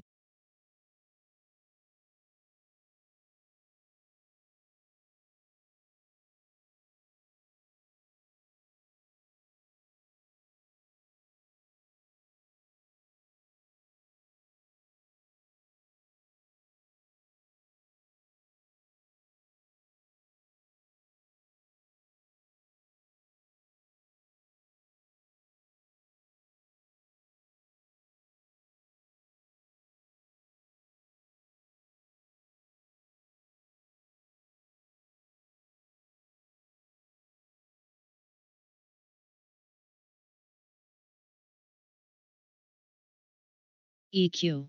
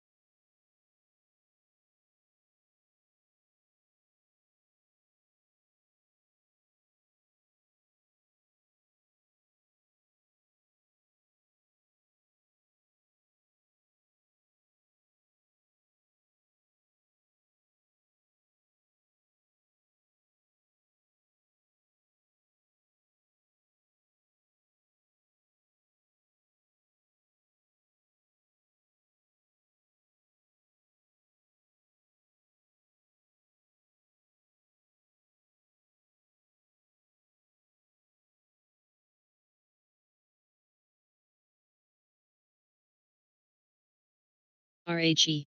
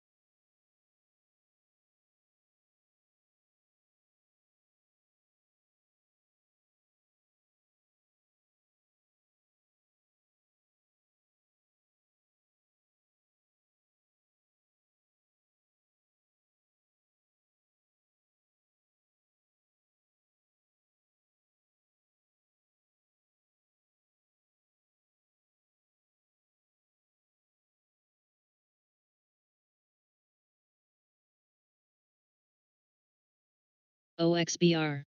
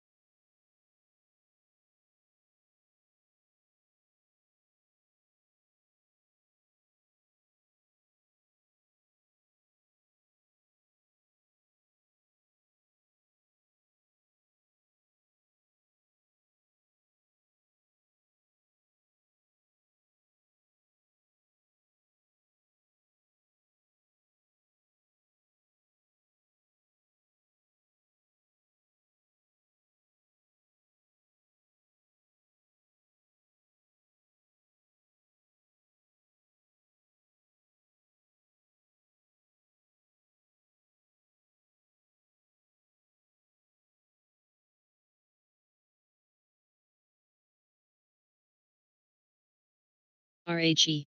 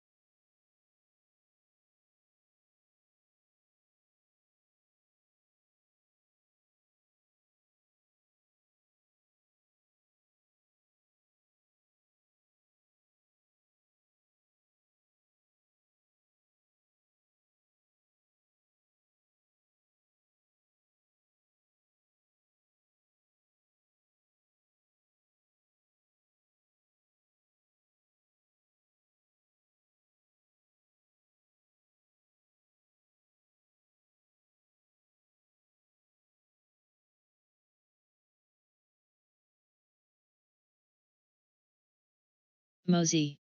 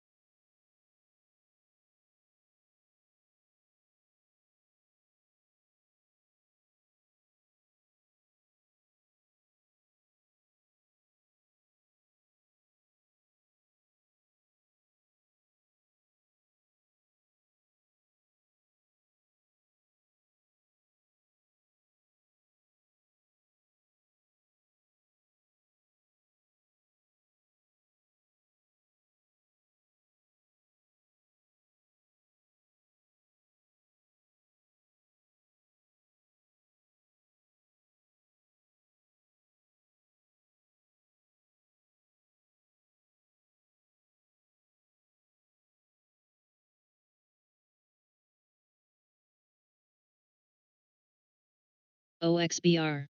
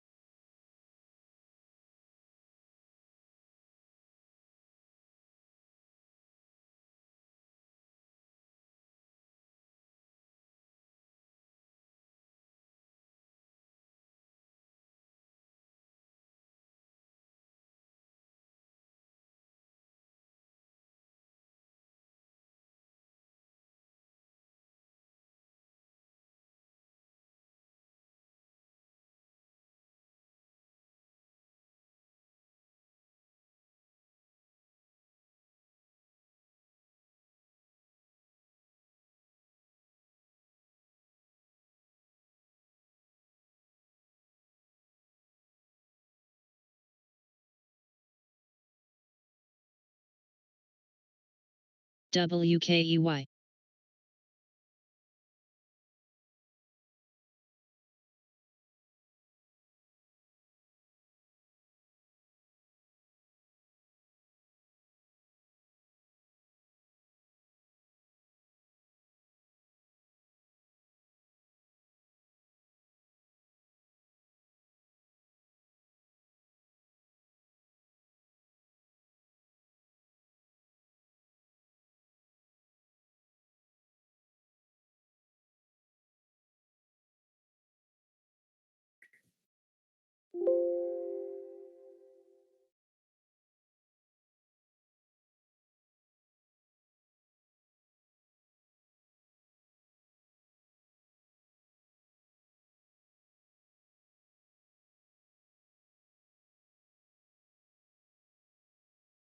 EDN.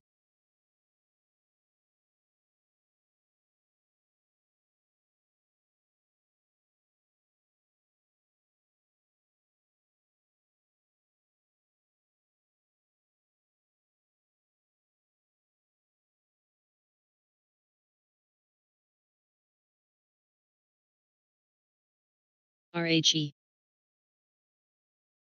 BNGO.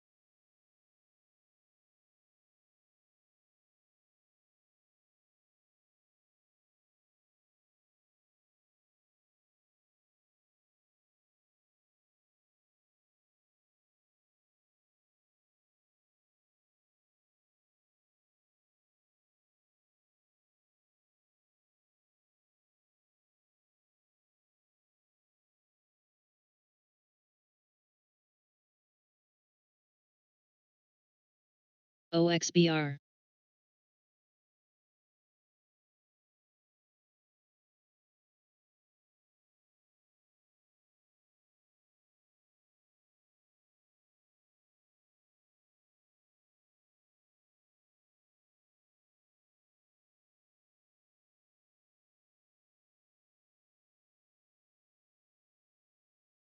OPGN.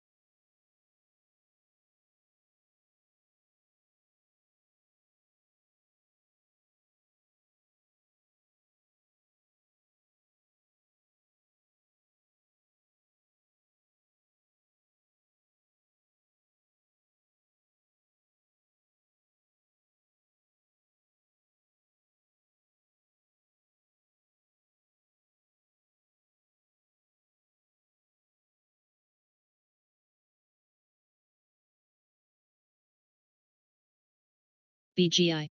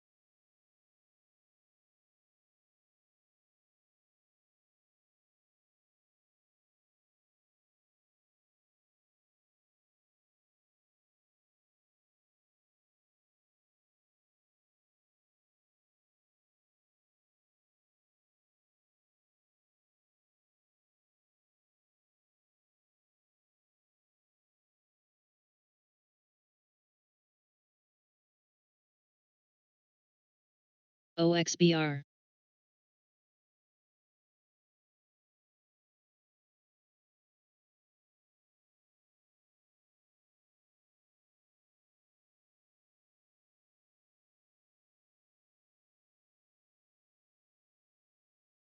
BNGO.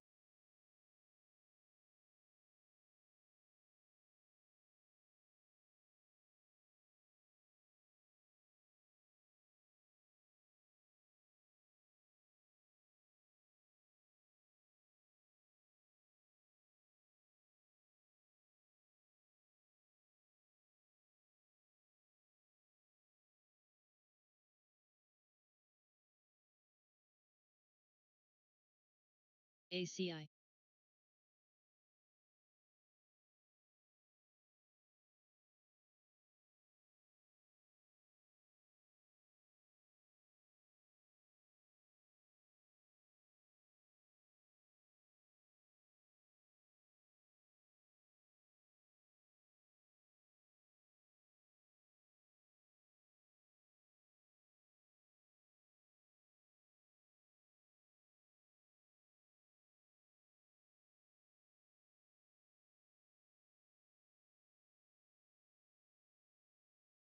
BRN.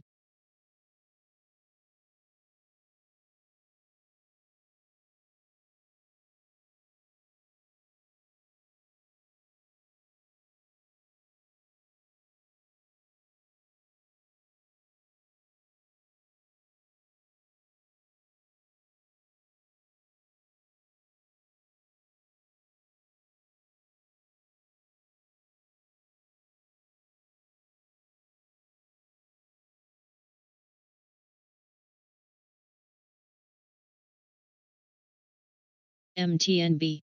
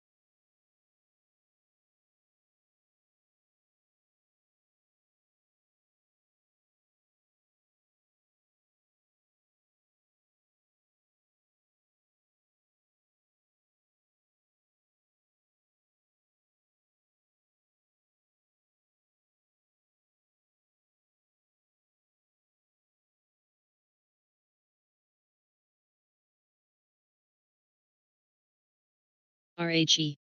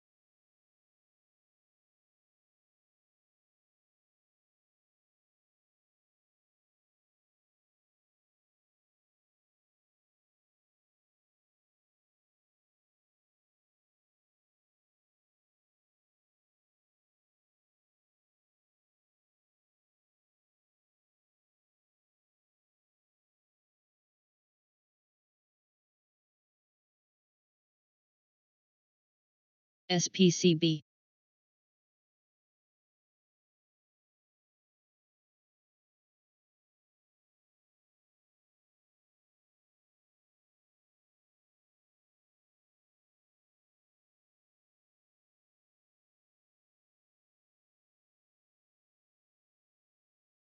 BRN.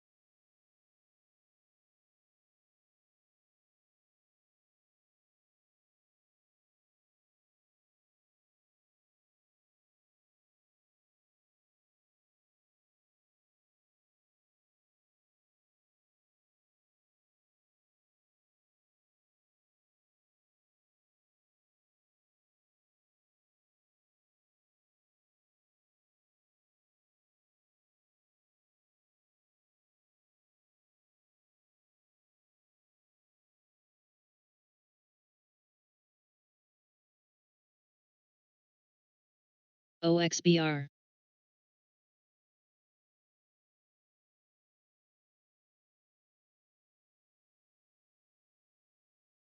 MYSC.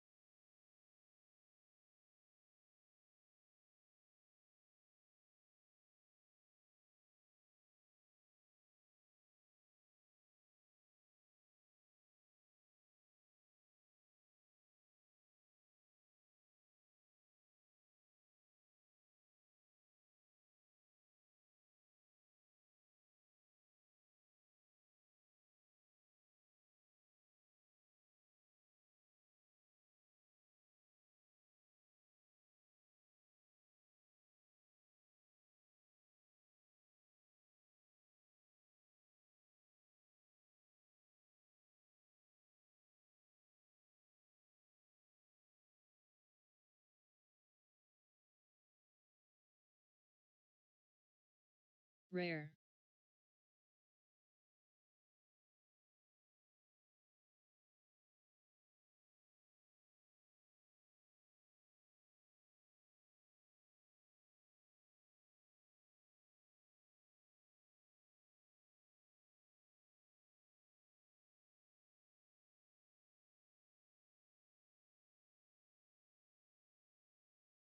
BNGO BGI.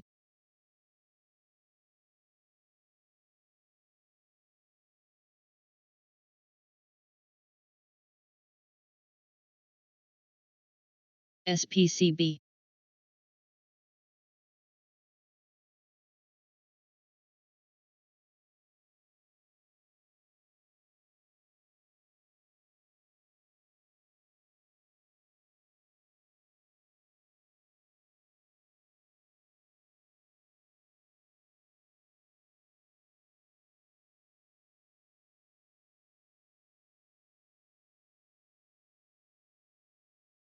RHE.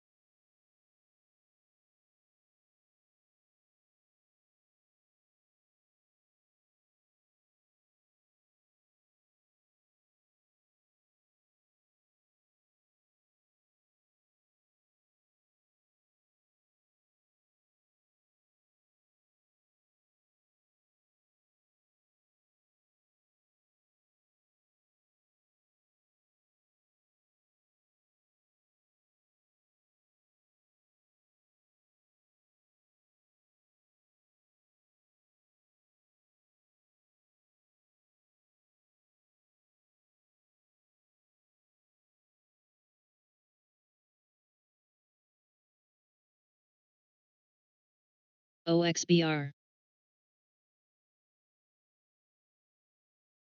What's the difference between using Bitcoin and using your debit card?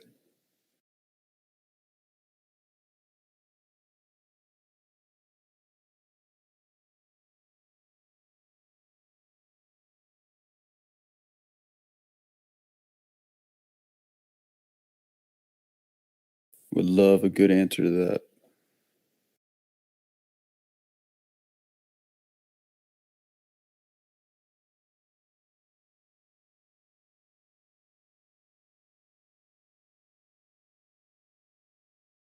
Government can track a Bitcoin. Yeah, they can.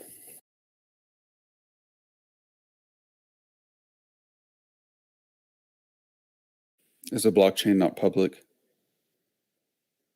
I mean, you can track it.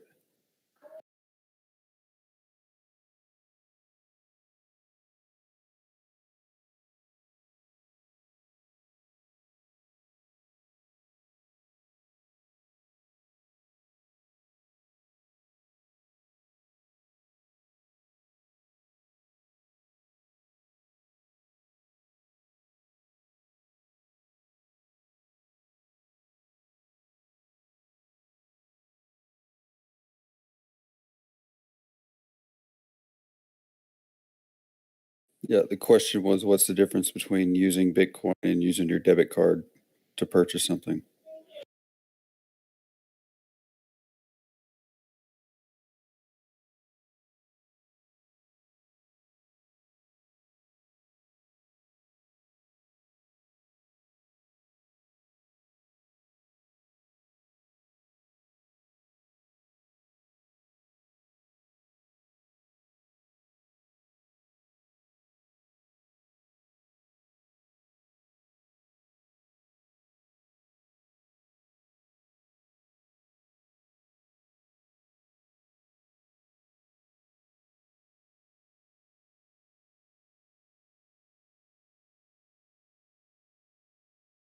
LMFA.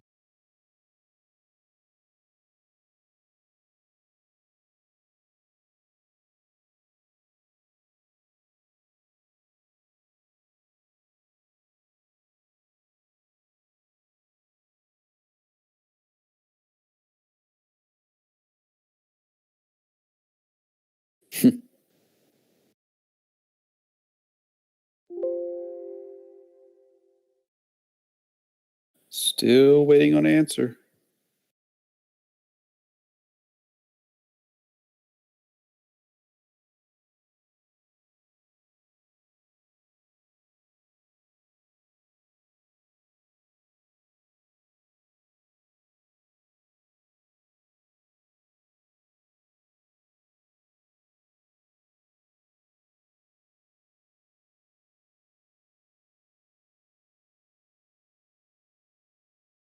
VLDRW.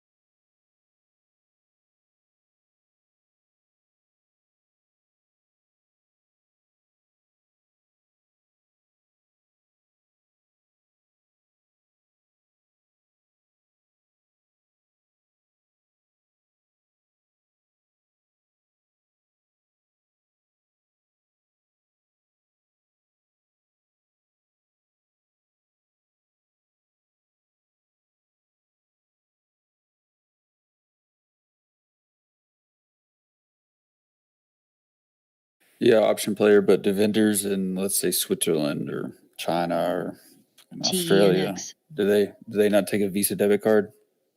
Do they not take a MasterCard?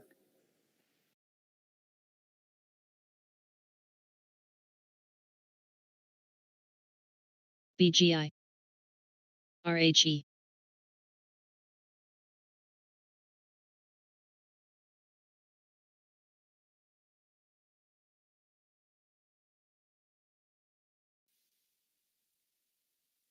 I just don't see the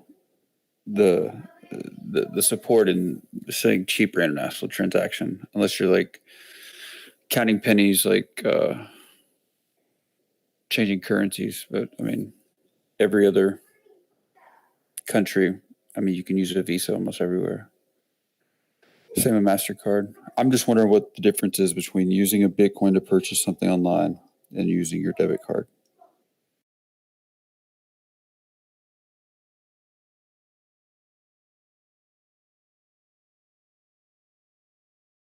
All right, there's a con for Bitcoin. What's next?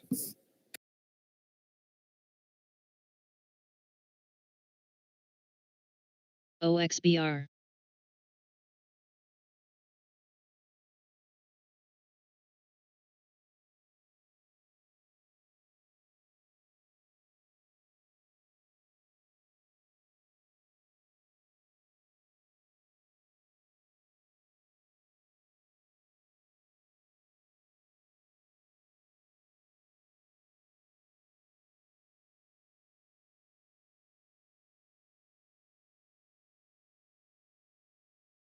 EQ.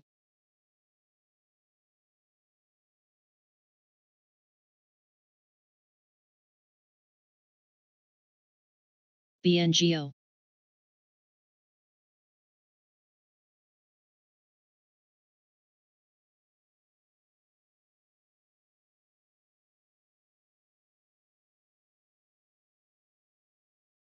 PZG.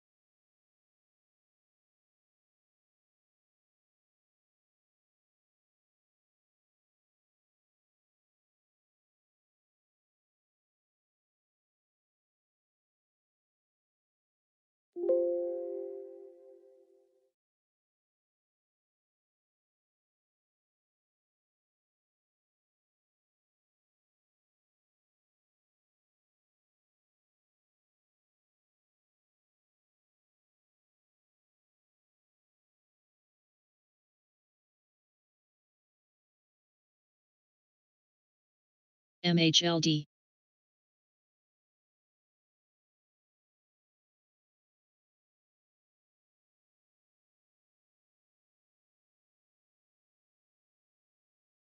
VLDRW.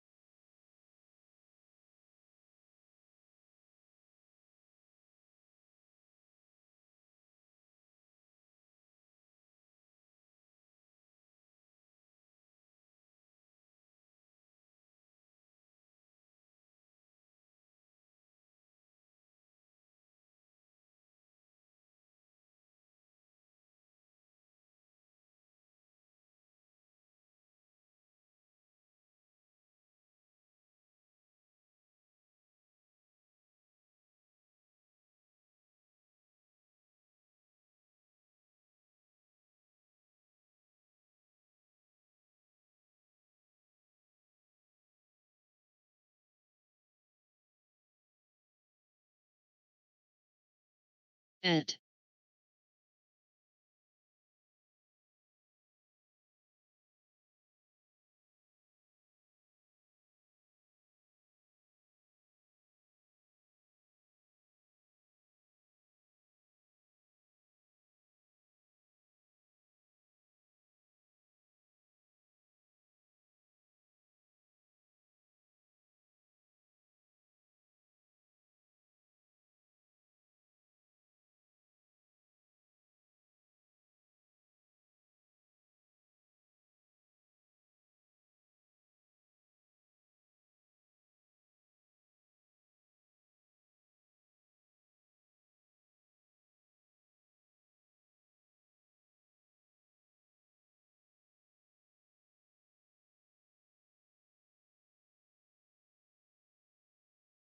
EQ.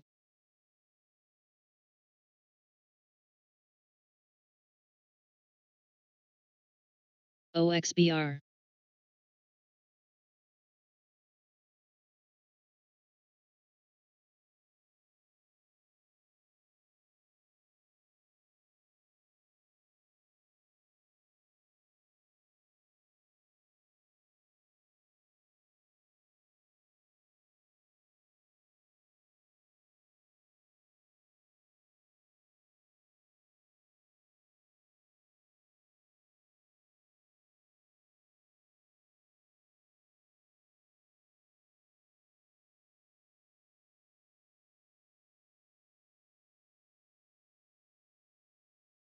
ARTW.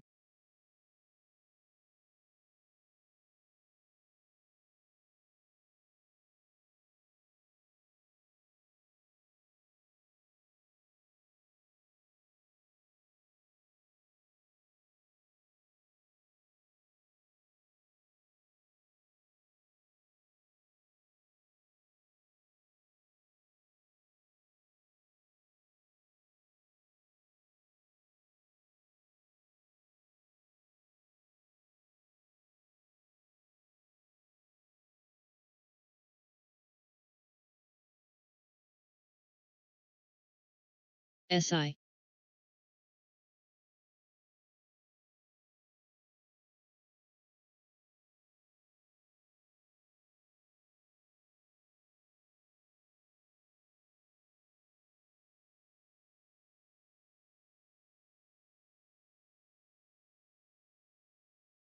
RHE.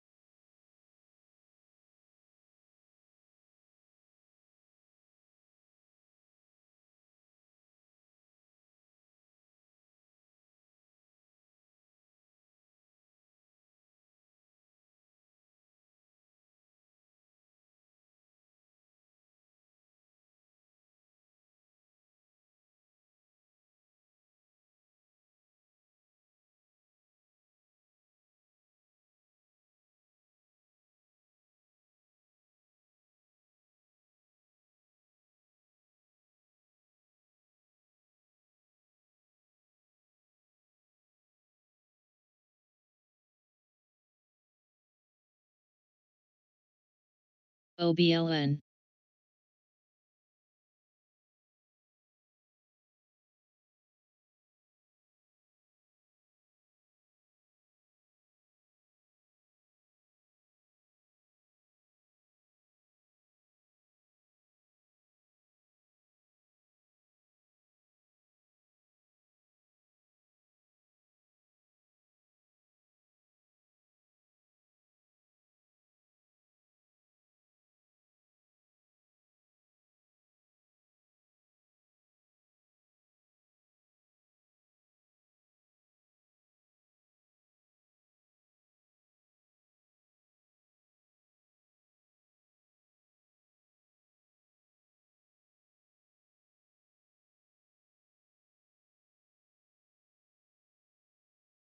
Mosey.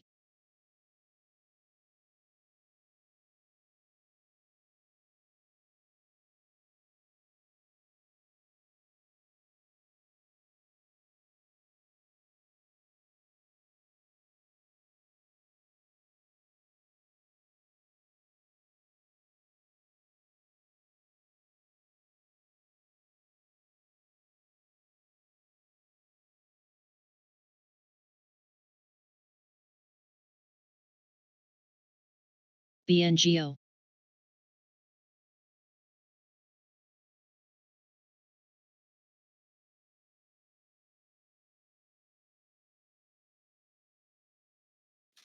What's cracking?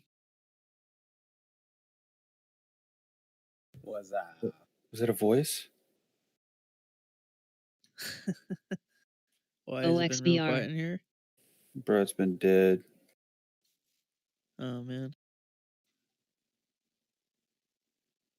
Well, I can do some on the fly commentating.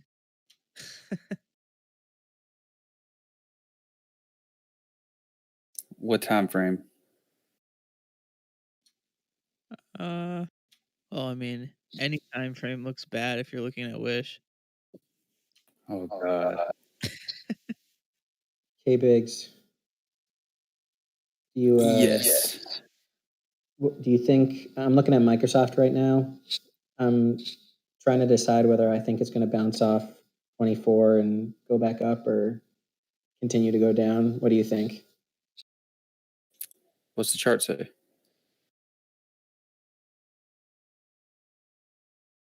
Post the chart. Okay, give me a sec.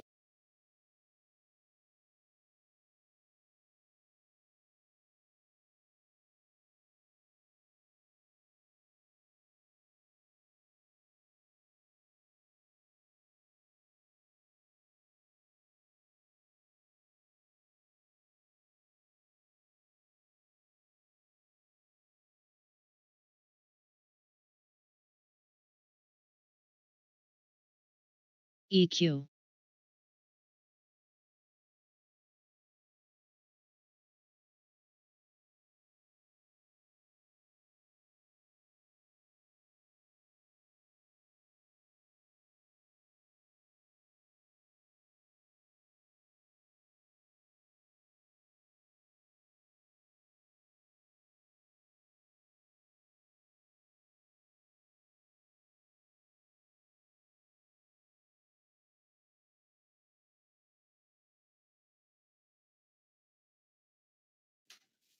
I see it at the very least, going down to 222.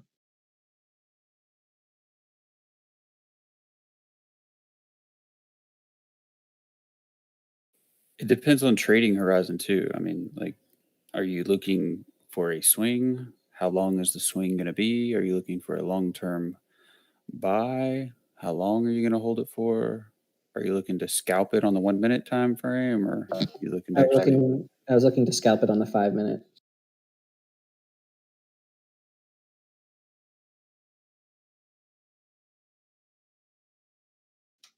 So right now on the 5 minute, it's printing an H pattern.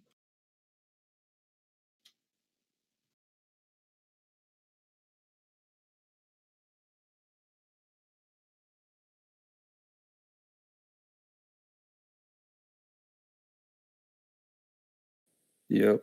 Bounce off 22358 would be double bottom. would come back up to test that 224.50. I don't know. Could go either way. VLDRW.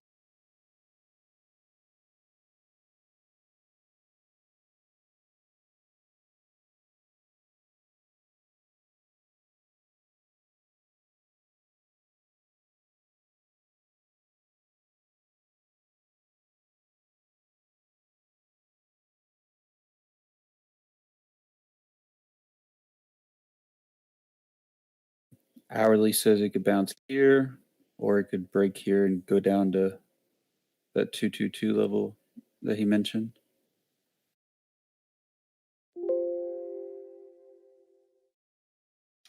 So I have a level at 223 and then like 222.50.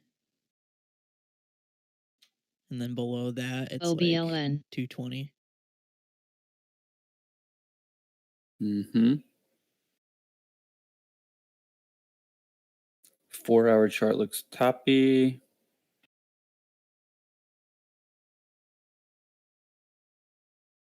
Daily chart looks like a massive bull flag. It's trying to break out, come back, retest the upper resistance line of the flag, base, and then break up higher.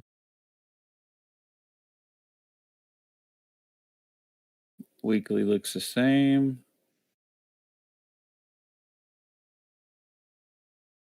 I don't know. Could go either way, bro. Yeah, I guess we'll see. But thanks for the help.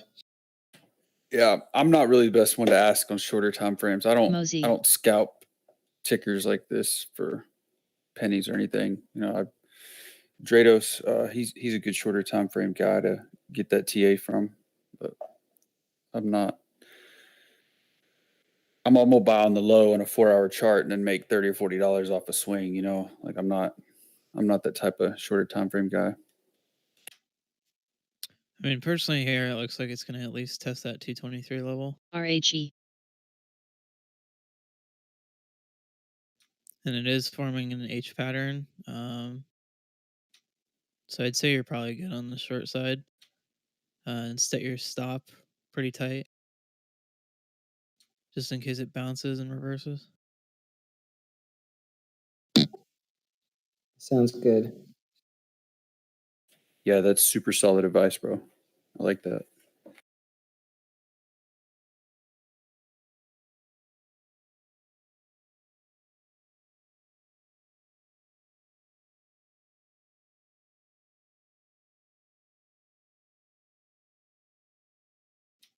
I probably wouldn't expect much lower than 223. At least today, anyway.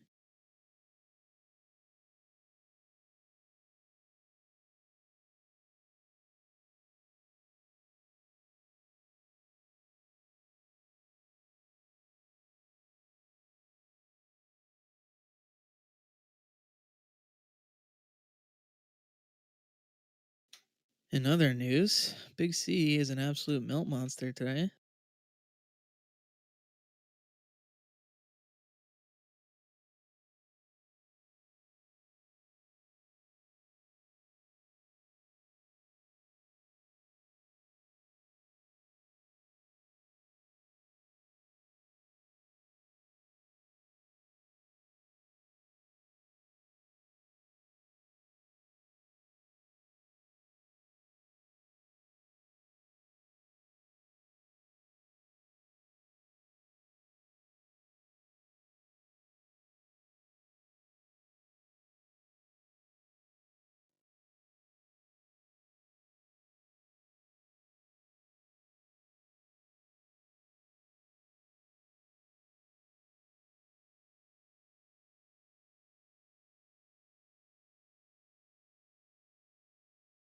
BNGO.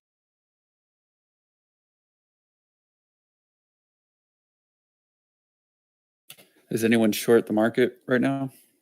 Just curious.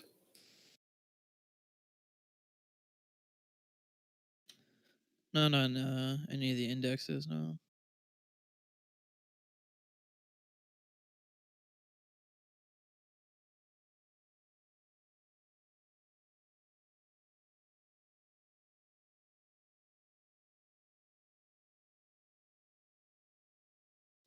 I'm short Zoom and Rite Aid though.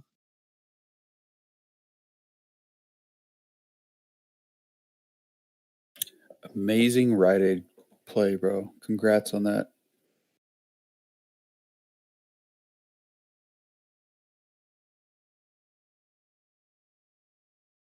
I'm hoping it really starts to capitulate down over the next couple days. I'll post my chart for it right now. Doesn't look very healthy.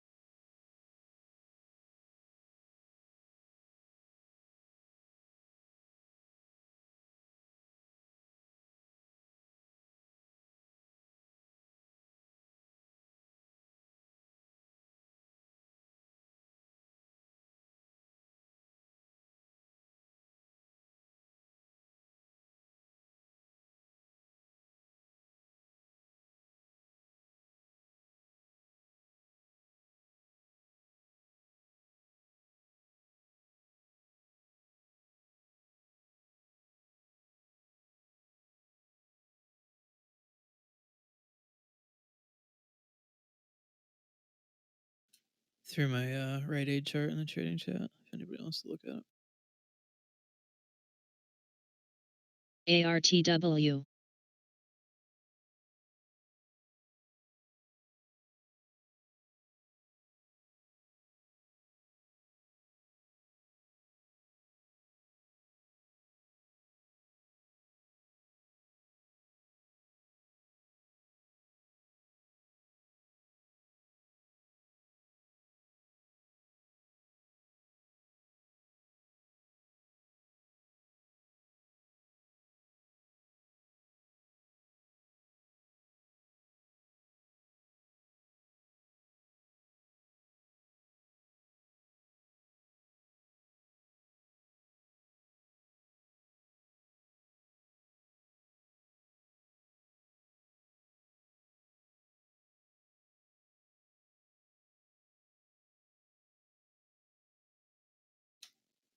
So the only reason I haven't closed my big C position and stopped out essentially, because my average is currently 69.83.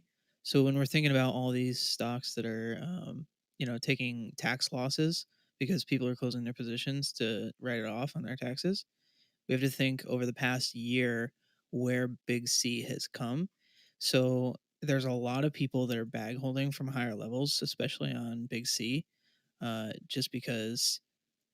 Well, look at the look at the chart. So there's a bunch of people that are going to be taking losses on their positions. So now that it comes to the end of the year, all the stocks where it's just been going down gradually, they're going to see the most downside during this end of year tax write-off stuff.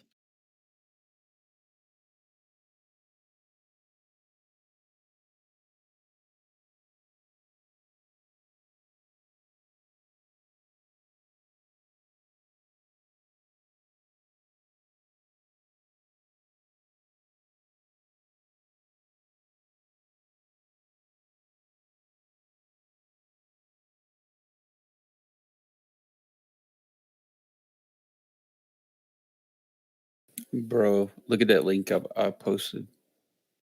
LMFA.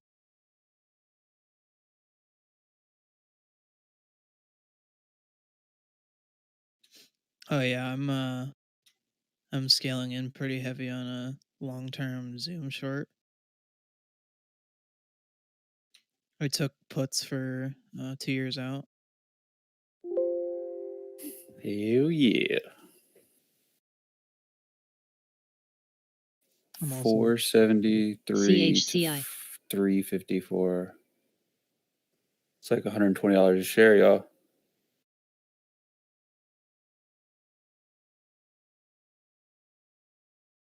I don't mind waiting 3 months for $120 a share. Totally cool with me. And if we break this level here, it's probably going to gap down pretty hard. Agreed, sir. Agreed. APRE.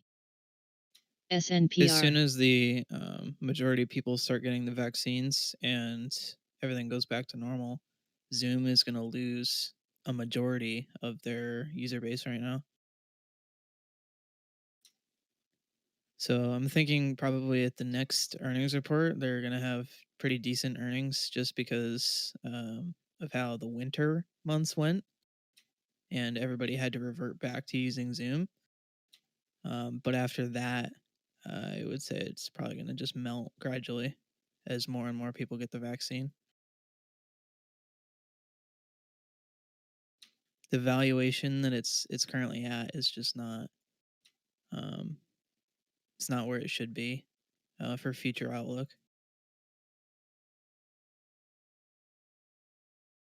Totally agree, my man. Yep.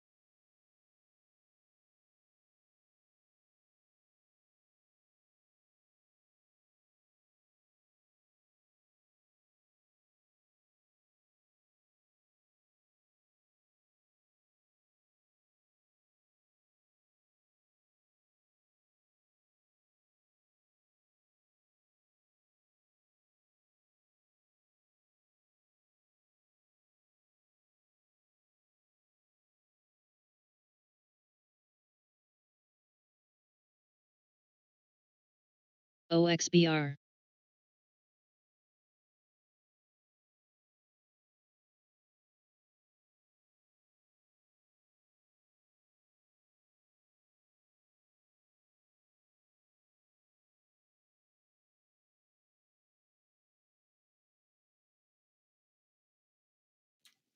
I just wish I would have held more of my JD position.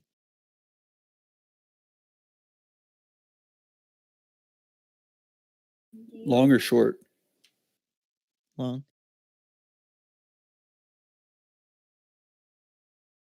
BNGO. Oh, yeah, that's a nice play. IMMR.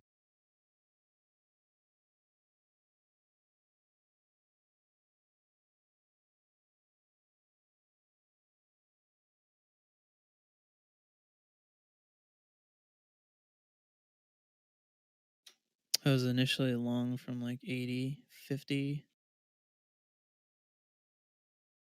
I sold off a bunch of it today.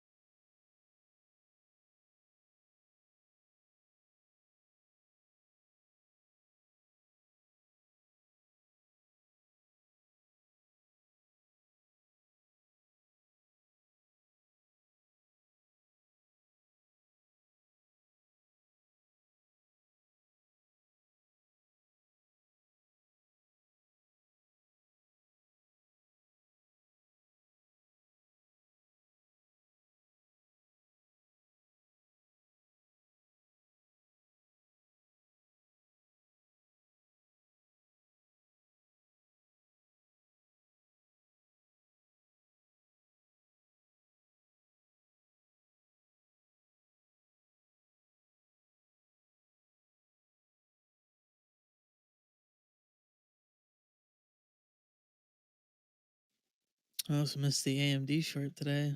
Shoot.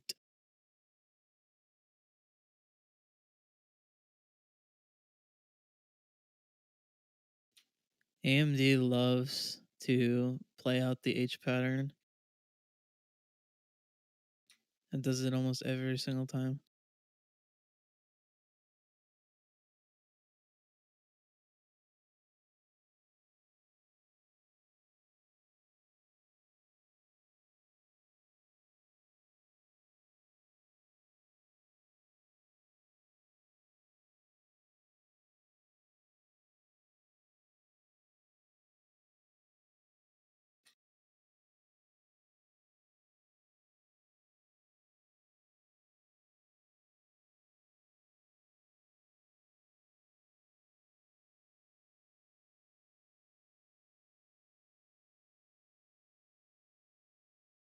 EQ.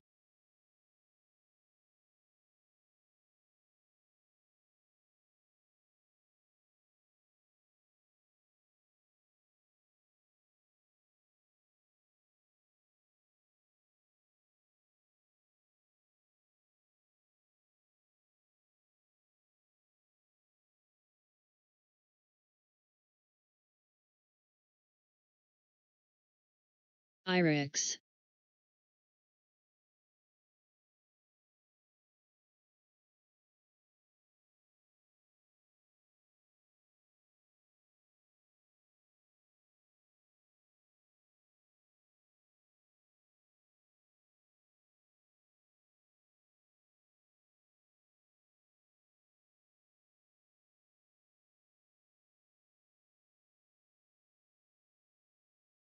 RHE.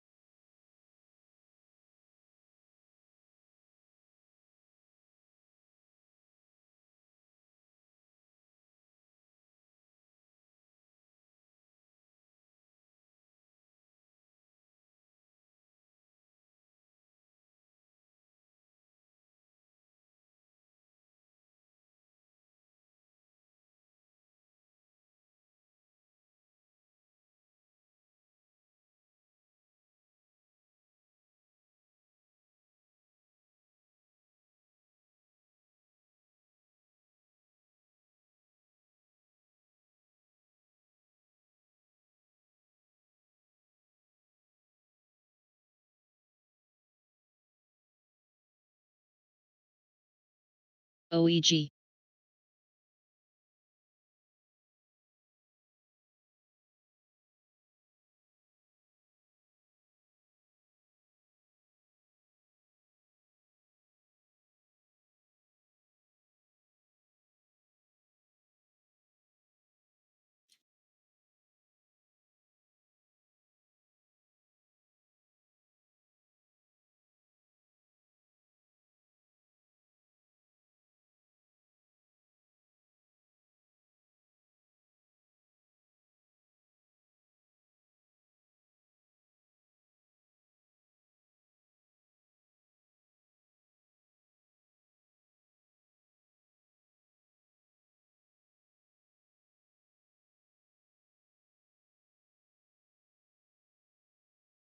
IMMR.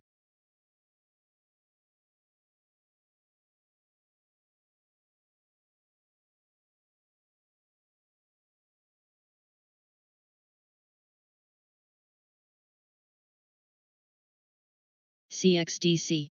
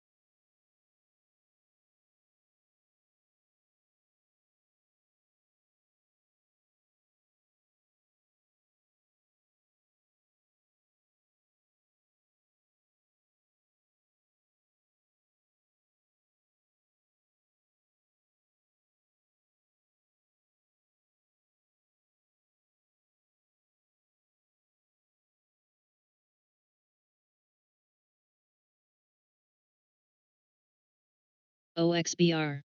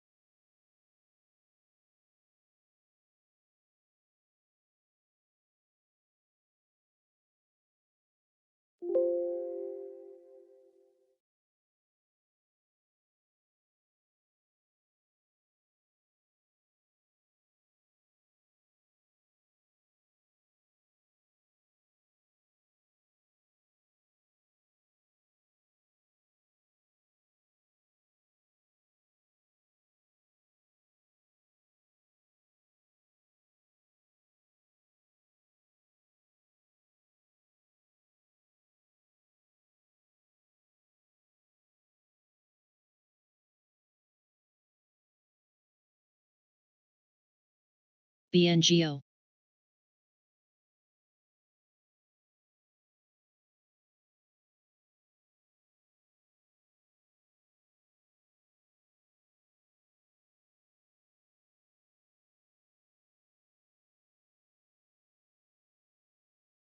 JRJC.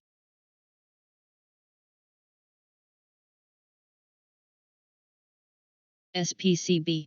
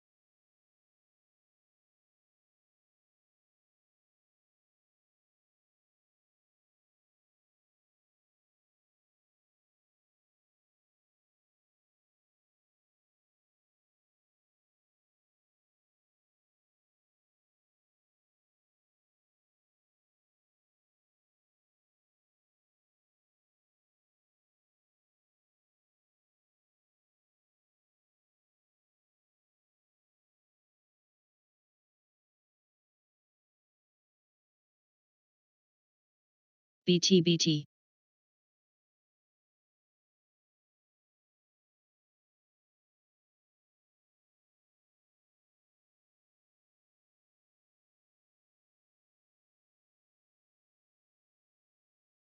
AC.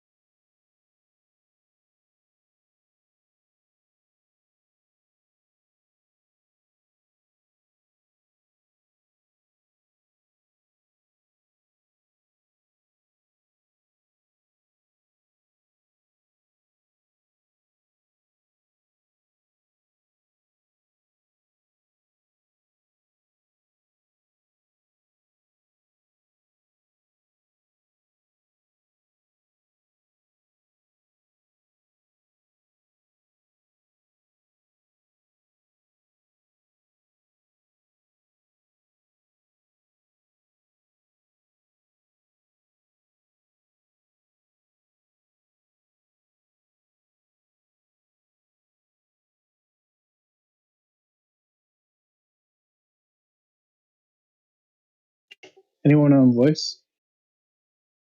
Nope. Hey, just the guy I want to talk to. Oh boy. Let's hear some longer term analysis, bro. Today's not the day. Map out some areas we can watch for.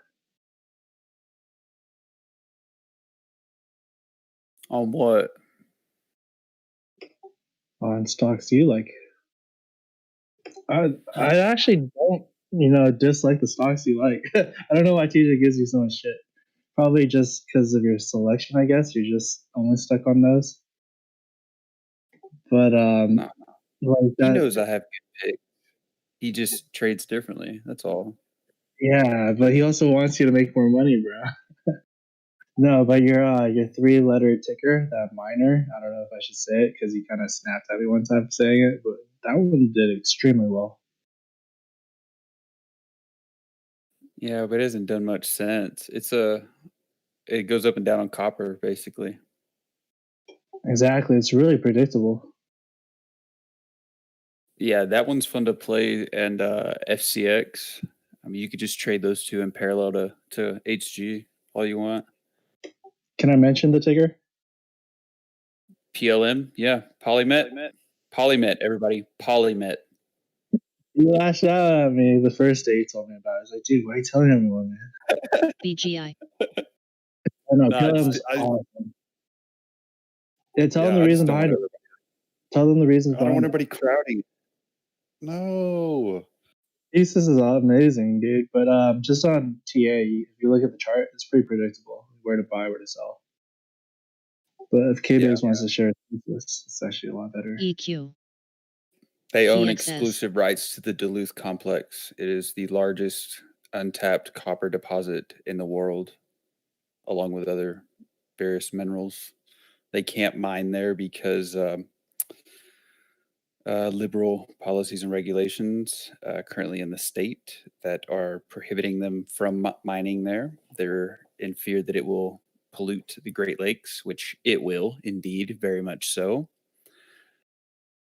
So they're working through the legal hurdles as they have been the past few years in trying to at least break ground some areas of it. But yeah, I mean, it's a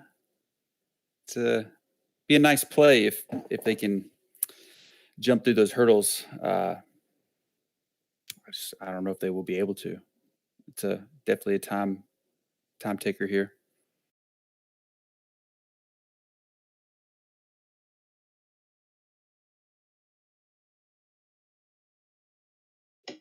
There's one other thing you told me about this ticker that I really like. With all the hype on the EV stocks, copper is in high demand. So just imagine if we can get the permits to go through. I wouldn't recommend, going heavy on this. This is definitely something we want to position size properly for. Yeah, it's definitely a speculative play, but on the mention of the copper thing, I mean, most people don't understand. There's only 6 to 7 days worth of physical copper above ground at any given time.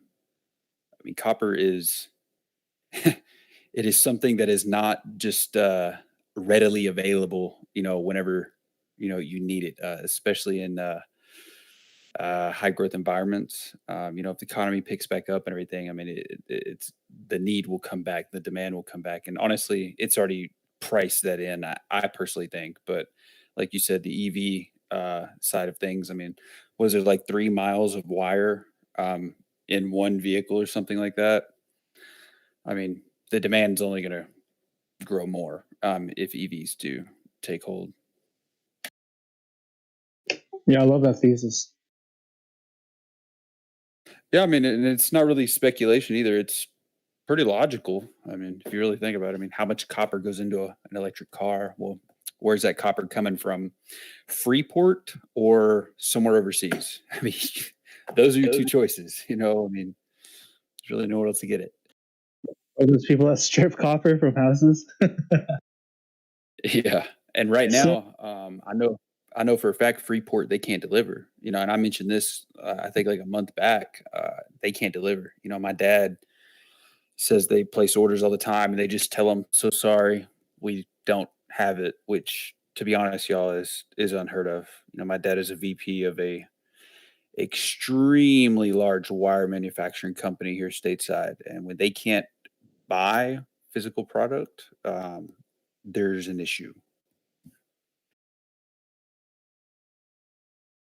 But the books aren't as garbage as what do you call that, Nax. Yeah, not at all. My Freeport goodness, dude. Knack just does offerings for days. Like those are the bad offerings. There are good offerings, and there's bad offerings. Good offerings, obviously, for future R&D research and stuff like that. Bad offerings are like Knack, where they're just trying to stay alive. Right. Yeah, I've never played Knack myself, but they're more so a gold play. Freeport and PLM or Polymet, they're almost solely copper. So we're not trying to pump PLM here, but oh Jesus Christ, MNNB. I've been playing sub 3s, dude. It's been working out real well. Yeah, totally understandable. Yeah, by no means are we trying to pump PLM. They own exclusive rights to the Duluth complex. Anybody that would Google what the hell the Duluth complex is will be probably amazed at how much copper is sitting there under the ground and not being able to be tapped. If they were ever IMMR. able to break ground on such, one can only imagine what would happen to their share price. That's it. There's really no pump there. Because you can't really pump this stock. It's either they get it or they don't. It's pretty simple. Yeah, so my play on this, if anyone's even interested, is that I keep a little bit in the back pocket because just like Knack, but Knack's a bad example. PLM's just a better Knack in my opinion right now. If it does pass permits, you can expect this thing to skyrocket. Yeah, and I think some major investor, Glencore, does that ring a bell? Does not. I think Glencore, I don't know if that's the right name, owns a fairly large stake in Polymet. Let me find it real quick.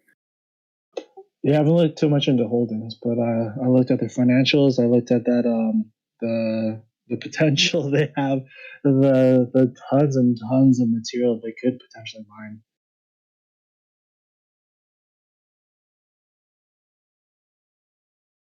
BNGO. RKT 80% institutionally owned, 36% short interest. That says a lot right there.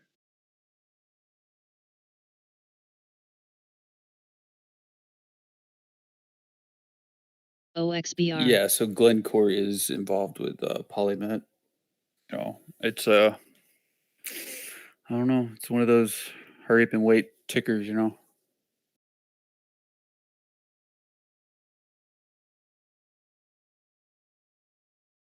I never had enough shares to actually check FinViz for RKT, but that makes sense now.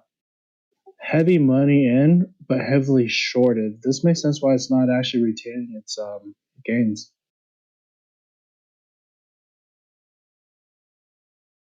Like I joke around, like RKT is at 20 flat. It literally hasn't made it to 20 flat. It's just because the short ratio is so high, and then you have institutions that are holding. You can't get a squeeze yet, so this is just what's going to happen. But if it does squeeze, institution's probably going to dump. MYT.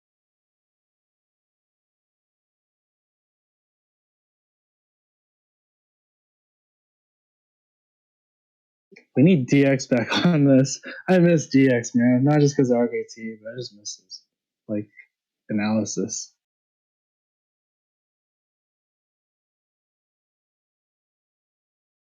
Sharky as well. I miss Sharky a lot. Sharky was a beast. I don't think DX blew up. Bruh, it never really went under 20 that much, right? And then he was even saying that he was like, "Dude, I'm gonna just dip buy it, cheaper price, right?" He never mentioned Yeah, it was a short-term play, anyways. I think people kind of just got caught in because we were just all talking about it.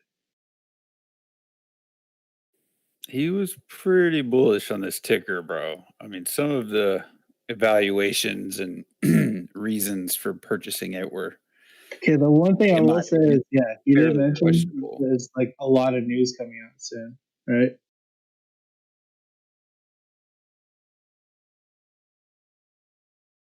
Yeah, I don't know. Just a lot of the reasoning behind his purchase was it was just fairly questionable for me in my book. But all power to anybody who profits. I mean, I'm all for it.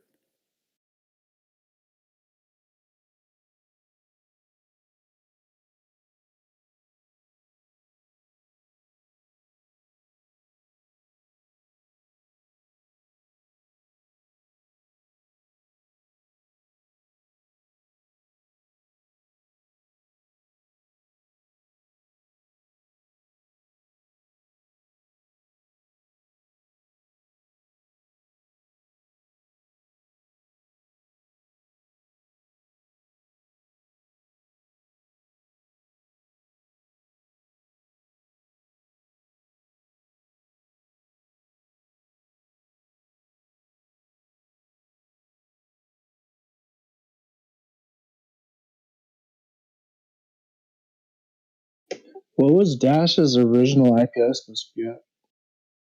Do you know, Bag Moody? Maybe $70. Ah, crap.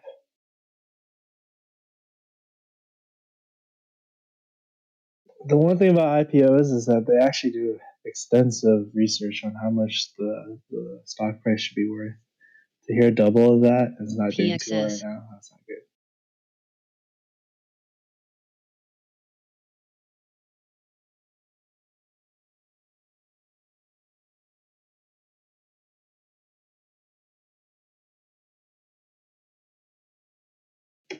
I would expect a Dash to have done better than Airbnb, especially during these times.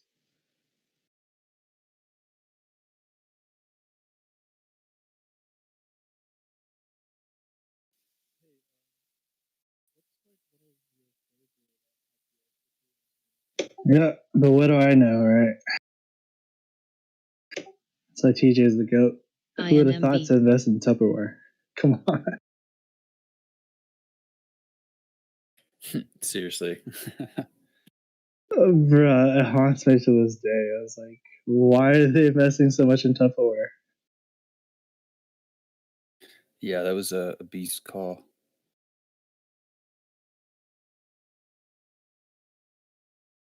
ARCT, yeah, I was shorting that one earlier. Sawyer was shorting it. He might be short still. Let me see what's that.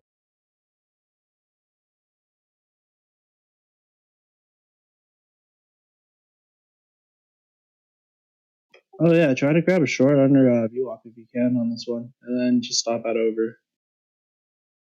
44 is a good level. I was actually trying to eye this, but I just came back.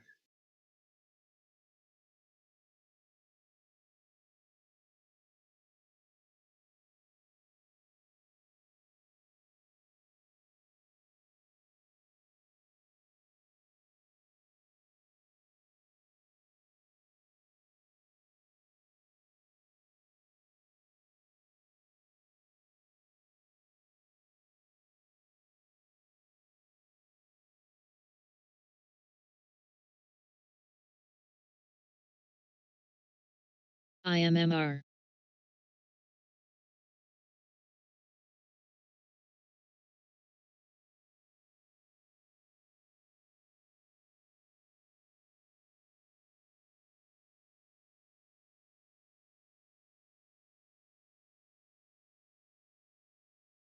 I don't know. I want to see Weight Watchers hold that 25 mark, be 24.95.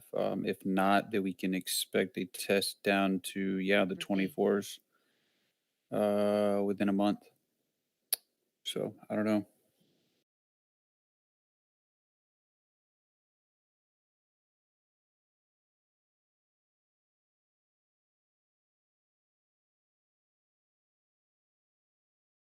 WAFU.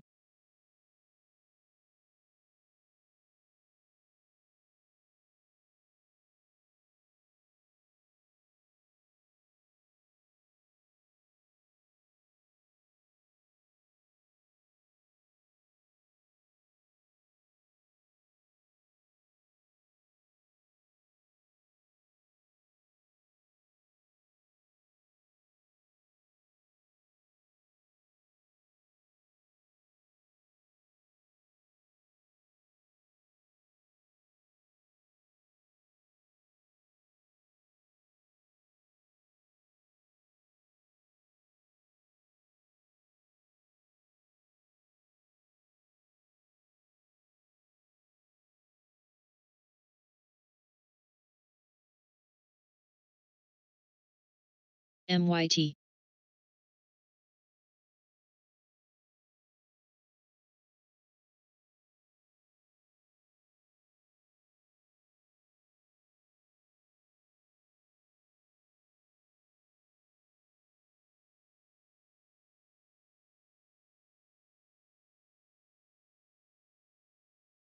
Yo, Baba could easily come back to that 245 before posing any rejection issues.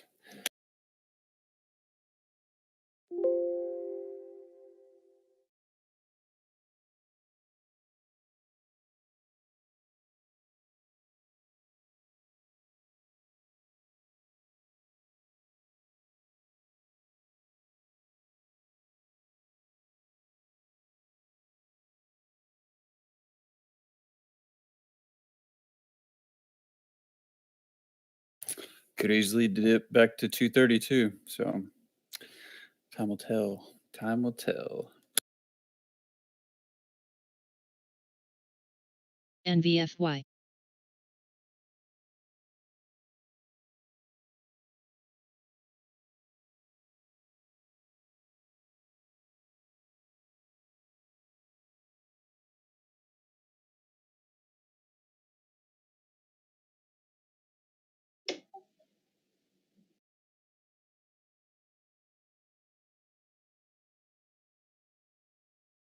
I'm glad I checked. Johnny's on voice.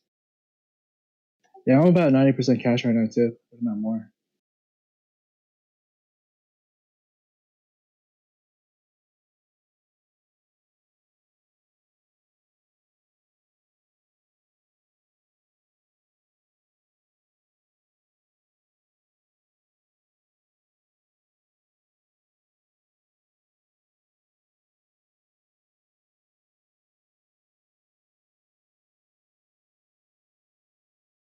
Did he say GLD breaking out of a 5-year downtrend?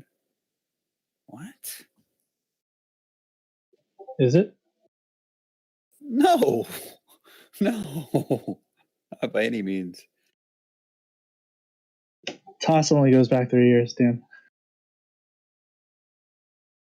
I can make mine go back as long as I want, though.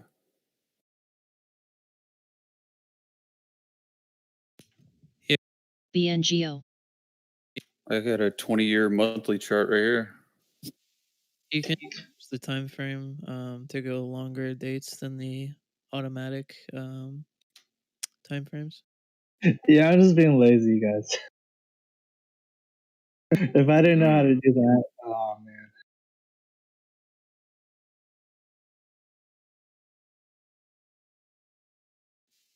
Yeah, actually, I can kind of see what he's talking about. What? I said 5-year kinda. downtrend? It's been in an uptrend for the past 5 years. He's looking farther back than 5 years, is what I'm thinking. No. I'm sorry, bro. On a downtrend for 5 months, if that's what he's talking about. Right now, it's a yeah. 4-month downtrend. Come on, yo, help me out. I'm not trying to be the dick of the day. Okay, so the downtrend I'm looking at from 2011 to 2015, I believe. Oh.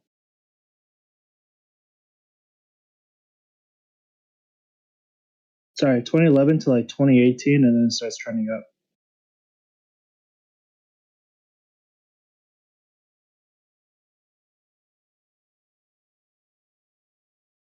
Bro, that's a commodity index. Yeah, that's not GLD. That is GLD.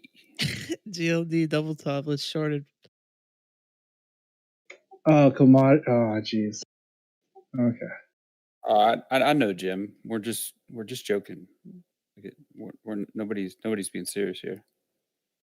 I'm super serial. Come on, bro. 10-year double top. Let's go. Come on. Who's with me? I think it's gonna chop for a year before it starts like dropping back to like 140s. Yeah. I don't have time like that to wait.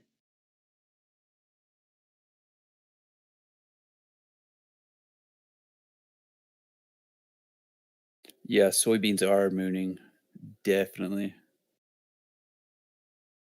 Hey, so winter water futures coming out. Does anybody know? I don't know, but you can just WAFU. long corn. That's the new type of hand sanitizer. Really? Yeah, Bitcorn. Okay. No, but they're starting to use like corn alcohol for hand sanitizer.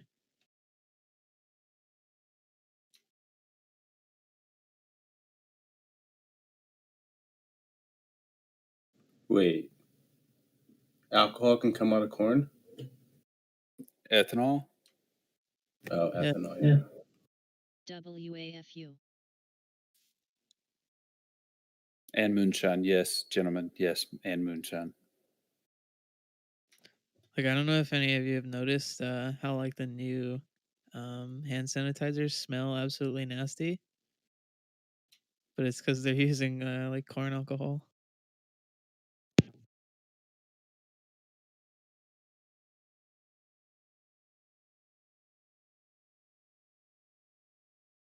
Yeah, I got a whole bunch of the old kind of hand sanitizer.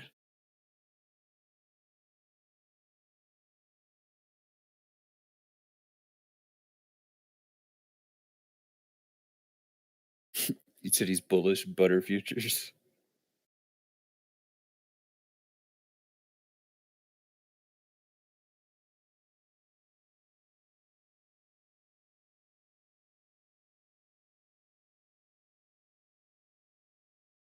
MYT.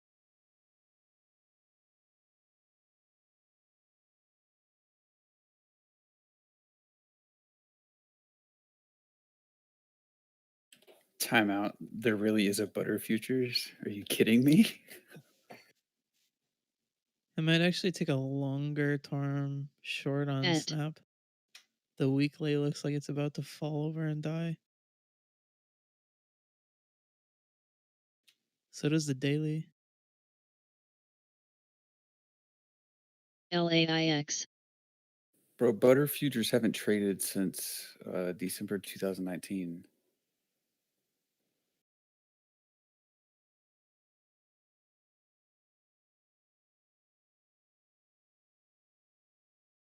Spy's pushing through 72.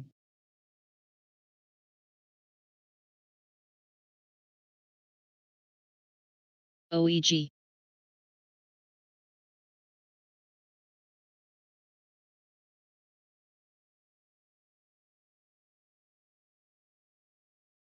Are there cheese futures? I think so. Okay, I know it's a huge currency in Italy. There's a $2 spread on the options prices on Snap puts.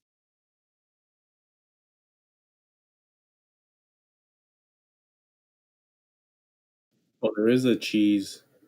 It's called CSC on Globex. Yeah, I would think there'd be a cheese future. It's worth a lot of money. What's those cheese wheels? There's a special bank just for that in Italy. They don't carry any cash, just wheels and wheels of cheese. Cheese took a tank in the last month. It's $1.16. I need a chart. That's surprising. I would have thought cheese futures would have gone up. Charcuterie has gone up since COVID by like 1,000%. Charcuterie is like what do you call it? Like deli cheese and deli meat. They're saying those sales went up 1,000% since I COVID. think it's I read that time, article yesterday. time to buy up some cheese, boys. It's like on the lows. Yeah, I don't understand those futures. I don't know. Can try reading into it a little bit. I took a short on Snap here. I'm probably gonna swing this. I guess I can see this. Hold on. The cheese futures are down probably because of restaurant demand, right? Your charcuterie is just a small like retail portion of their business.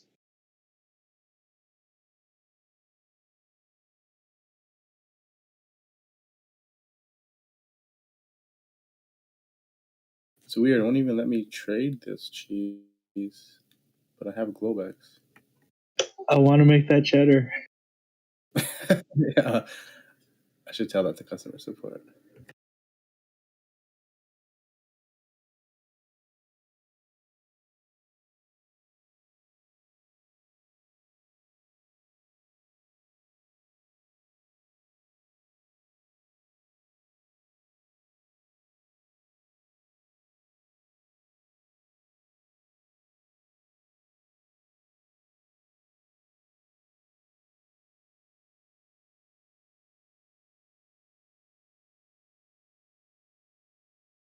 WAFU.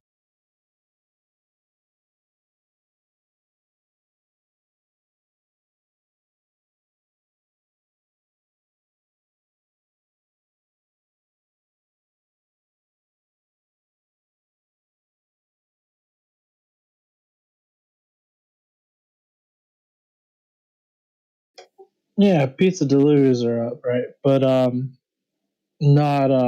not comparable to restaurants, I don't think. Imagine your what do you call that? Not potluck, but you know those places where you have fondue. Imagine how much cheese you use in just one pot of fondue per like thank you, dude. Just per table. That'll supersede like 20 pizzas.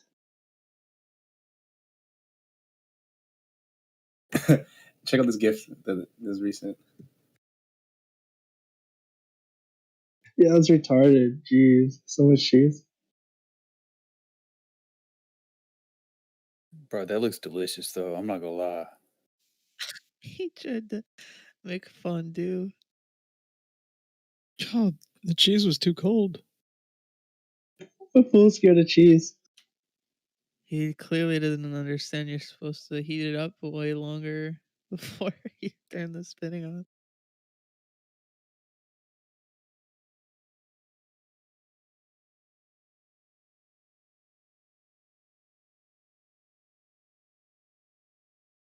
APRE.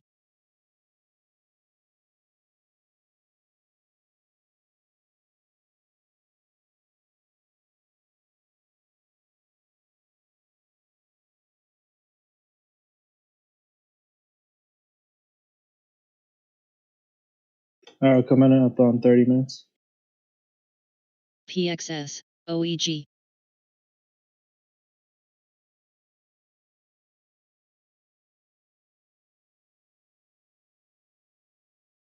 PHCF.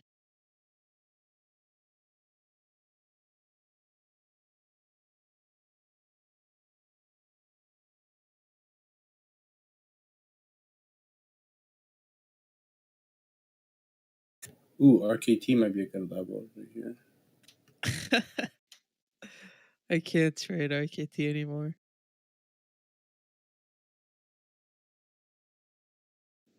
Yeah, it looks like a chop fest for the past 3 It's a months. slow snail moving chop fest. I kind of see the oscillation slowing down on the daily.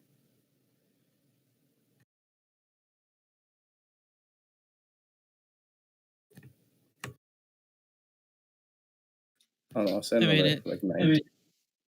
it Sorry. looks like a good long over like 1950,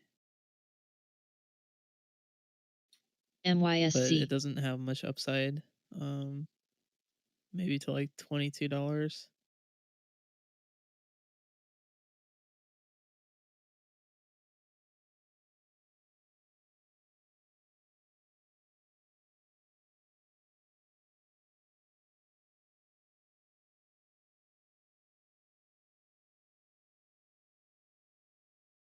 RHE. It looks a lot like the Big C chart almost. Yeah, I noticed a lot of those IPOs. They look very similar.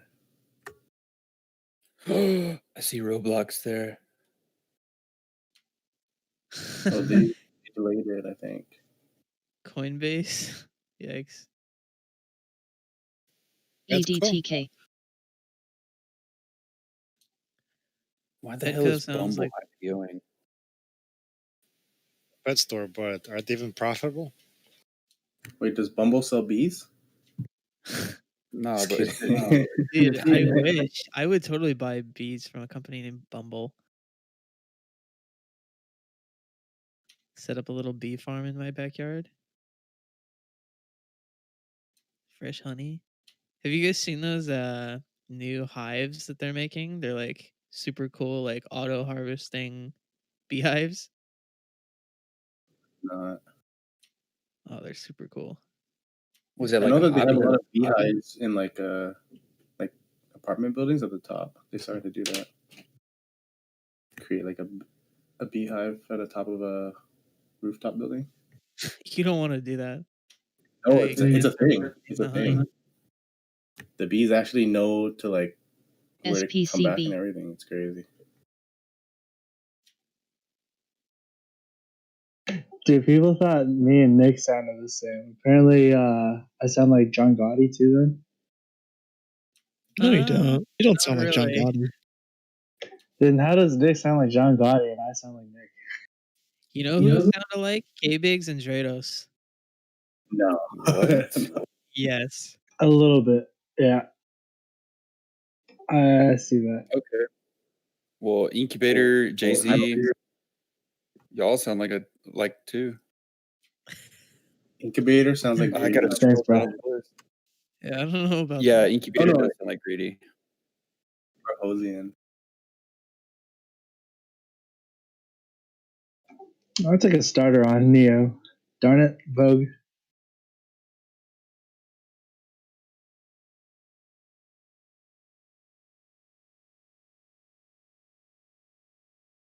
What's everybody's New Year's resolution?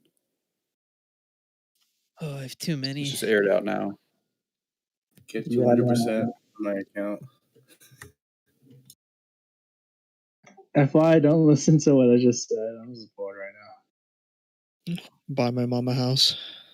All right, everybody. Well, let's name one that you probably won't follow through with. Go. Get any sort of girl to like me. Yeah, that one. That's just sad, bro. Think Don't say about, that. I might just switch to men. Right? It's easier, right? We'll support Hey, you. can you hear me? Yep. Can any of the mods remember what my New Year's resolution was supposed to be? No clue. Buy your husband a laptop. I was supposed to ban more people. Hey, I'm all for it. Apparently, I'm a little too soft. You're soft? At least you ban people. I haven't banned anybody ever. Oh gosh, you forget about it. You've never banned anybody. Is there like a don't like tally That sheet? grammar sometimes. Do you guys have like a tally sheet or something? No, we don't ban that many people. We really, if they're banned, it's because they were creating problems. Yeah, seriously, like the moderator chat, it's literally full of like a council, like, hey, was this bad enough for us to warn them? Things like that. Like, hardly anybody ever gets banned at all. Like, it's nobody's out hunting to ban anybody. She's just joking. No, it comes because somebody was saying I'm too soft. So I'm like, okay, New Year's resolution. I'm not going to be as soft. Yeah. It's a joke. Have the band hammer. Okay, I'm actually getting a little more confident on my Neo short. Just take this with caution. I don't like Neo's float. Don't do it. I'm already in. So, do you want to see this chart I'm about to post or nah? On Neo? Yeah. Yeah, post it. TRCH.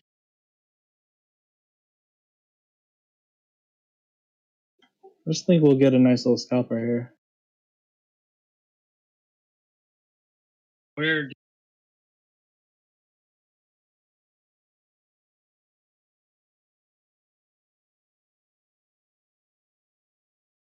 I will ask. What the hell? Okay. Hello? Hi, Jennifer. How are you doing? Hello. Hi, Jennifer. Hot mic.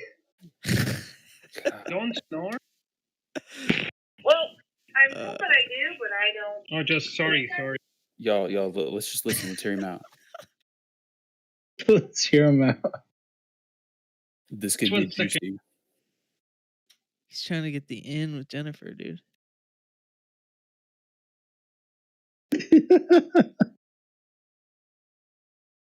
All right, check the chart up there. I posted it. Let me know what you think, bruh.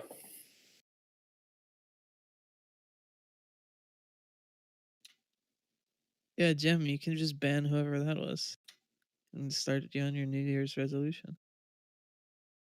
All right, thank you, Kate. I'm EMKR. just scalping it. Probably gonna get out right now. Hey, I don't want to change your trade. We all trade differently, bro. Some people like to scalp intraday. I'm not that type of guy. I already made 10 cents off this. Let's cut it right here. Ooh, Neo long? Let's go.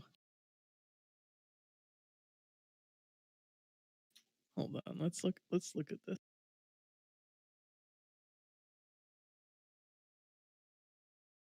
It's going to 65. I mean, if you zoom out, it looks like a big old bull pennant. I just got out of what do you call it, Neo short. Hey, don't let me change your mind, bro. I got in trouble the other day for changing people's minds on their trades. So do you, bro? No, All that's a for it. good chart. I like that chart. I don't see much juice going down the downside now, unless it actually fails. It's probably why I can't scalp for much right now. Oh my goodness, yeah, that trend line. Oof, I just drew it on my own chart. Looks beef. I agree. Yeah, there's bullish divergence on the MACD and stuff too. So good luck. And no, I just secured profits right there. You and someone else this morning, actually. Someone inadvertently said they were long, so I'm like, all right, I'll just close out my short. EQ. And then just ran right back up. I hope everybody profits whichever way you go. Well, no, I'm not gonna say it. Yeah, never mind. The volume profile is good up until like 48, to be honest. So this could run to 48 in the next day or two. Yeah, I agree. Looking at that chart, dude, my biggest mistake was I confused Neo with Nikola. Nikola is absolute garbage, dude. And Neo actually had a car that was like it had more downforce than the F1 car. Like to get your R&D to that stage is ridiculous. NVFY.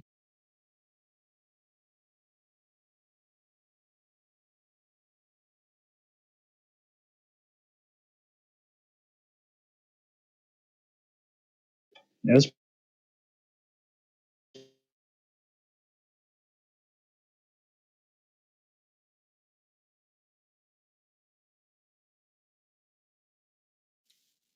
I think probably my two best plays still to this day are a short on the back end of Kodak and I shorted the back end of KNDI twice.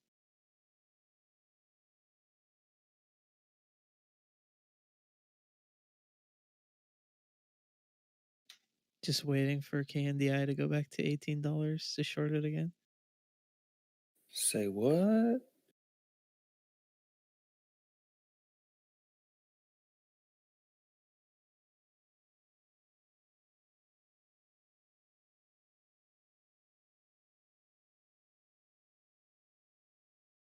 What are you reacting to, Kbigs? Oh, you know what I'm reacting to? This in the chat here. Futures always priced in. Always, always, always.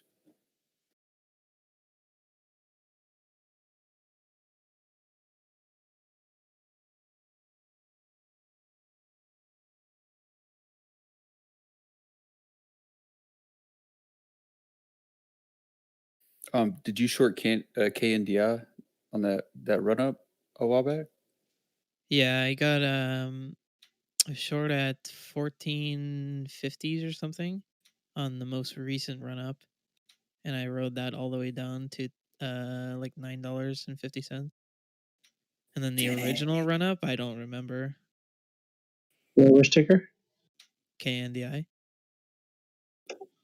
I just got kicked out of what do you call it? Or just bugged out of live trading chat. I hate when that happens.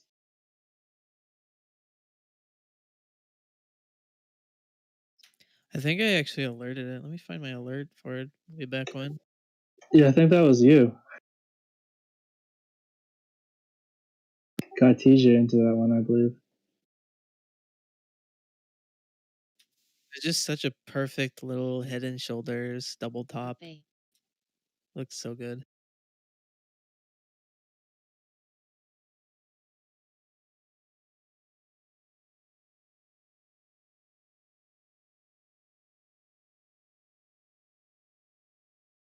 Hey, just in case anybody's confused, McConnell rejected the 2K today. He rejected the push for passing via unanimous consent. They can all still vote on it, and they will be voting on it likely tomorrow. So like the whole nobody's getting 2K thing, that's not a for sure thing yet. Like, I mean, I guess neither is everybody is getting 2K, but like they're still voting on GHSI. that in general tomorrow physically. Today was just a denial to pass it via unanimous consent.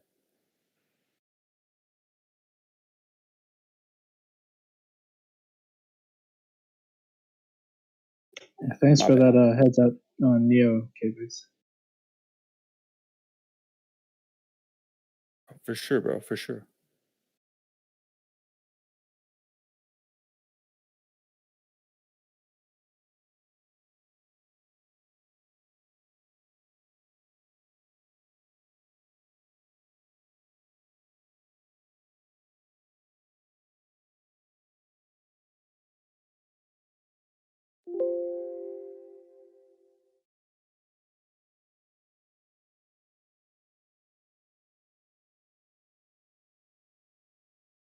Yeah, the only way that they couldn't vote on it tomorrow physically would be if MYT. Bernie Sanders is still in his little filibuster on the NDA. So I don't know. I mean, we'll just have to wait and see what happens. But him rejecting the whole vote today, like that wasn't a complete shutdown. That's just there's a total difference between unanimous consent and an actual vote itself. So Hey, Biggs, did you just say that Bernie shut down the vote? no, I said he will be doing a filibuster likely tomorrow. Sorry, I misheard.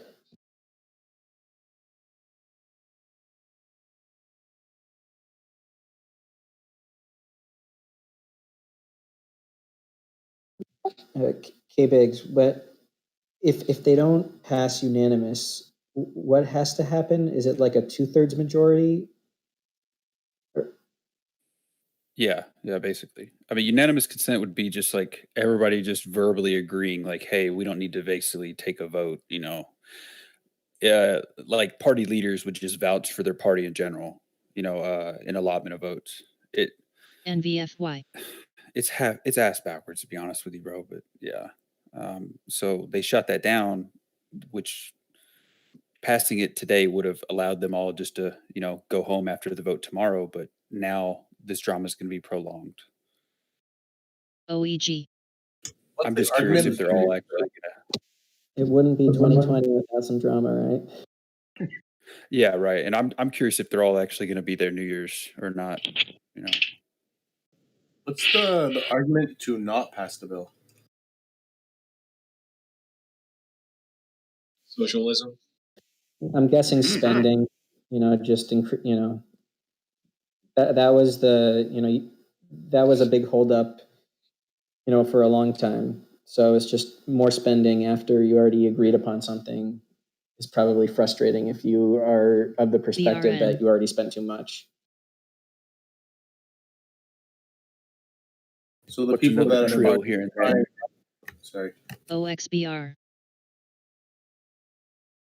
Go ahead, bro. My bad. So the people that are trying to not pass the bill, they're just trying to be responsible and not have more debt. That's it? Bro, this all boils down to the Georgia runoff right now.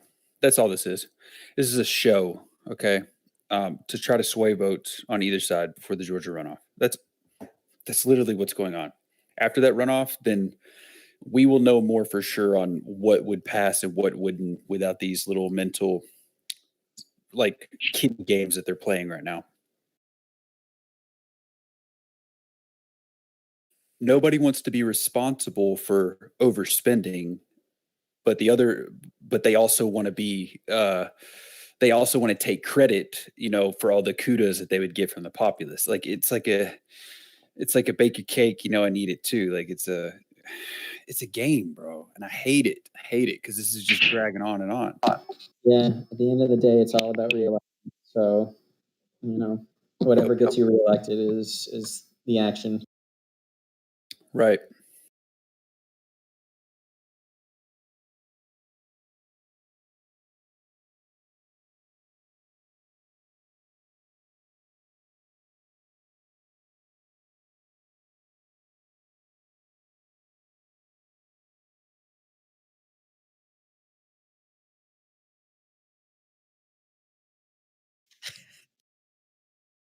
Looks like he's making a nasty cake. I would not eat it. That looks like a mess, bro.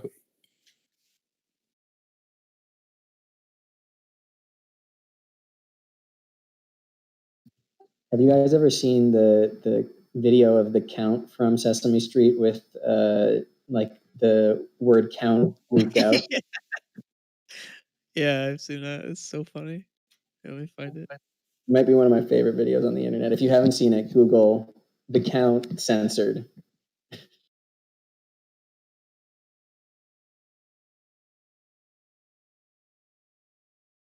I don't know if anyone caught my alert yesterday where I started shorting Apple. Gonna start picking up some longs now. TRCH. People who have money to buy the new iPhones up to the $2,000. Man, they've got a cult. Will they buy $2,000 shares worth of Apple or the iPhone? Definitely the commodity. Bro, this video is stupid.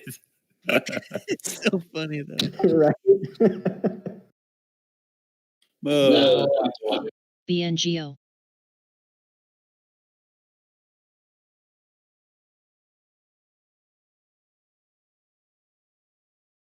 Oh no, the market closes in 10 minutes. What the hell? Where did the day go? Seriously.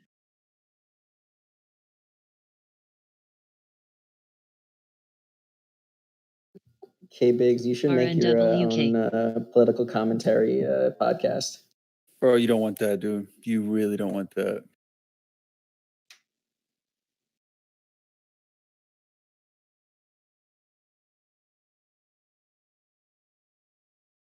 I hate politics, bro.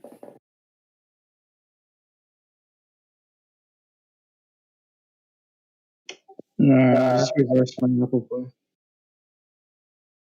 On what? Yesterday, remember when I told you I'm long and short Apple? I just covered the short. Yeah. I'm long. Times 2. No, the other one I trimmed off as well. Dude, Apple is just one big H on the day. Oh, if you look at the 1 minute chart, the huge H.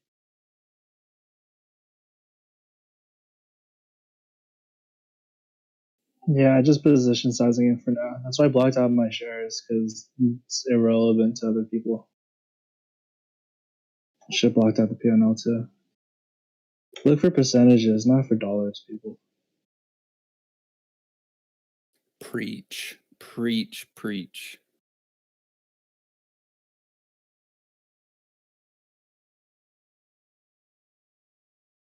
That's why I can't buy something for a couple $100 and make 40 cents out of it. That's not feasible for me. Blows my mind. Couple cents. What are you talking about, dude? Look where I took down Apple. No, I did I'm get not talking squeezed a about little that. bit though. I got squeezed a little bit at all time highs because that's when I started shorting it. So I ran into 38 and then I averaged down. But there's rationale behind that too. Just take that in with your indicators as well, right? Like what makes it deserve to be this high up? Market cap is insane after the split, right? So these $30 moves are not $30 moves anymore. They're like $90 moves compared to the pre-split. PHCF. How many shares of Apple? I'm just position sizing to Apple right now. I'm ready for this to tank to like 100, maybe more. 100? What?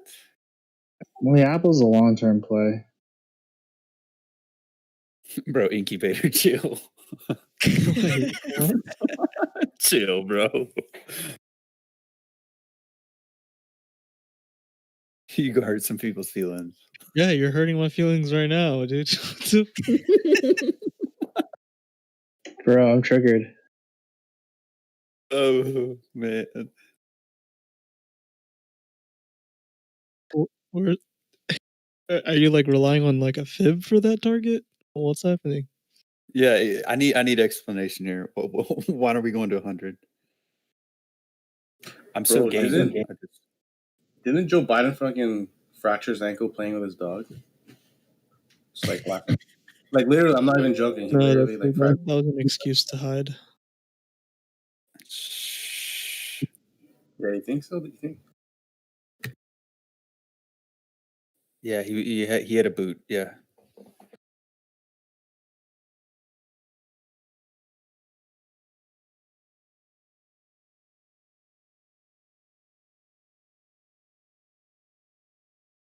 Apple, I hope it doesn't hit 100. Actually, I wouldn't mind if it hit 100. It hits 100 without bad news. I mean, it's just a better price, right? I'm about to delete this picture. Oh my goodness.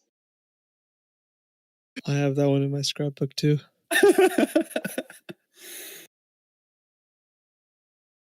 Real targets for Apple though is 132 next support, and then I'll be watching 130, and then Okay, 126. Seriously though, like I mean, you really see it coming down that far though? Like I'm being totally for real right now. Oh no, I'm just saying that's how I'm position sized for. Just never know, you know. If it hits 100 and I don't have cash, I'll just be so sad. Yeah, me too, bro. Fuck. I'm Yeah, trying to not buy sa- at 100. yeah, not saying it'll hit 100, but I mean, if like crap hits the fan, we get more bad news. Like I don't know, like election is fraud actually, or something like that. I don't know, just something crazy. Doesn't have to be political, like World War like 4 or something like that. World War 3. Sorry, World War 4. World War 3 goes on or something like that. You know, like just yeah, better to have cash on hand at all times. TCCO. That sounds like blasphemy, bro. All in tech. I All hope in. that doesn't happen. That actually, no, that's terrible. World War 3, everything just tanks. Bro, that would be a blessing. Yeah, Ryan would be doing backflips. Ryan always got puts. Always. He nails them too. It's impressive. So I'm not trying to be completely biased here, OEG. but Let's I hear it. don't exactly have very much faith in anything that Biden says about vaccinations and COVID. I mean, if you look at some of the LTBR. things he said, like 120 million people have died from COVID. He said that on national TV. It's just I don't really trust Biden tweets on COVID. He mistakenly said that, right? He wasn't That like, is. oh yeah. It's like one of those dementia moments. Yeah, he has a lot of them, and I'm not being biased either, but y'all should know, like, he's not going to be there for very long. Yeah. That is not the plan. That's what made the debate so great. I don't think that's like him saying it's fact. I think it was like one of those dementia moments. No, really. He's literally, he's like the perfect puppet, I guess. He's not gonna know what he's doing. We'll see what happens on January 6th, though. Yep, let's just let it all play out. Yeah, we just gotta wait, see what happens. RTP. That's right. I think both sides are pretty old. If you think about it, the stuff that both sides are saying. Say what? Biden's debate. Oh, I don't know, bro. That's all. This is all a show to me. I mean, and I would hope it is to y'all too. I mean, these are literally two sides to one coin. There's no different from right from left right now, It's agenda-wise. hilarious. The same. We are all going to the same place. Either side just has a different path to get there. We're we're literally going to the same end goal though, so it doesn't matter. I mean, I hate them all, and I hope to God y'all see through transparently both sides as well. But if not, then I mean, everybody has their own opinion. You know, I just hope people learn not to get so sucked into the hatred and everything. I guess because I hate seeing people this divided. I really do, but. Unless you're super rich, it's not that personal. You just gotta understand, no matter what party wins, the rich always win. Yeah, TJ. Yeah, bro. I would not vote Green Party. I mean, never mind. Why? What's called the Green Party? Oh, you just opened a can of worms. Good thing TJ's not here. He'd be stirring the pot so hard. Oh, I know. The vote really doesn't matter to begin with, so vote for whoever you want. AMBC. I just think we need a good old slate clean, moment, and God, I would hope we get there in the next 5 or 6 years. Oh, I was gonna say fist fight. That'd be live. That would be live. How'd you get Robin Hood? Say it again? Someone actually got banned. Diago or whatever actually got banned from Robin Hood? I'm guessing probably PDT. MTNB. Working with less than 25K and he's pushing that far up. Yeah, dude. Once you hit PDT the second time, they just lock you up for 90 days. LMFA. Yeah, I was watching whatever the Man or whatever, and one of his videos was like, "Yo, yeah, I trade so big they banned me from Toss and E-Trade." How do you get banned from them? All right, guys. I'll see you guys tomorrow. Have a good one, man. Have a good one, guys. Dude, I'm gonna grab some lunch. Oh, Catch we y'all closed above 370. Dude, I was down like 5% on the day when everything tanked, but I'm down 0.22% now. What carried you? I was about to dip on like every genomic stock, and there's ripped up like 15% from the bottom of today. Congrats. I'd be careful if you're long on SPY. I mean, I'm not a spy king like Ryan, but I Don't really tell him, don't bro. look how it. I don't really like how it looks right now. Don't tell him, bro. That's supposed to be our secret.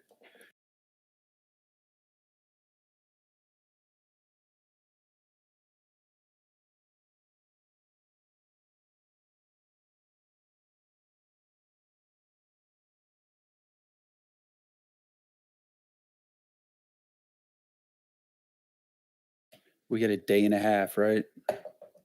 Thursday's a half day. I think it's a full day. What? Yeah.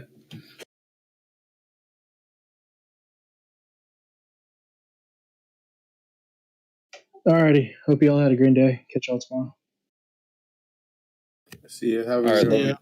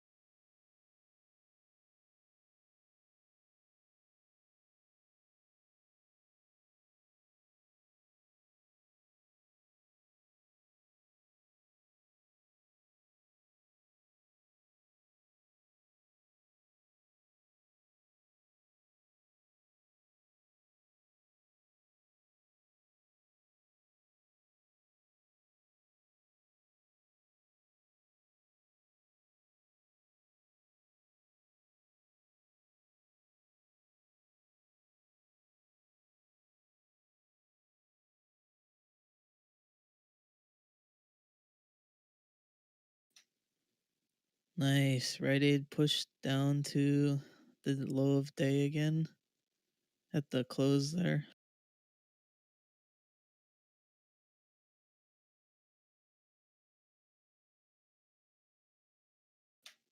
Hopefully it continues down the next couple of days.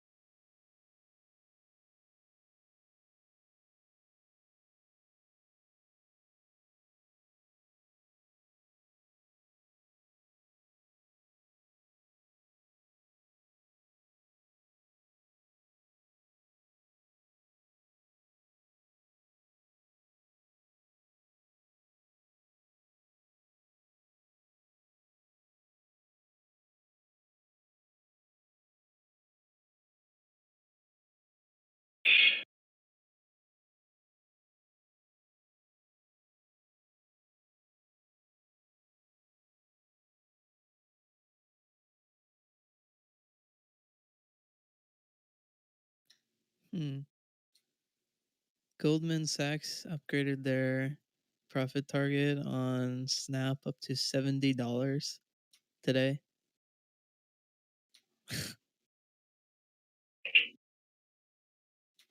Interesting.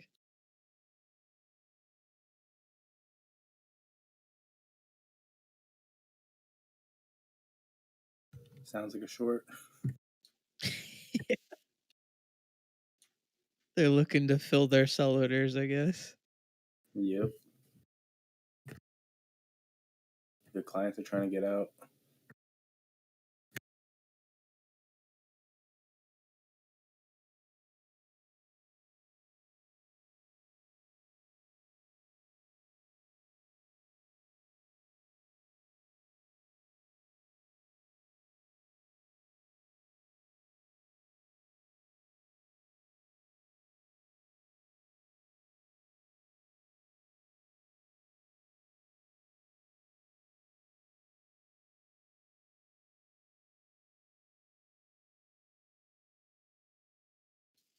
I remember when Snap could barely hold itself afloat at $15.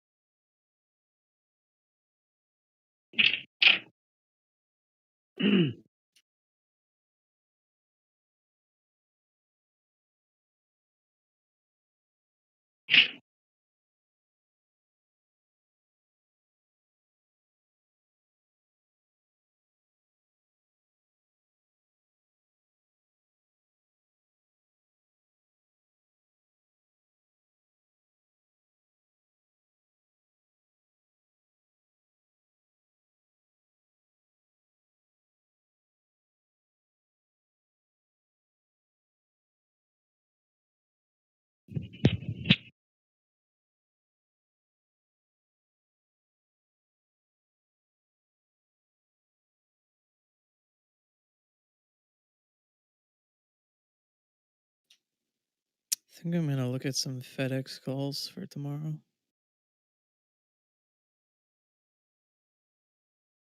Did it bounce today? Not really.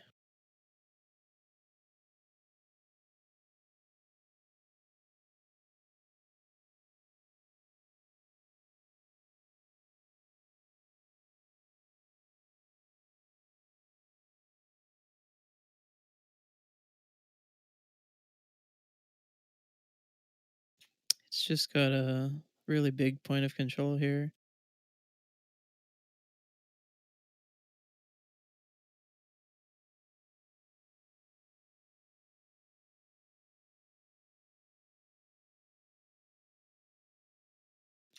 I'll post the chart.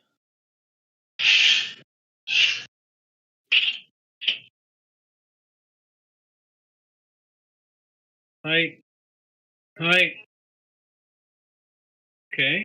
Bro, you see these big orders going through on SPY right now?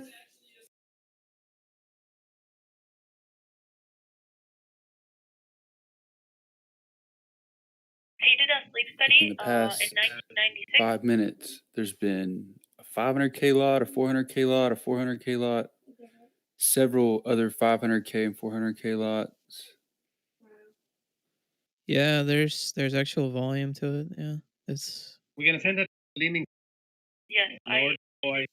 Yeah, I had a Adam. hot mic. I was talking to people. Adam and hit your mic, dude. But anyway.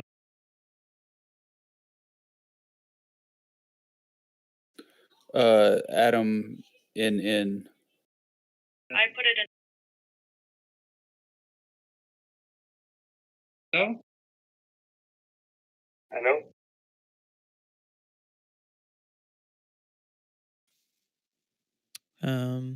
Can you mute him? I can't. Jem can. She has executive powers. I'm only have chat mod powers. Okay.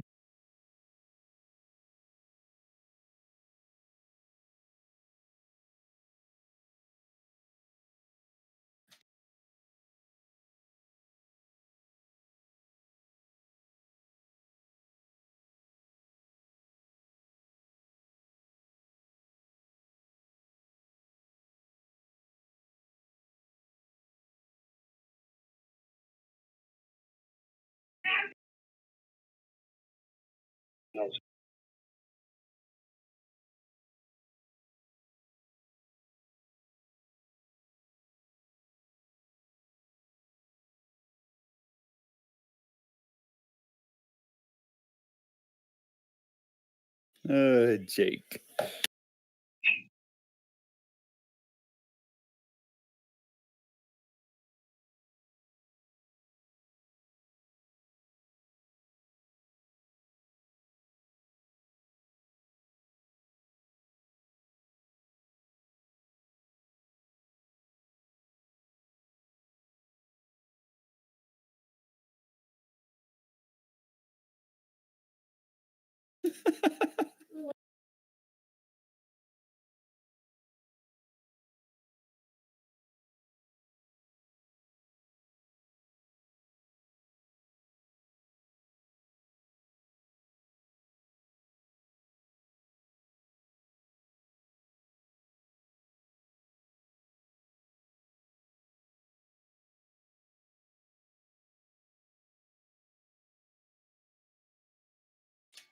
Okay, back to my FedEx chart that I was drawing.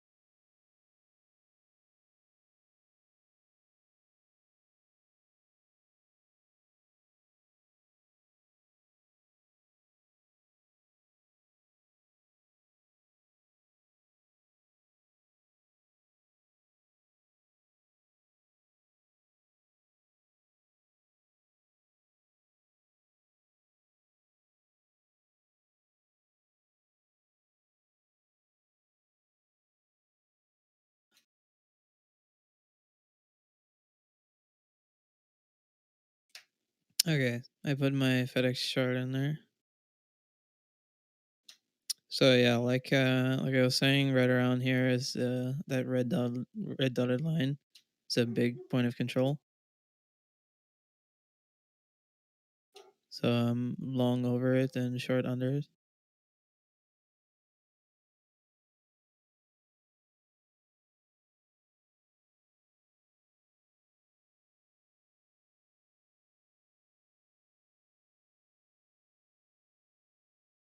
I like that, bro. I like it a lot.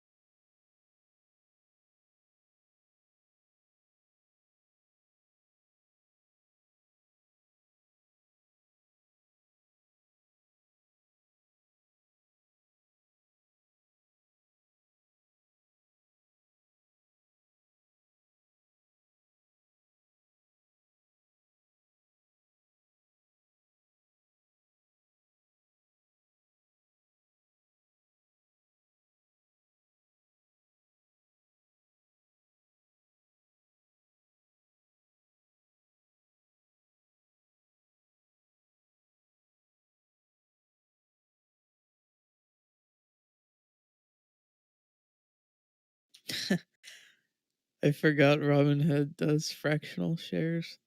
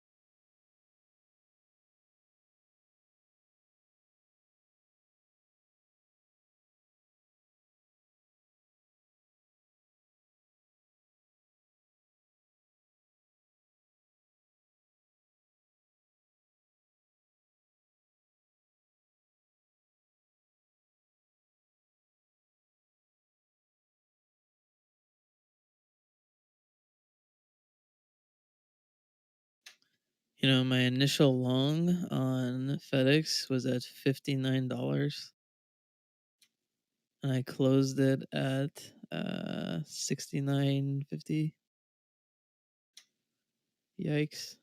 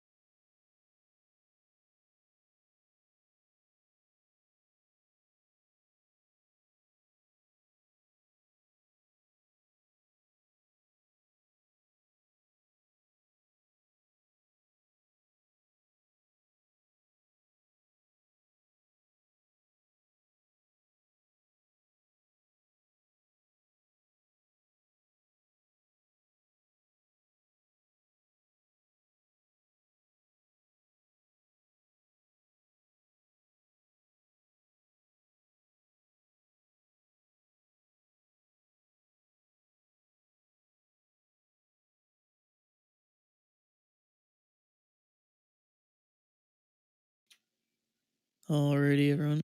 I will see you tomorrow. All right, bro. Have a good afternoon. You too. See ya.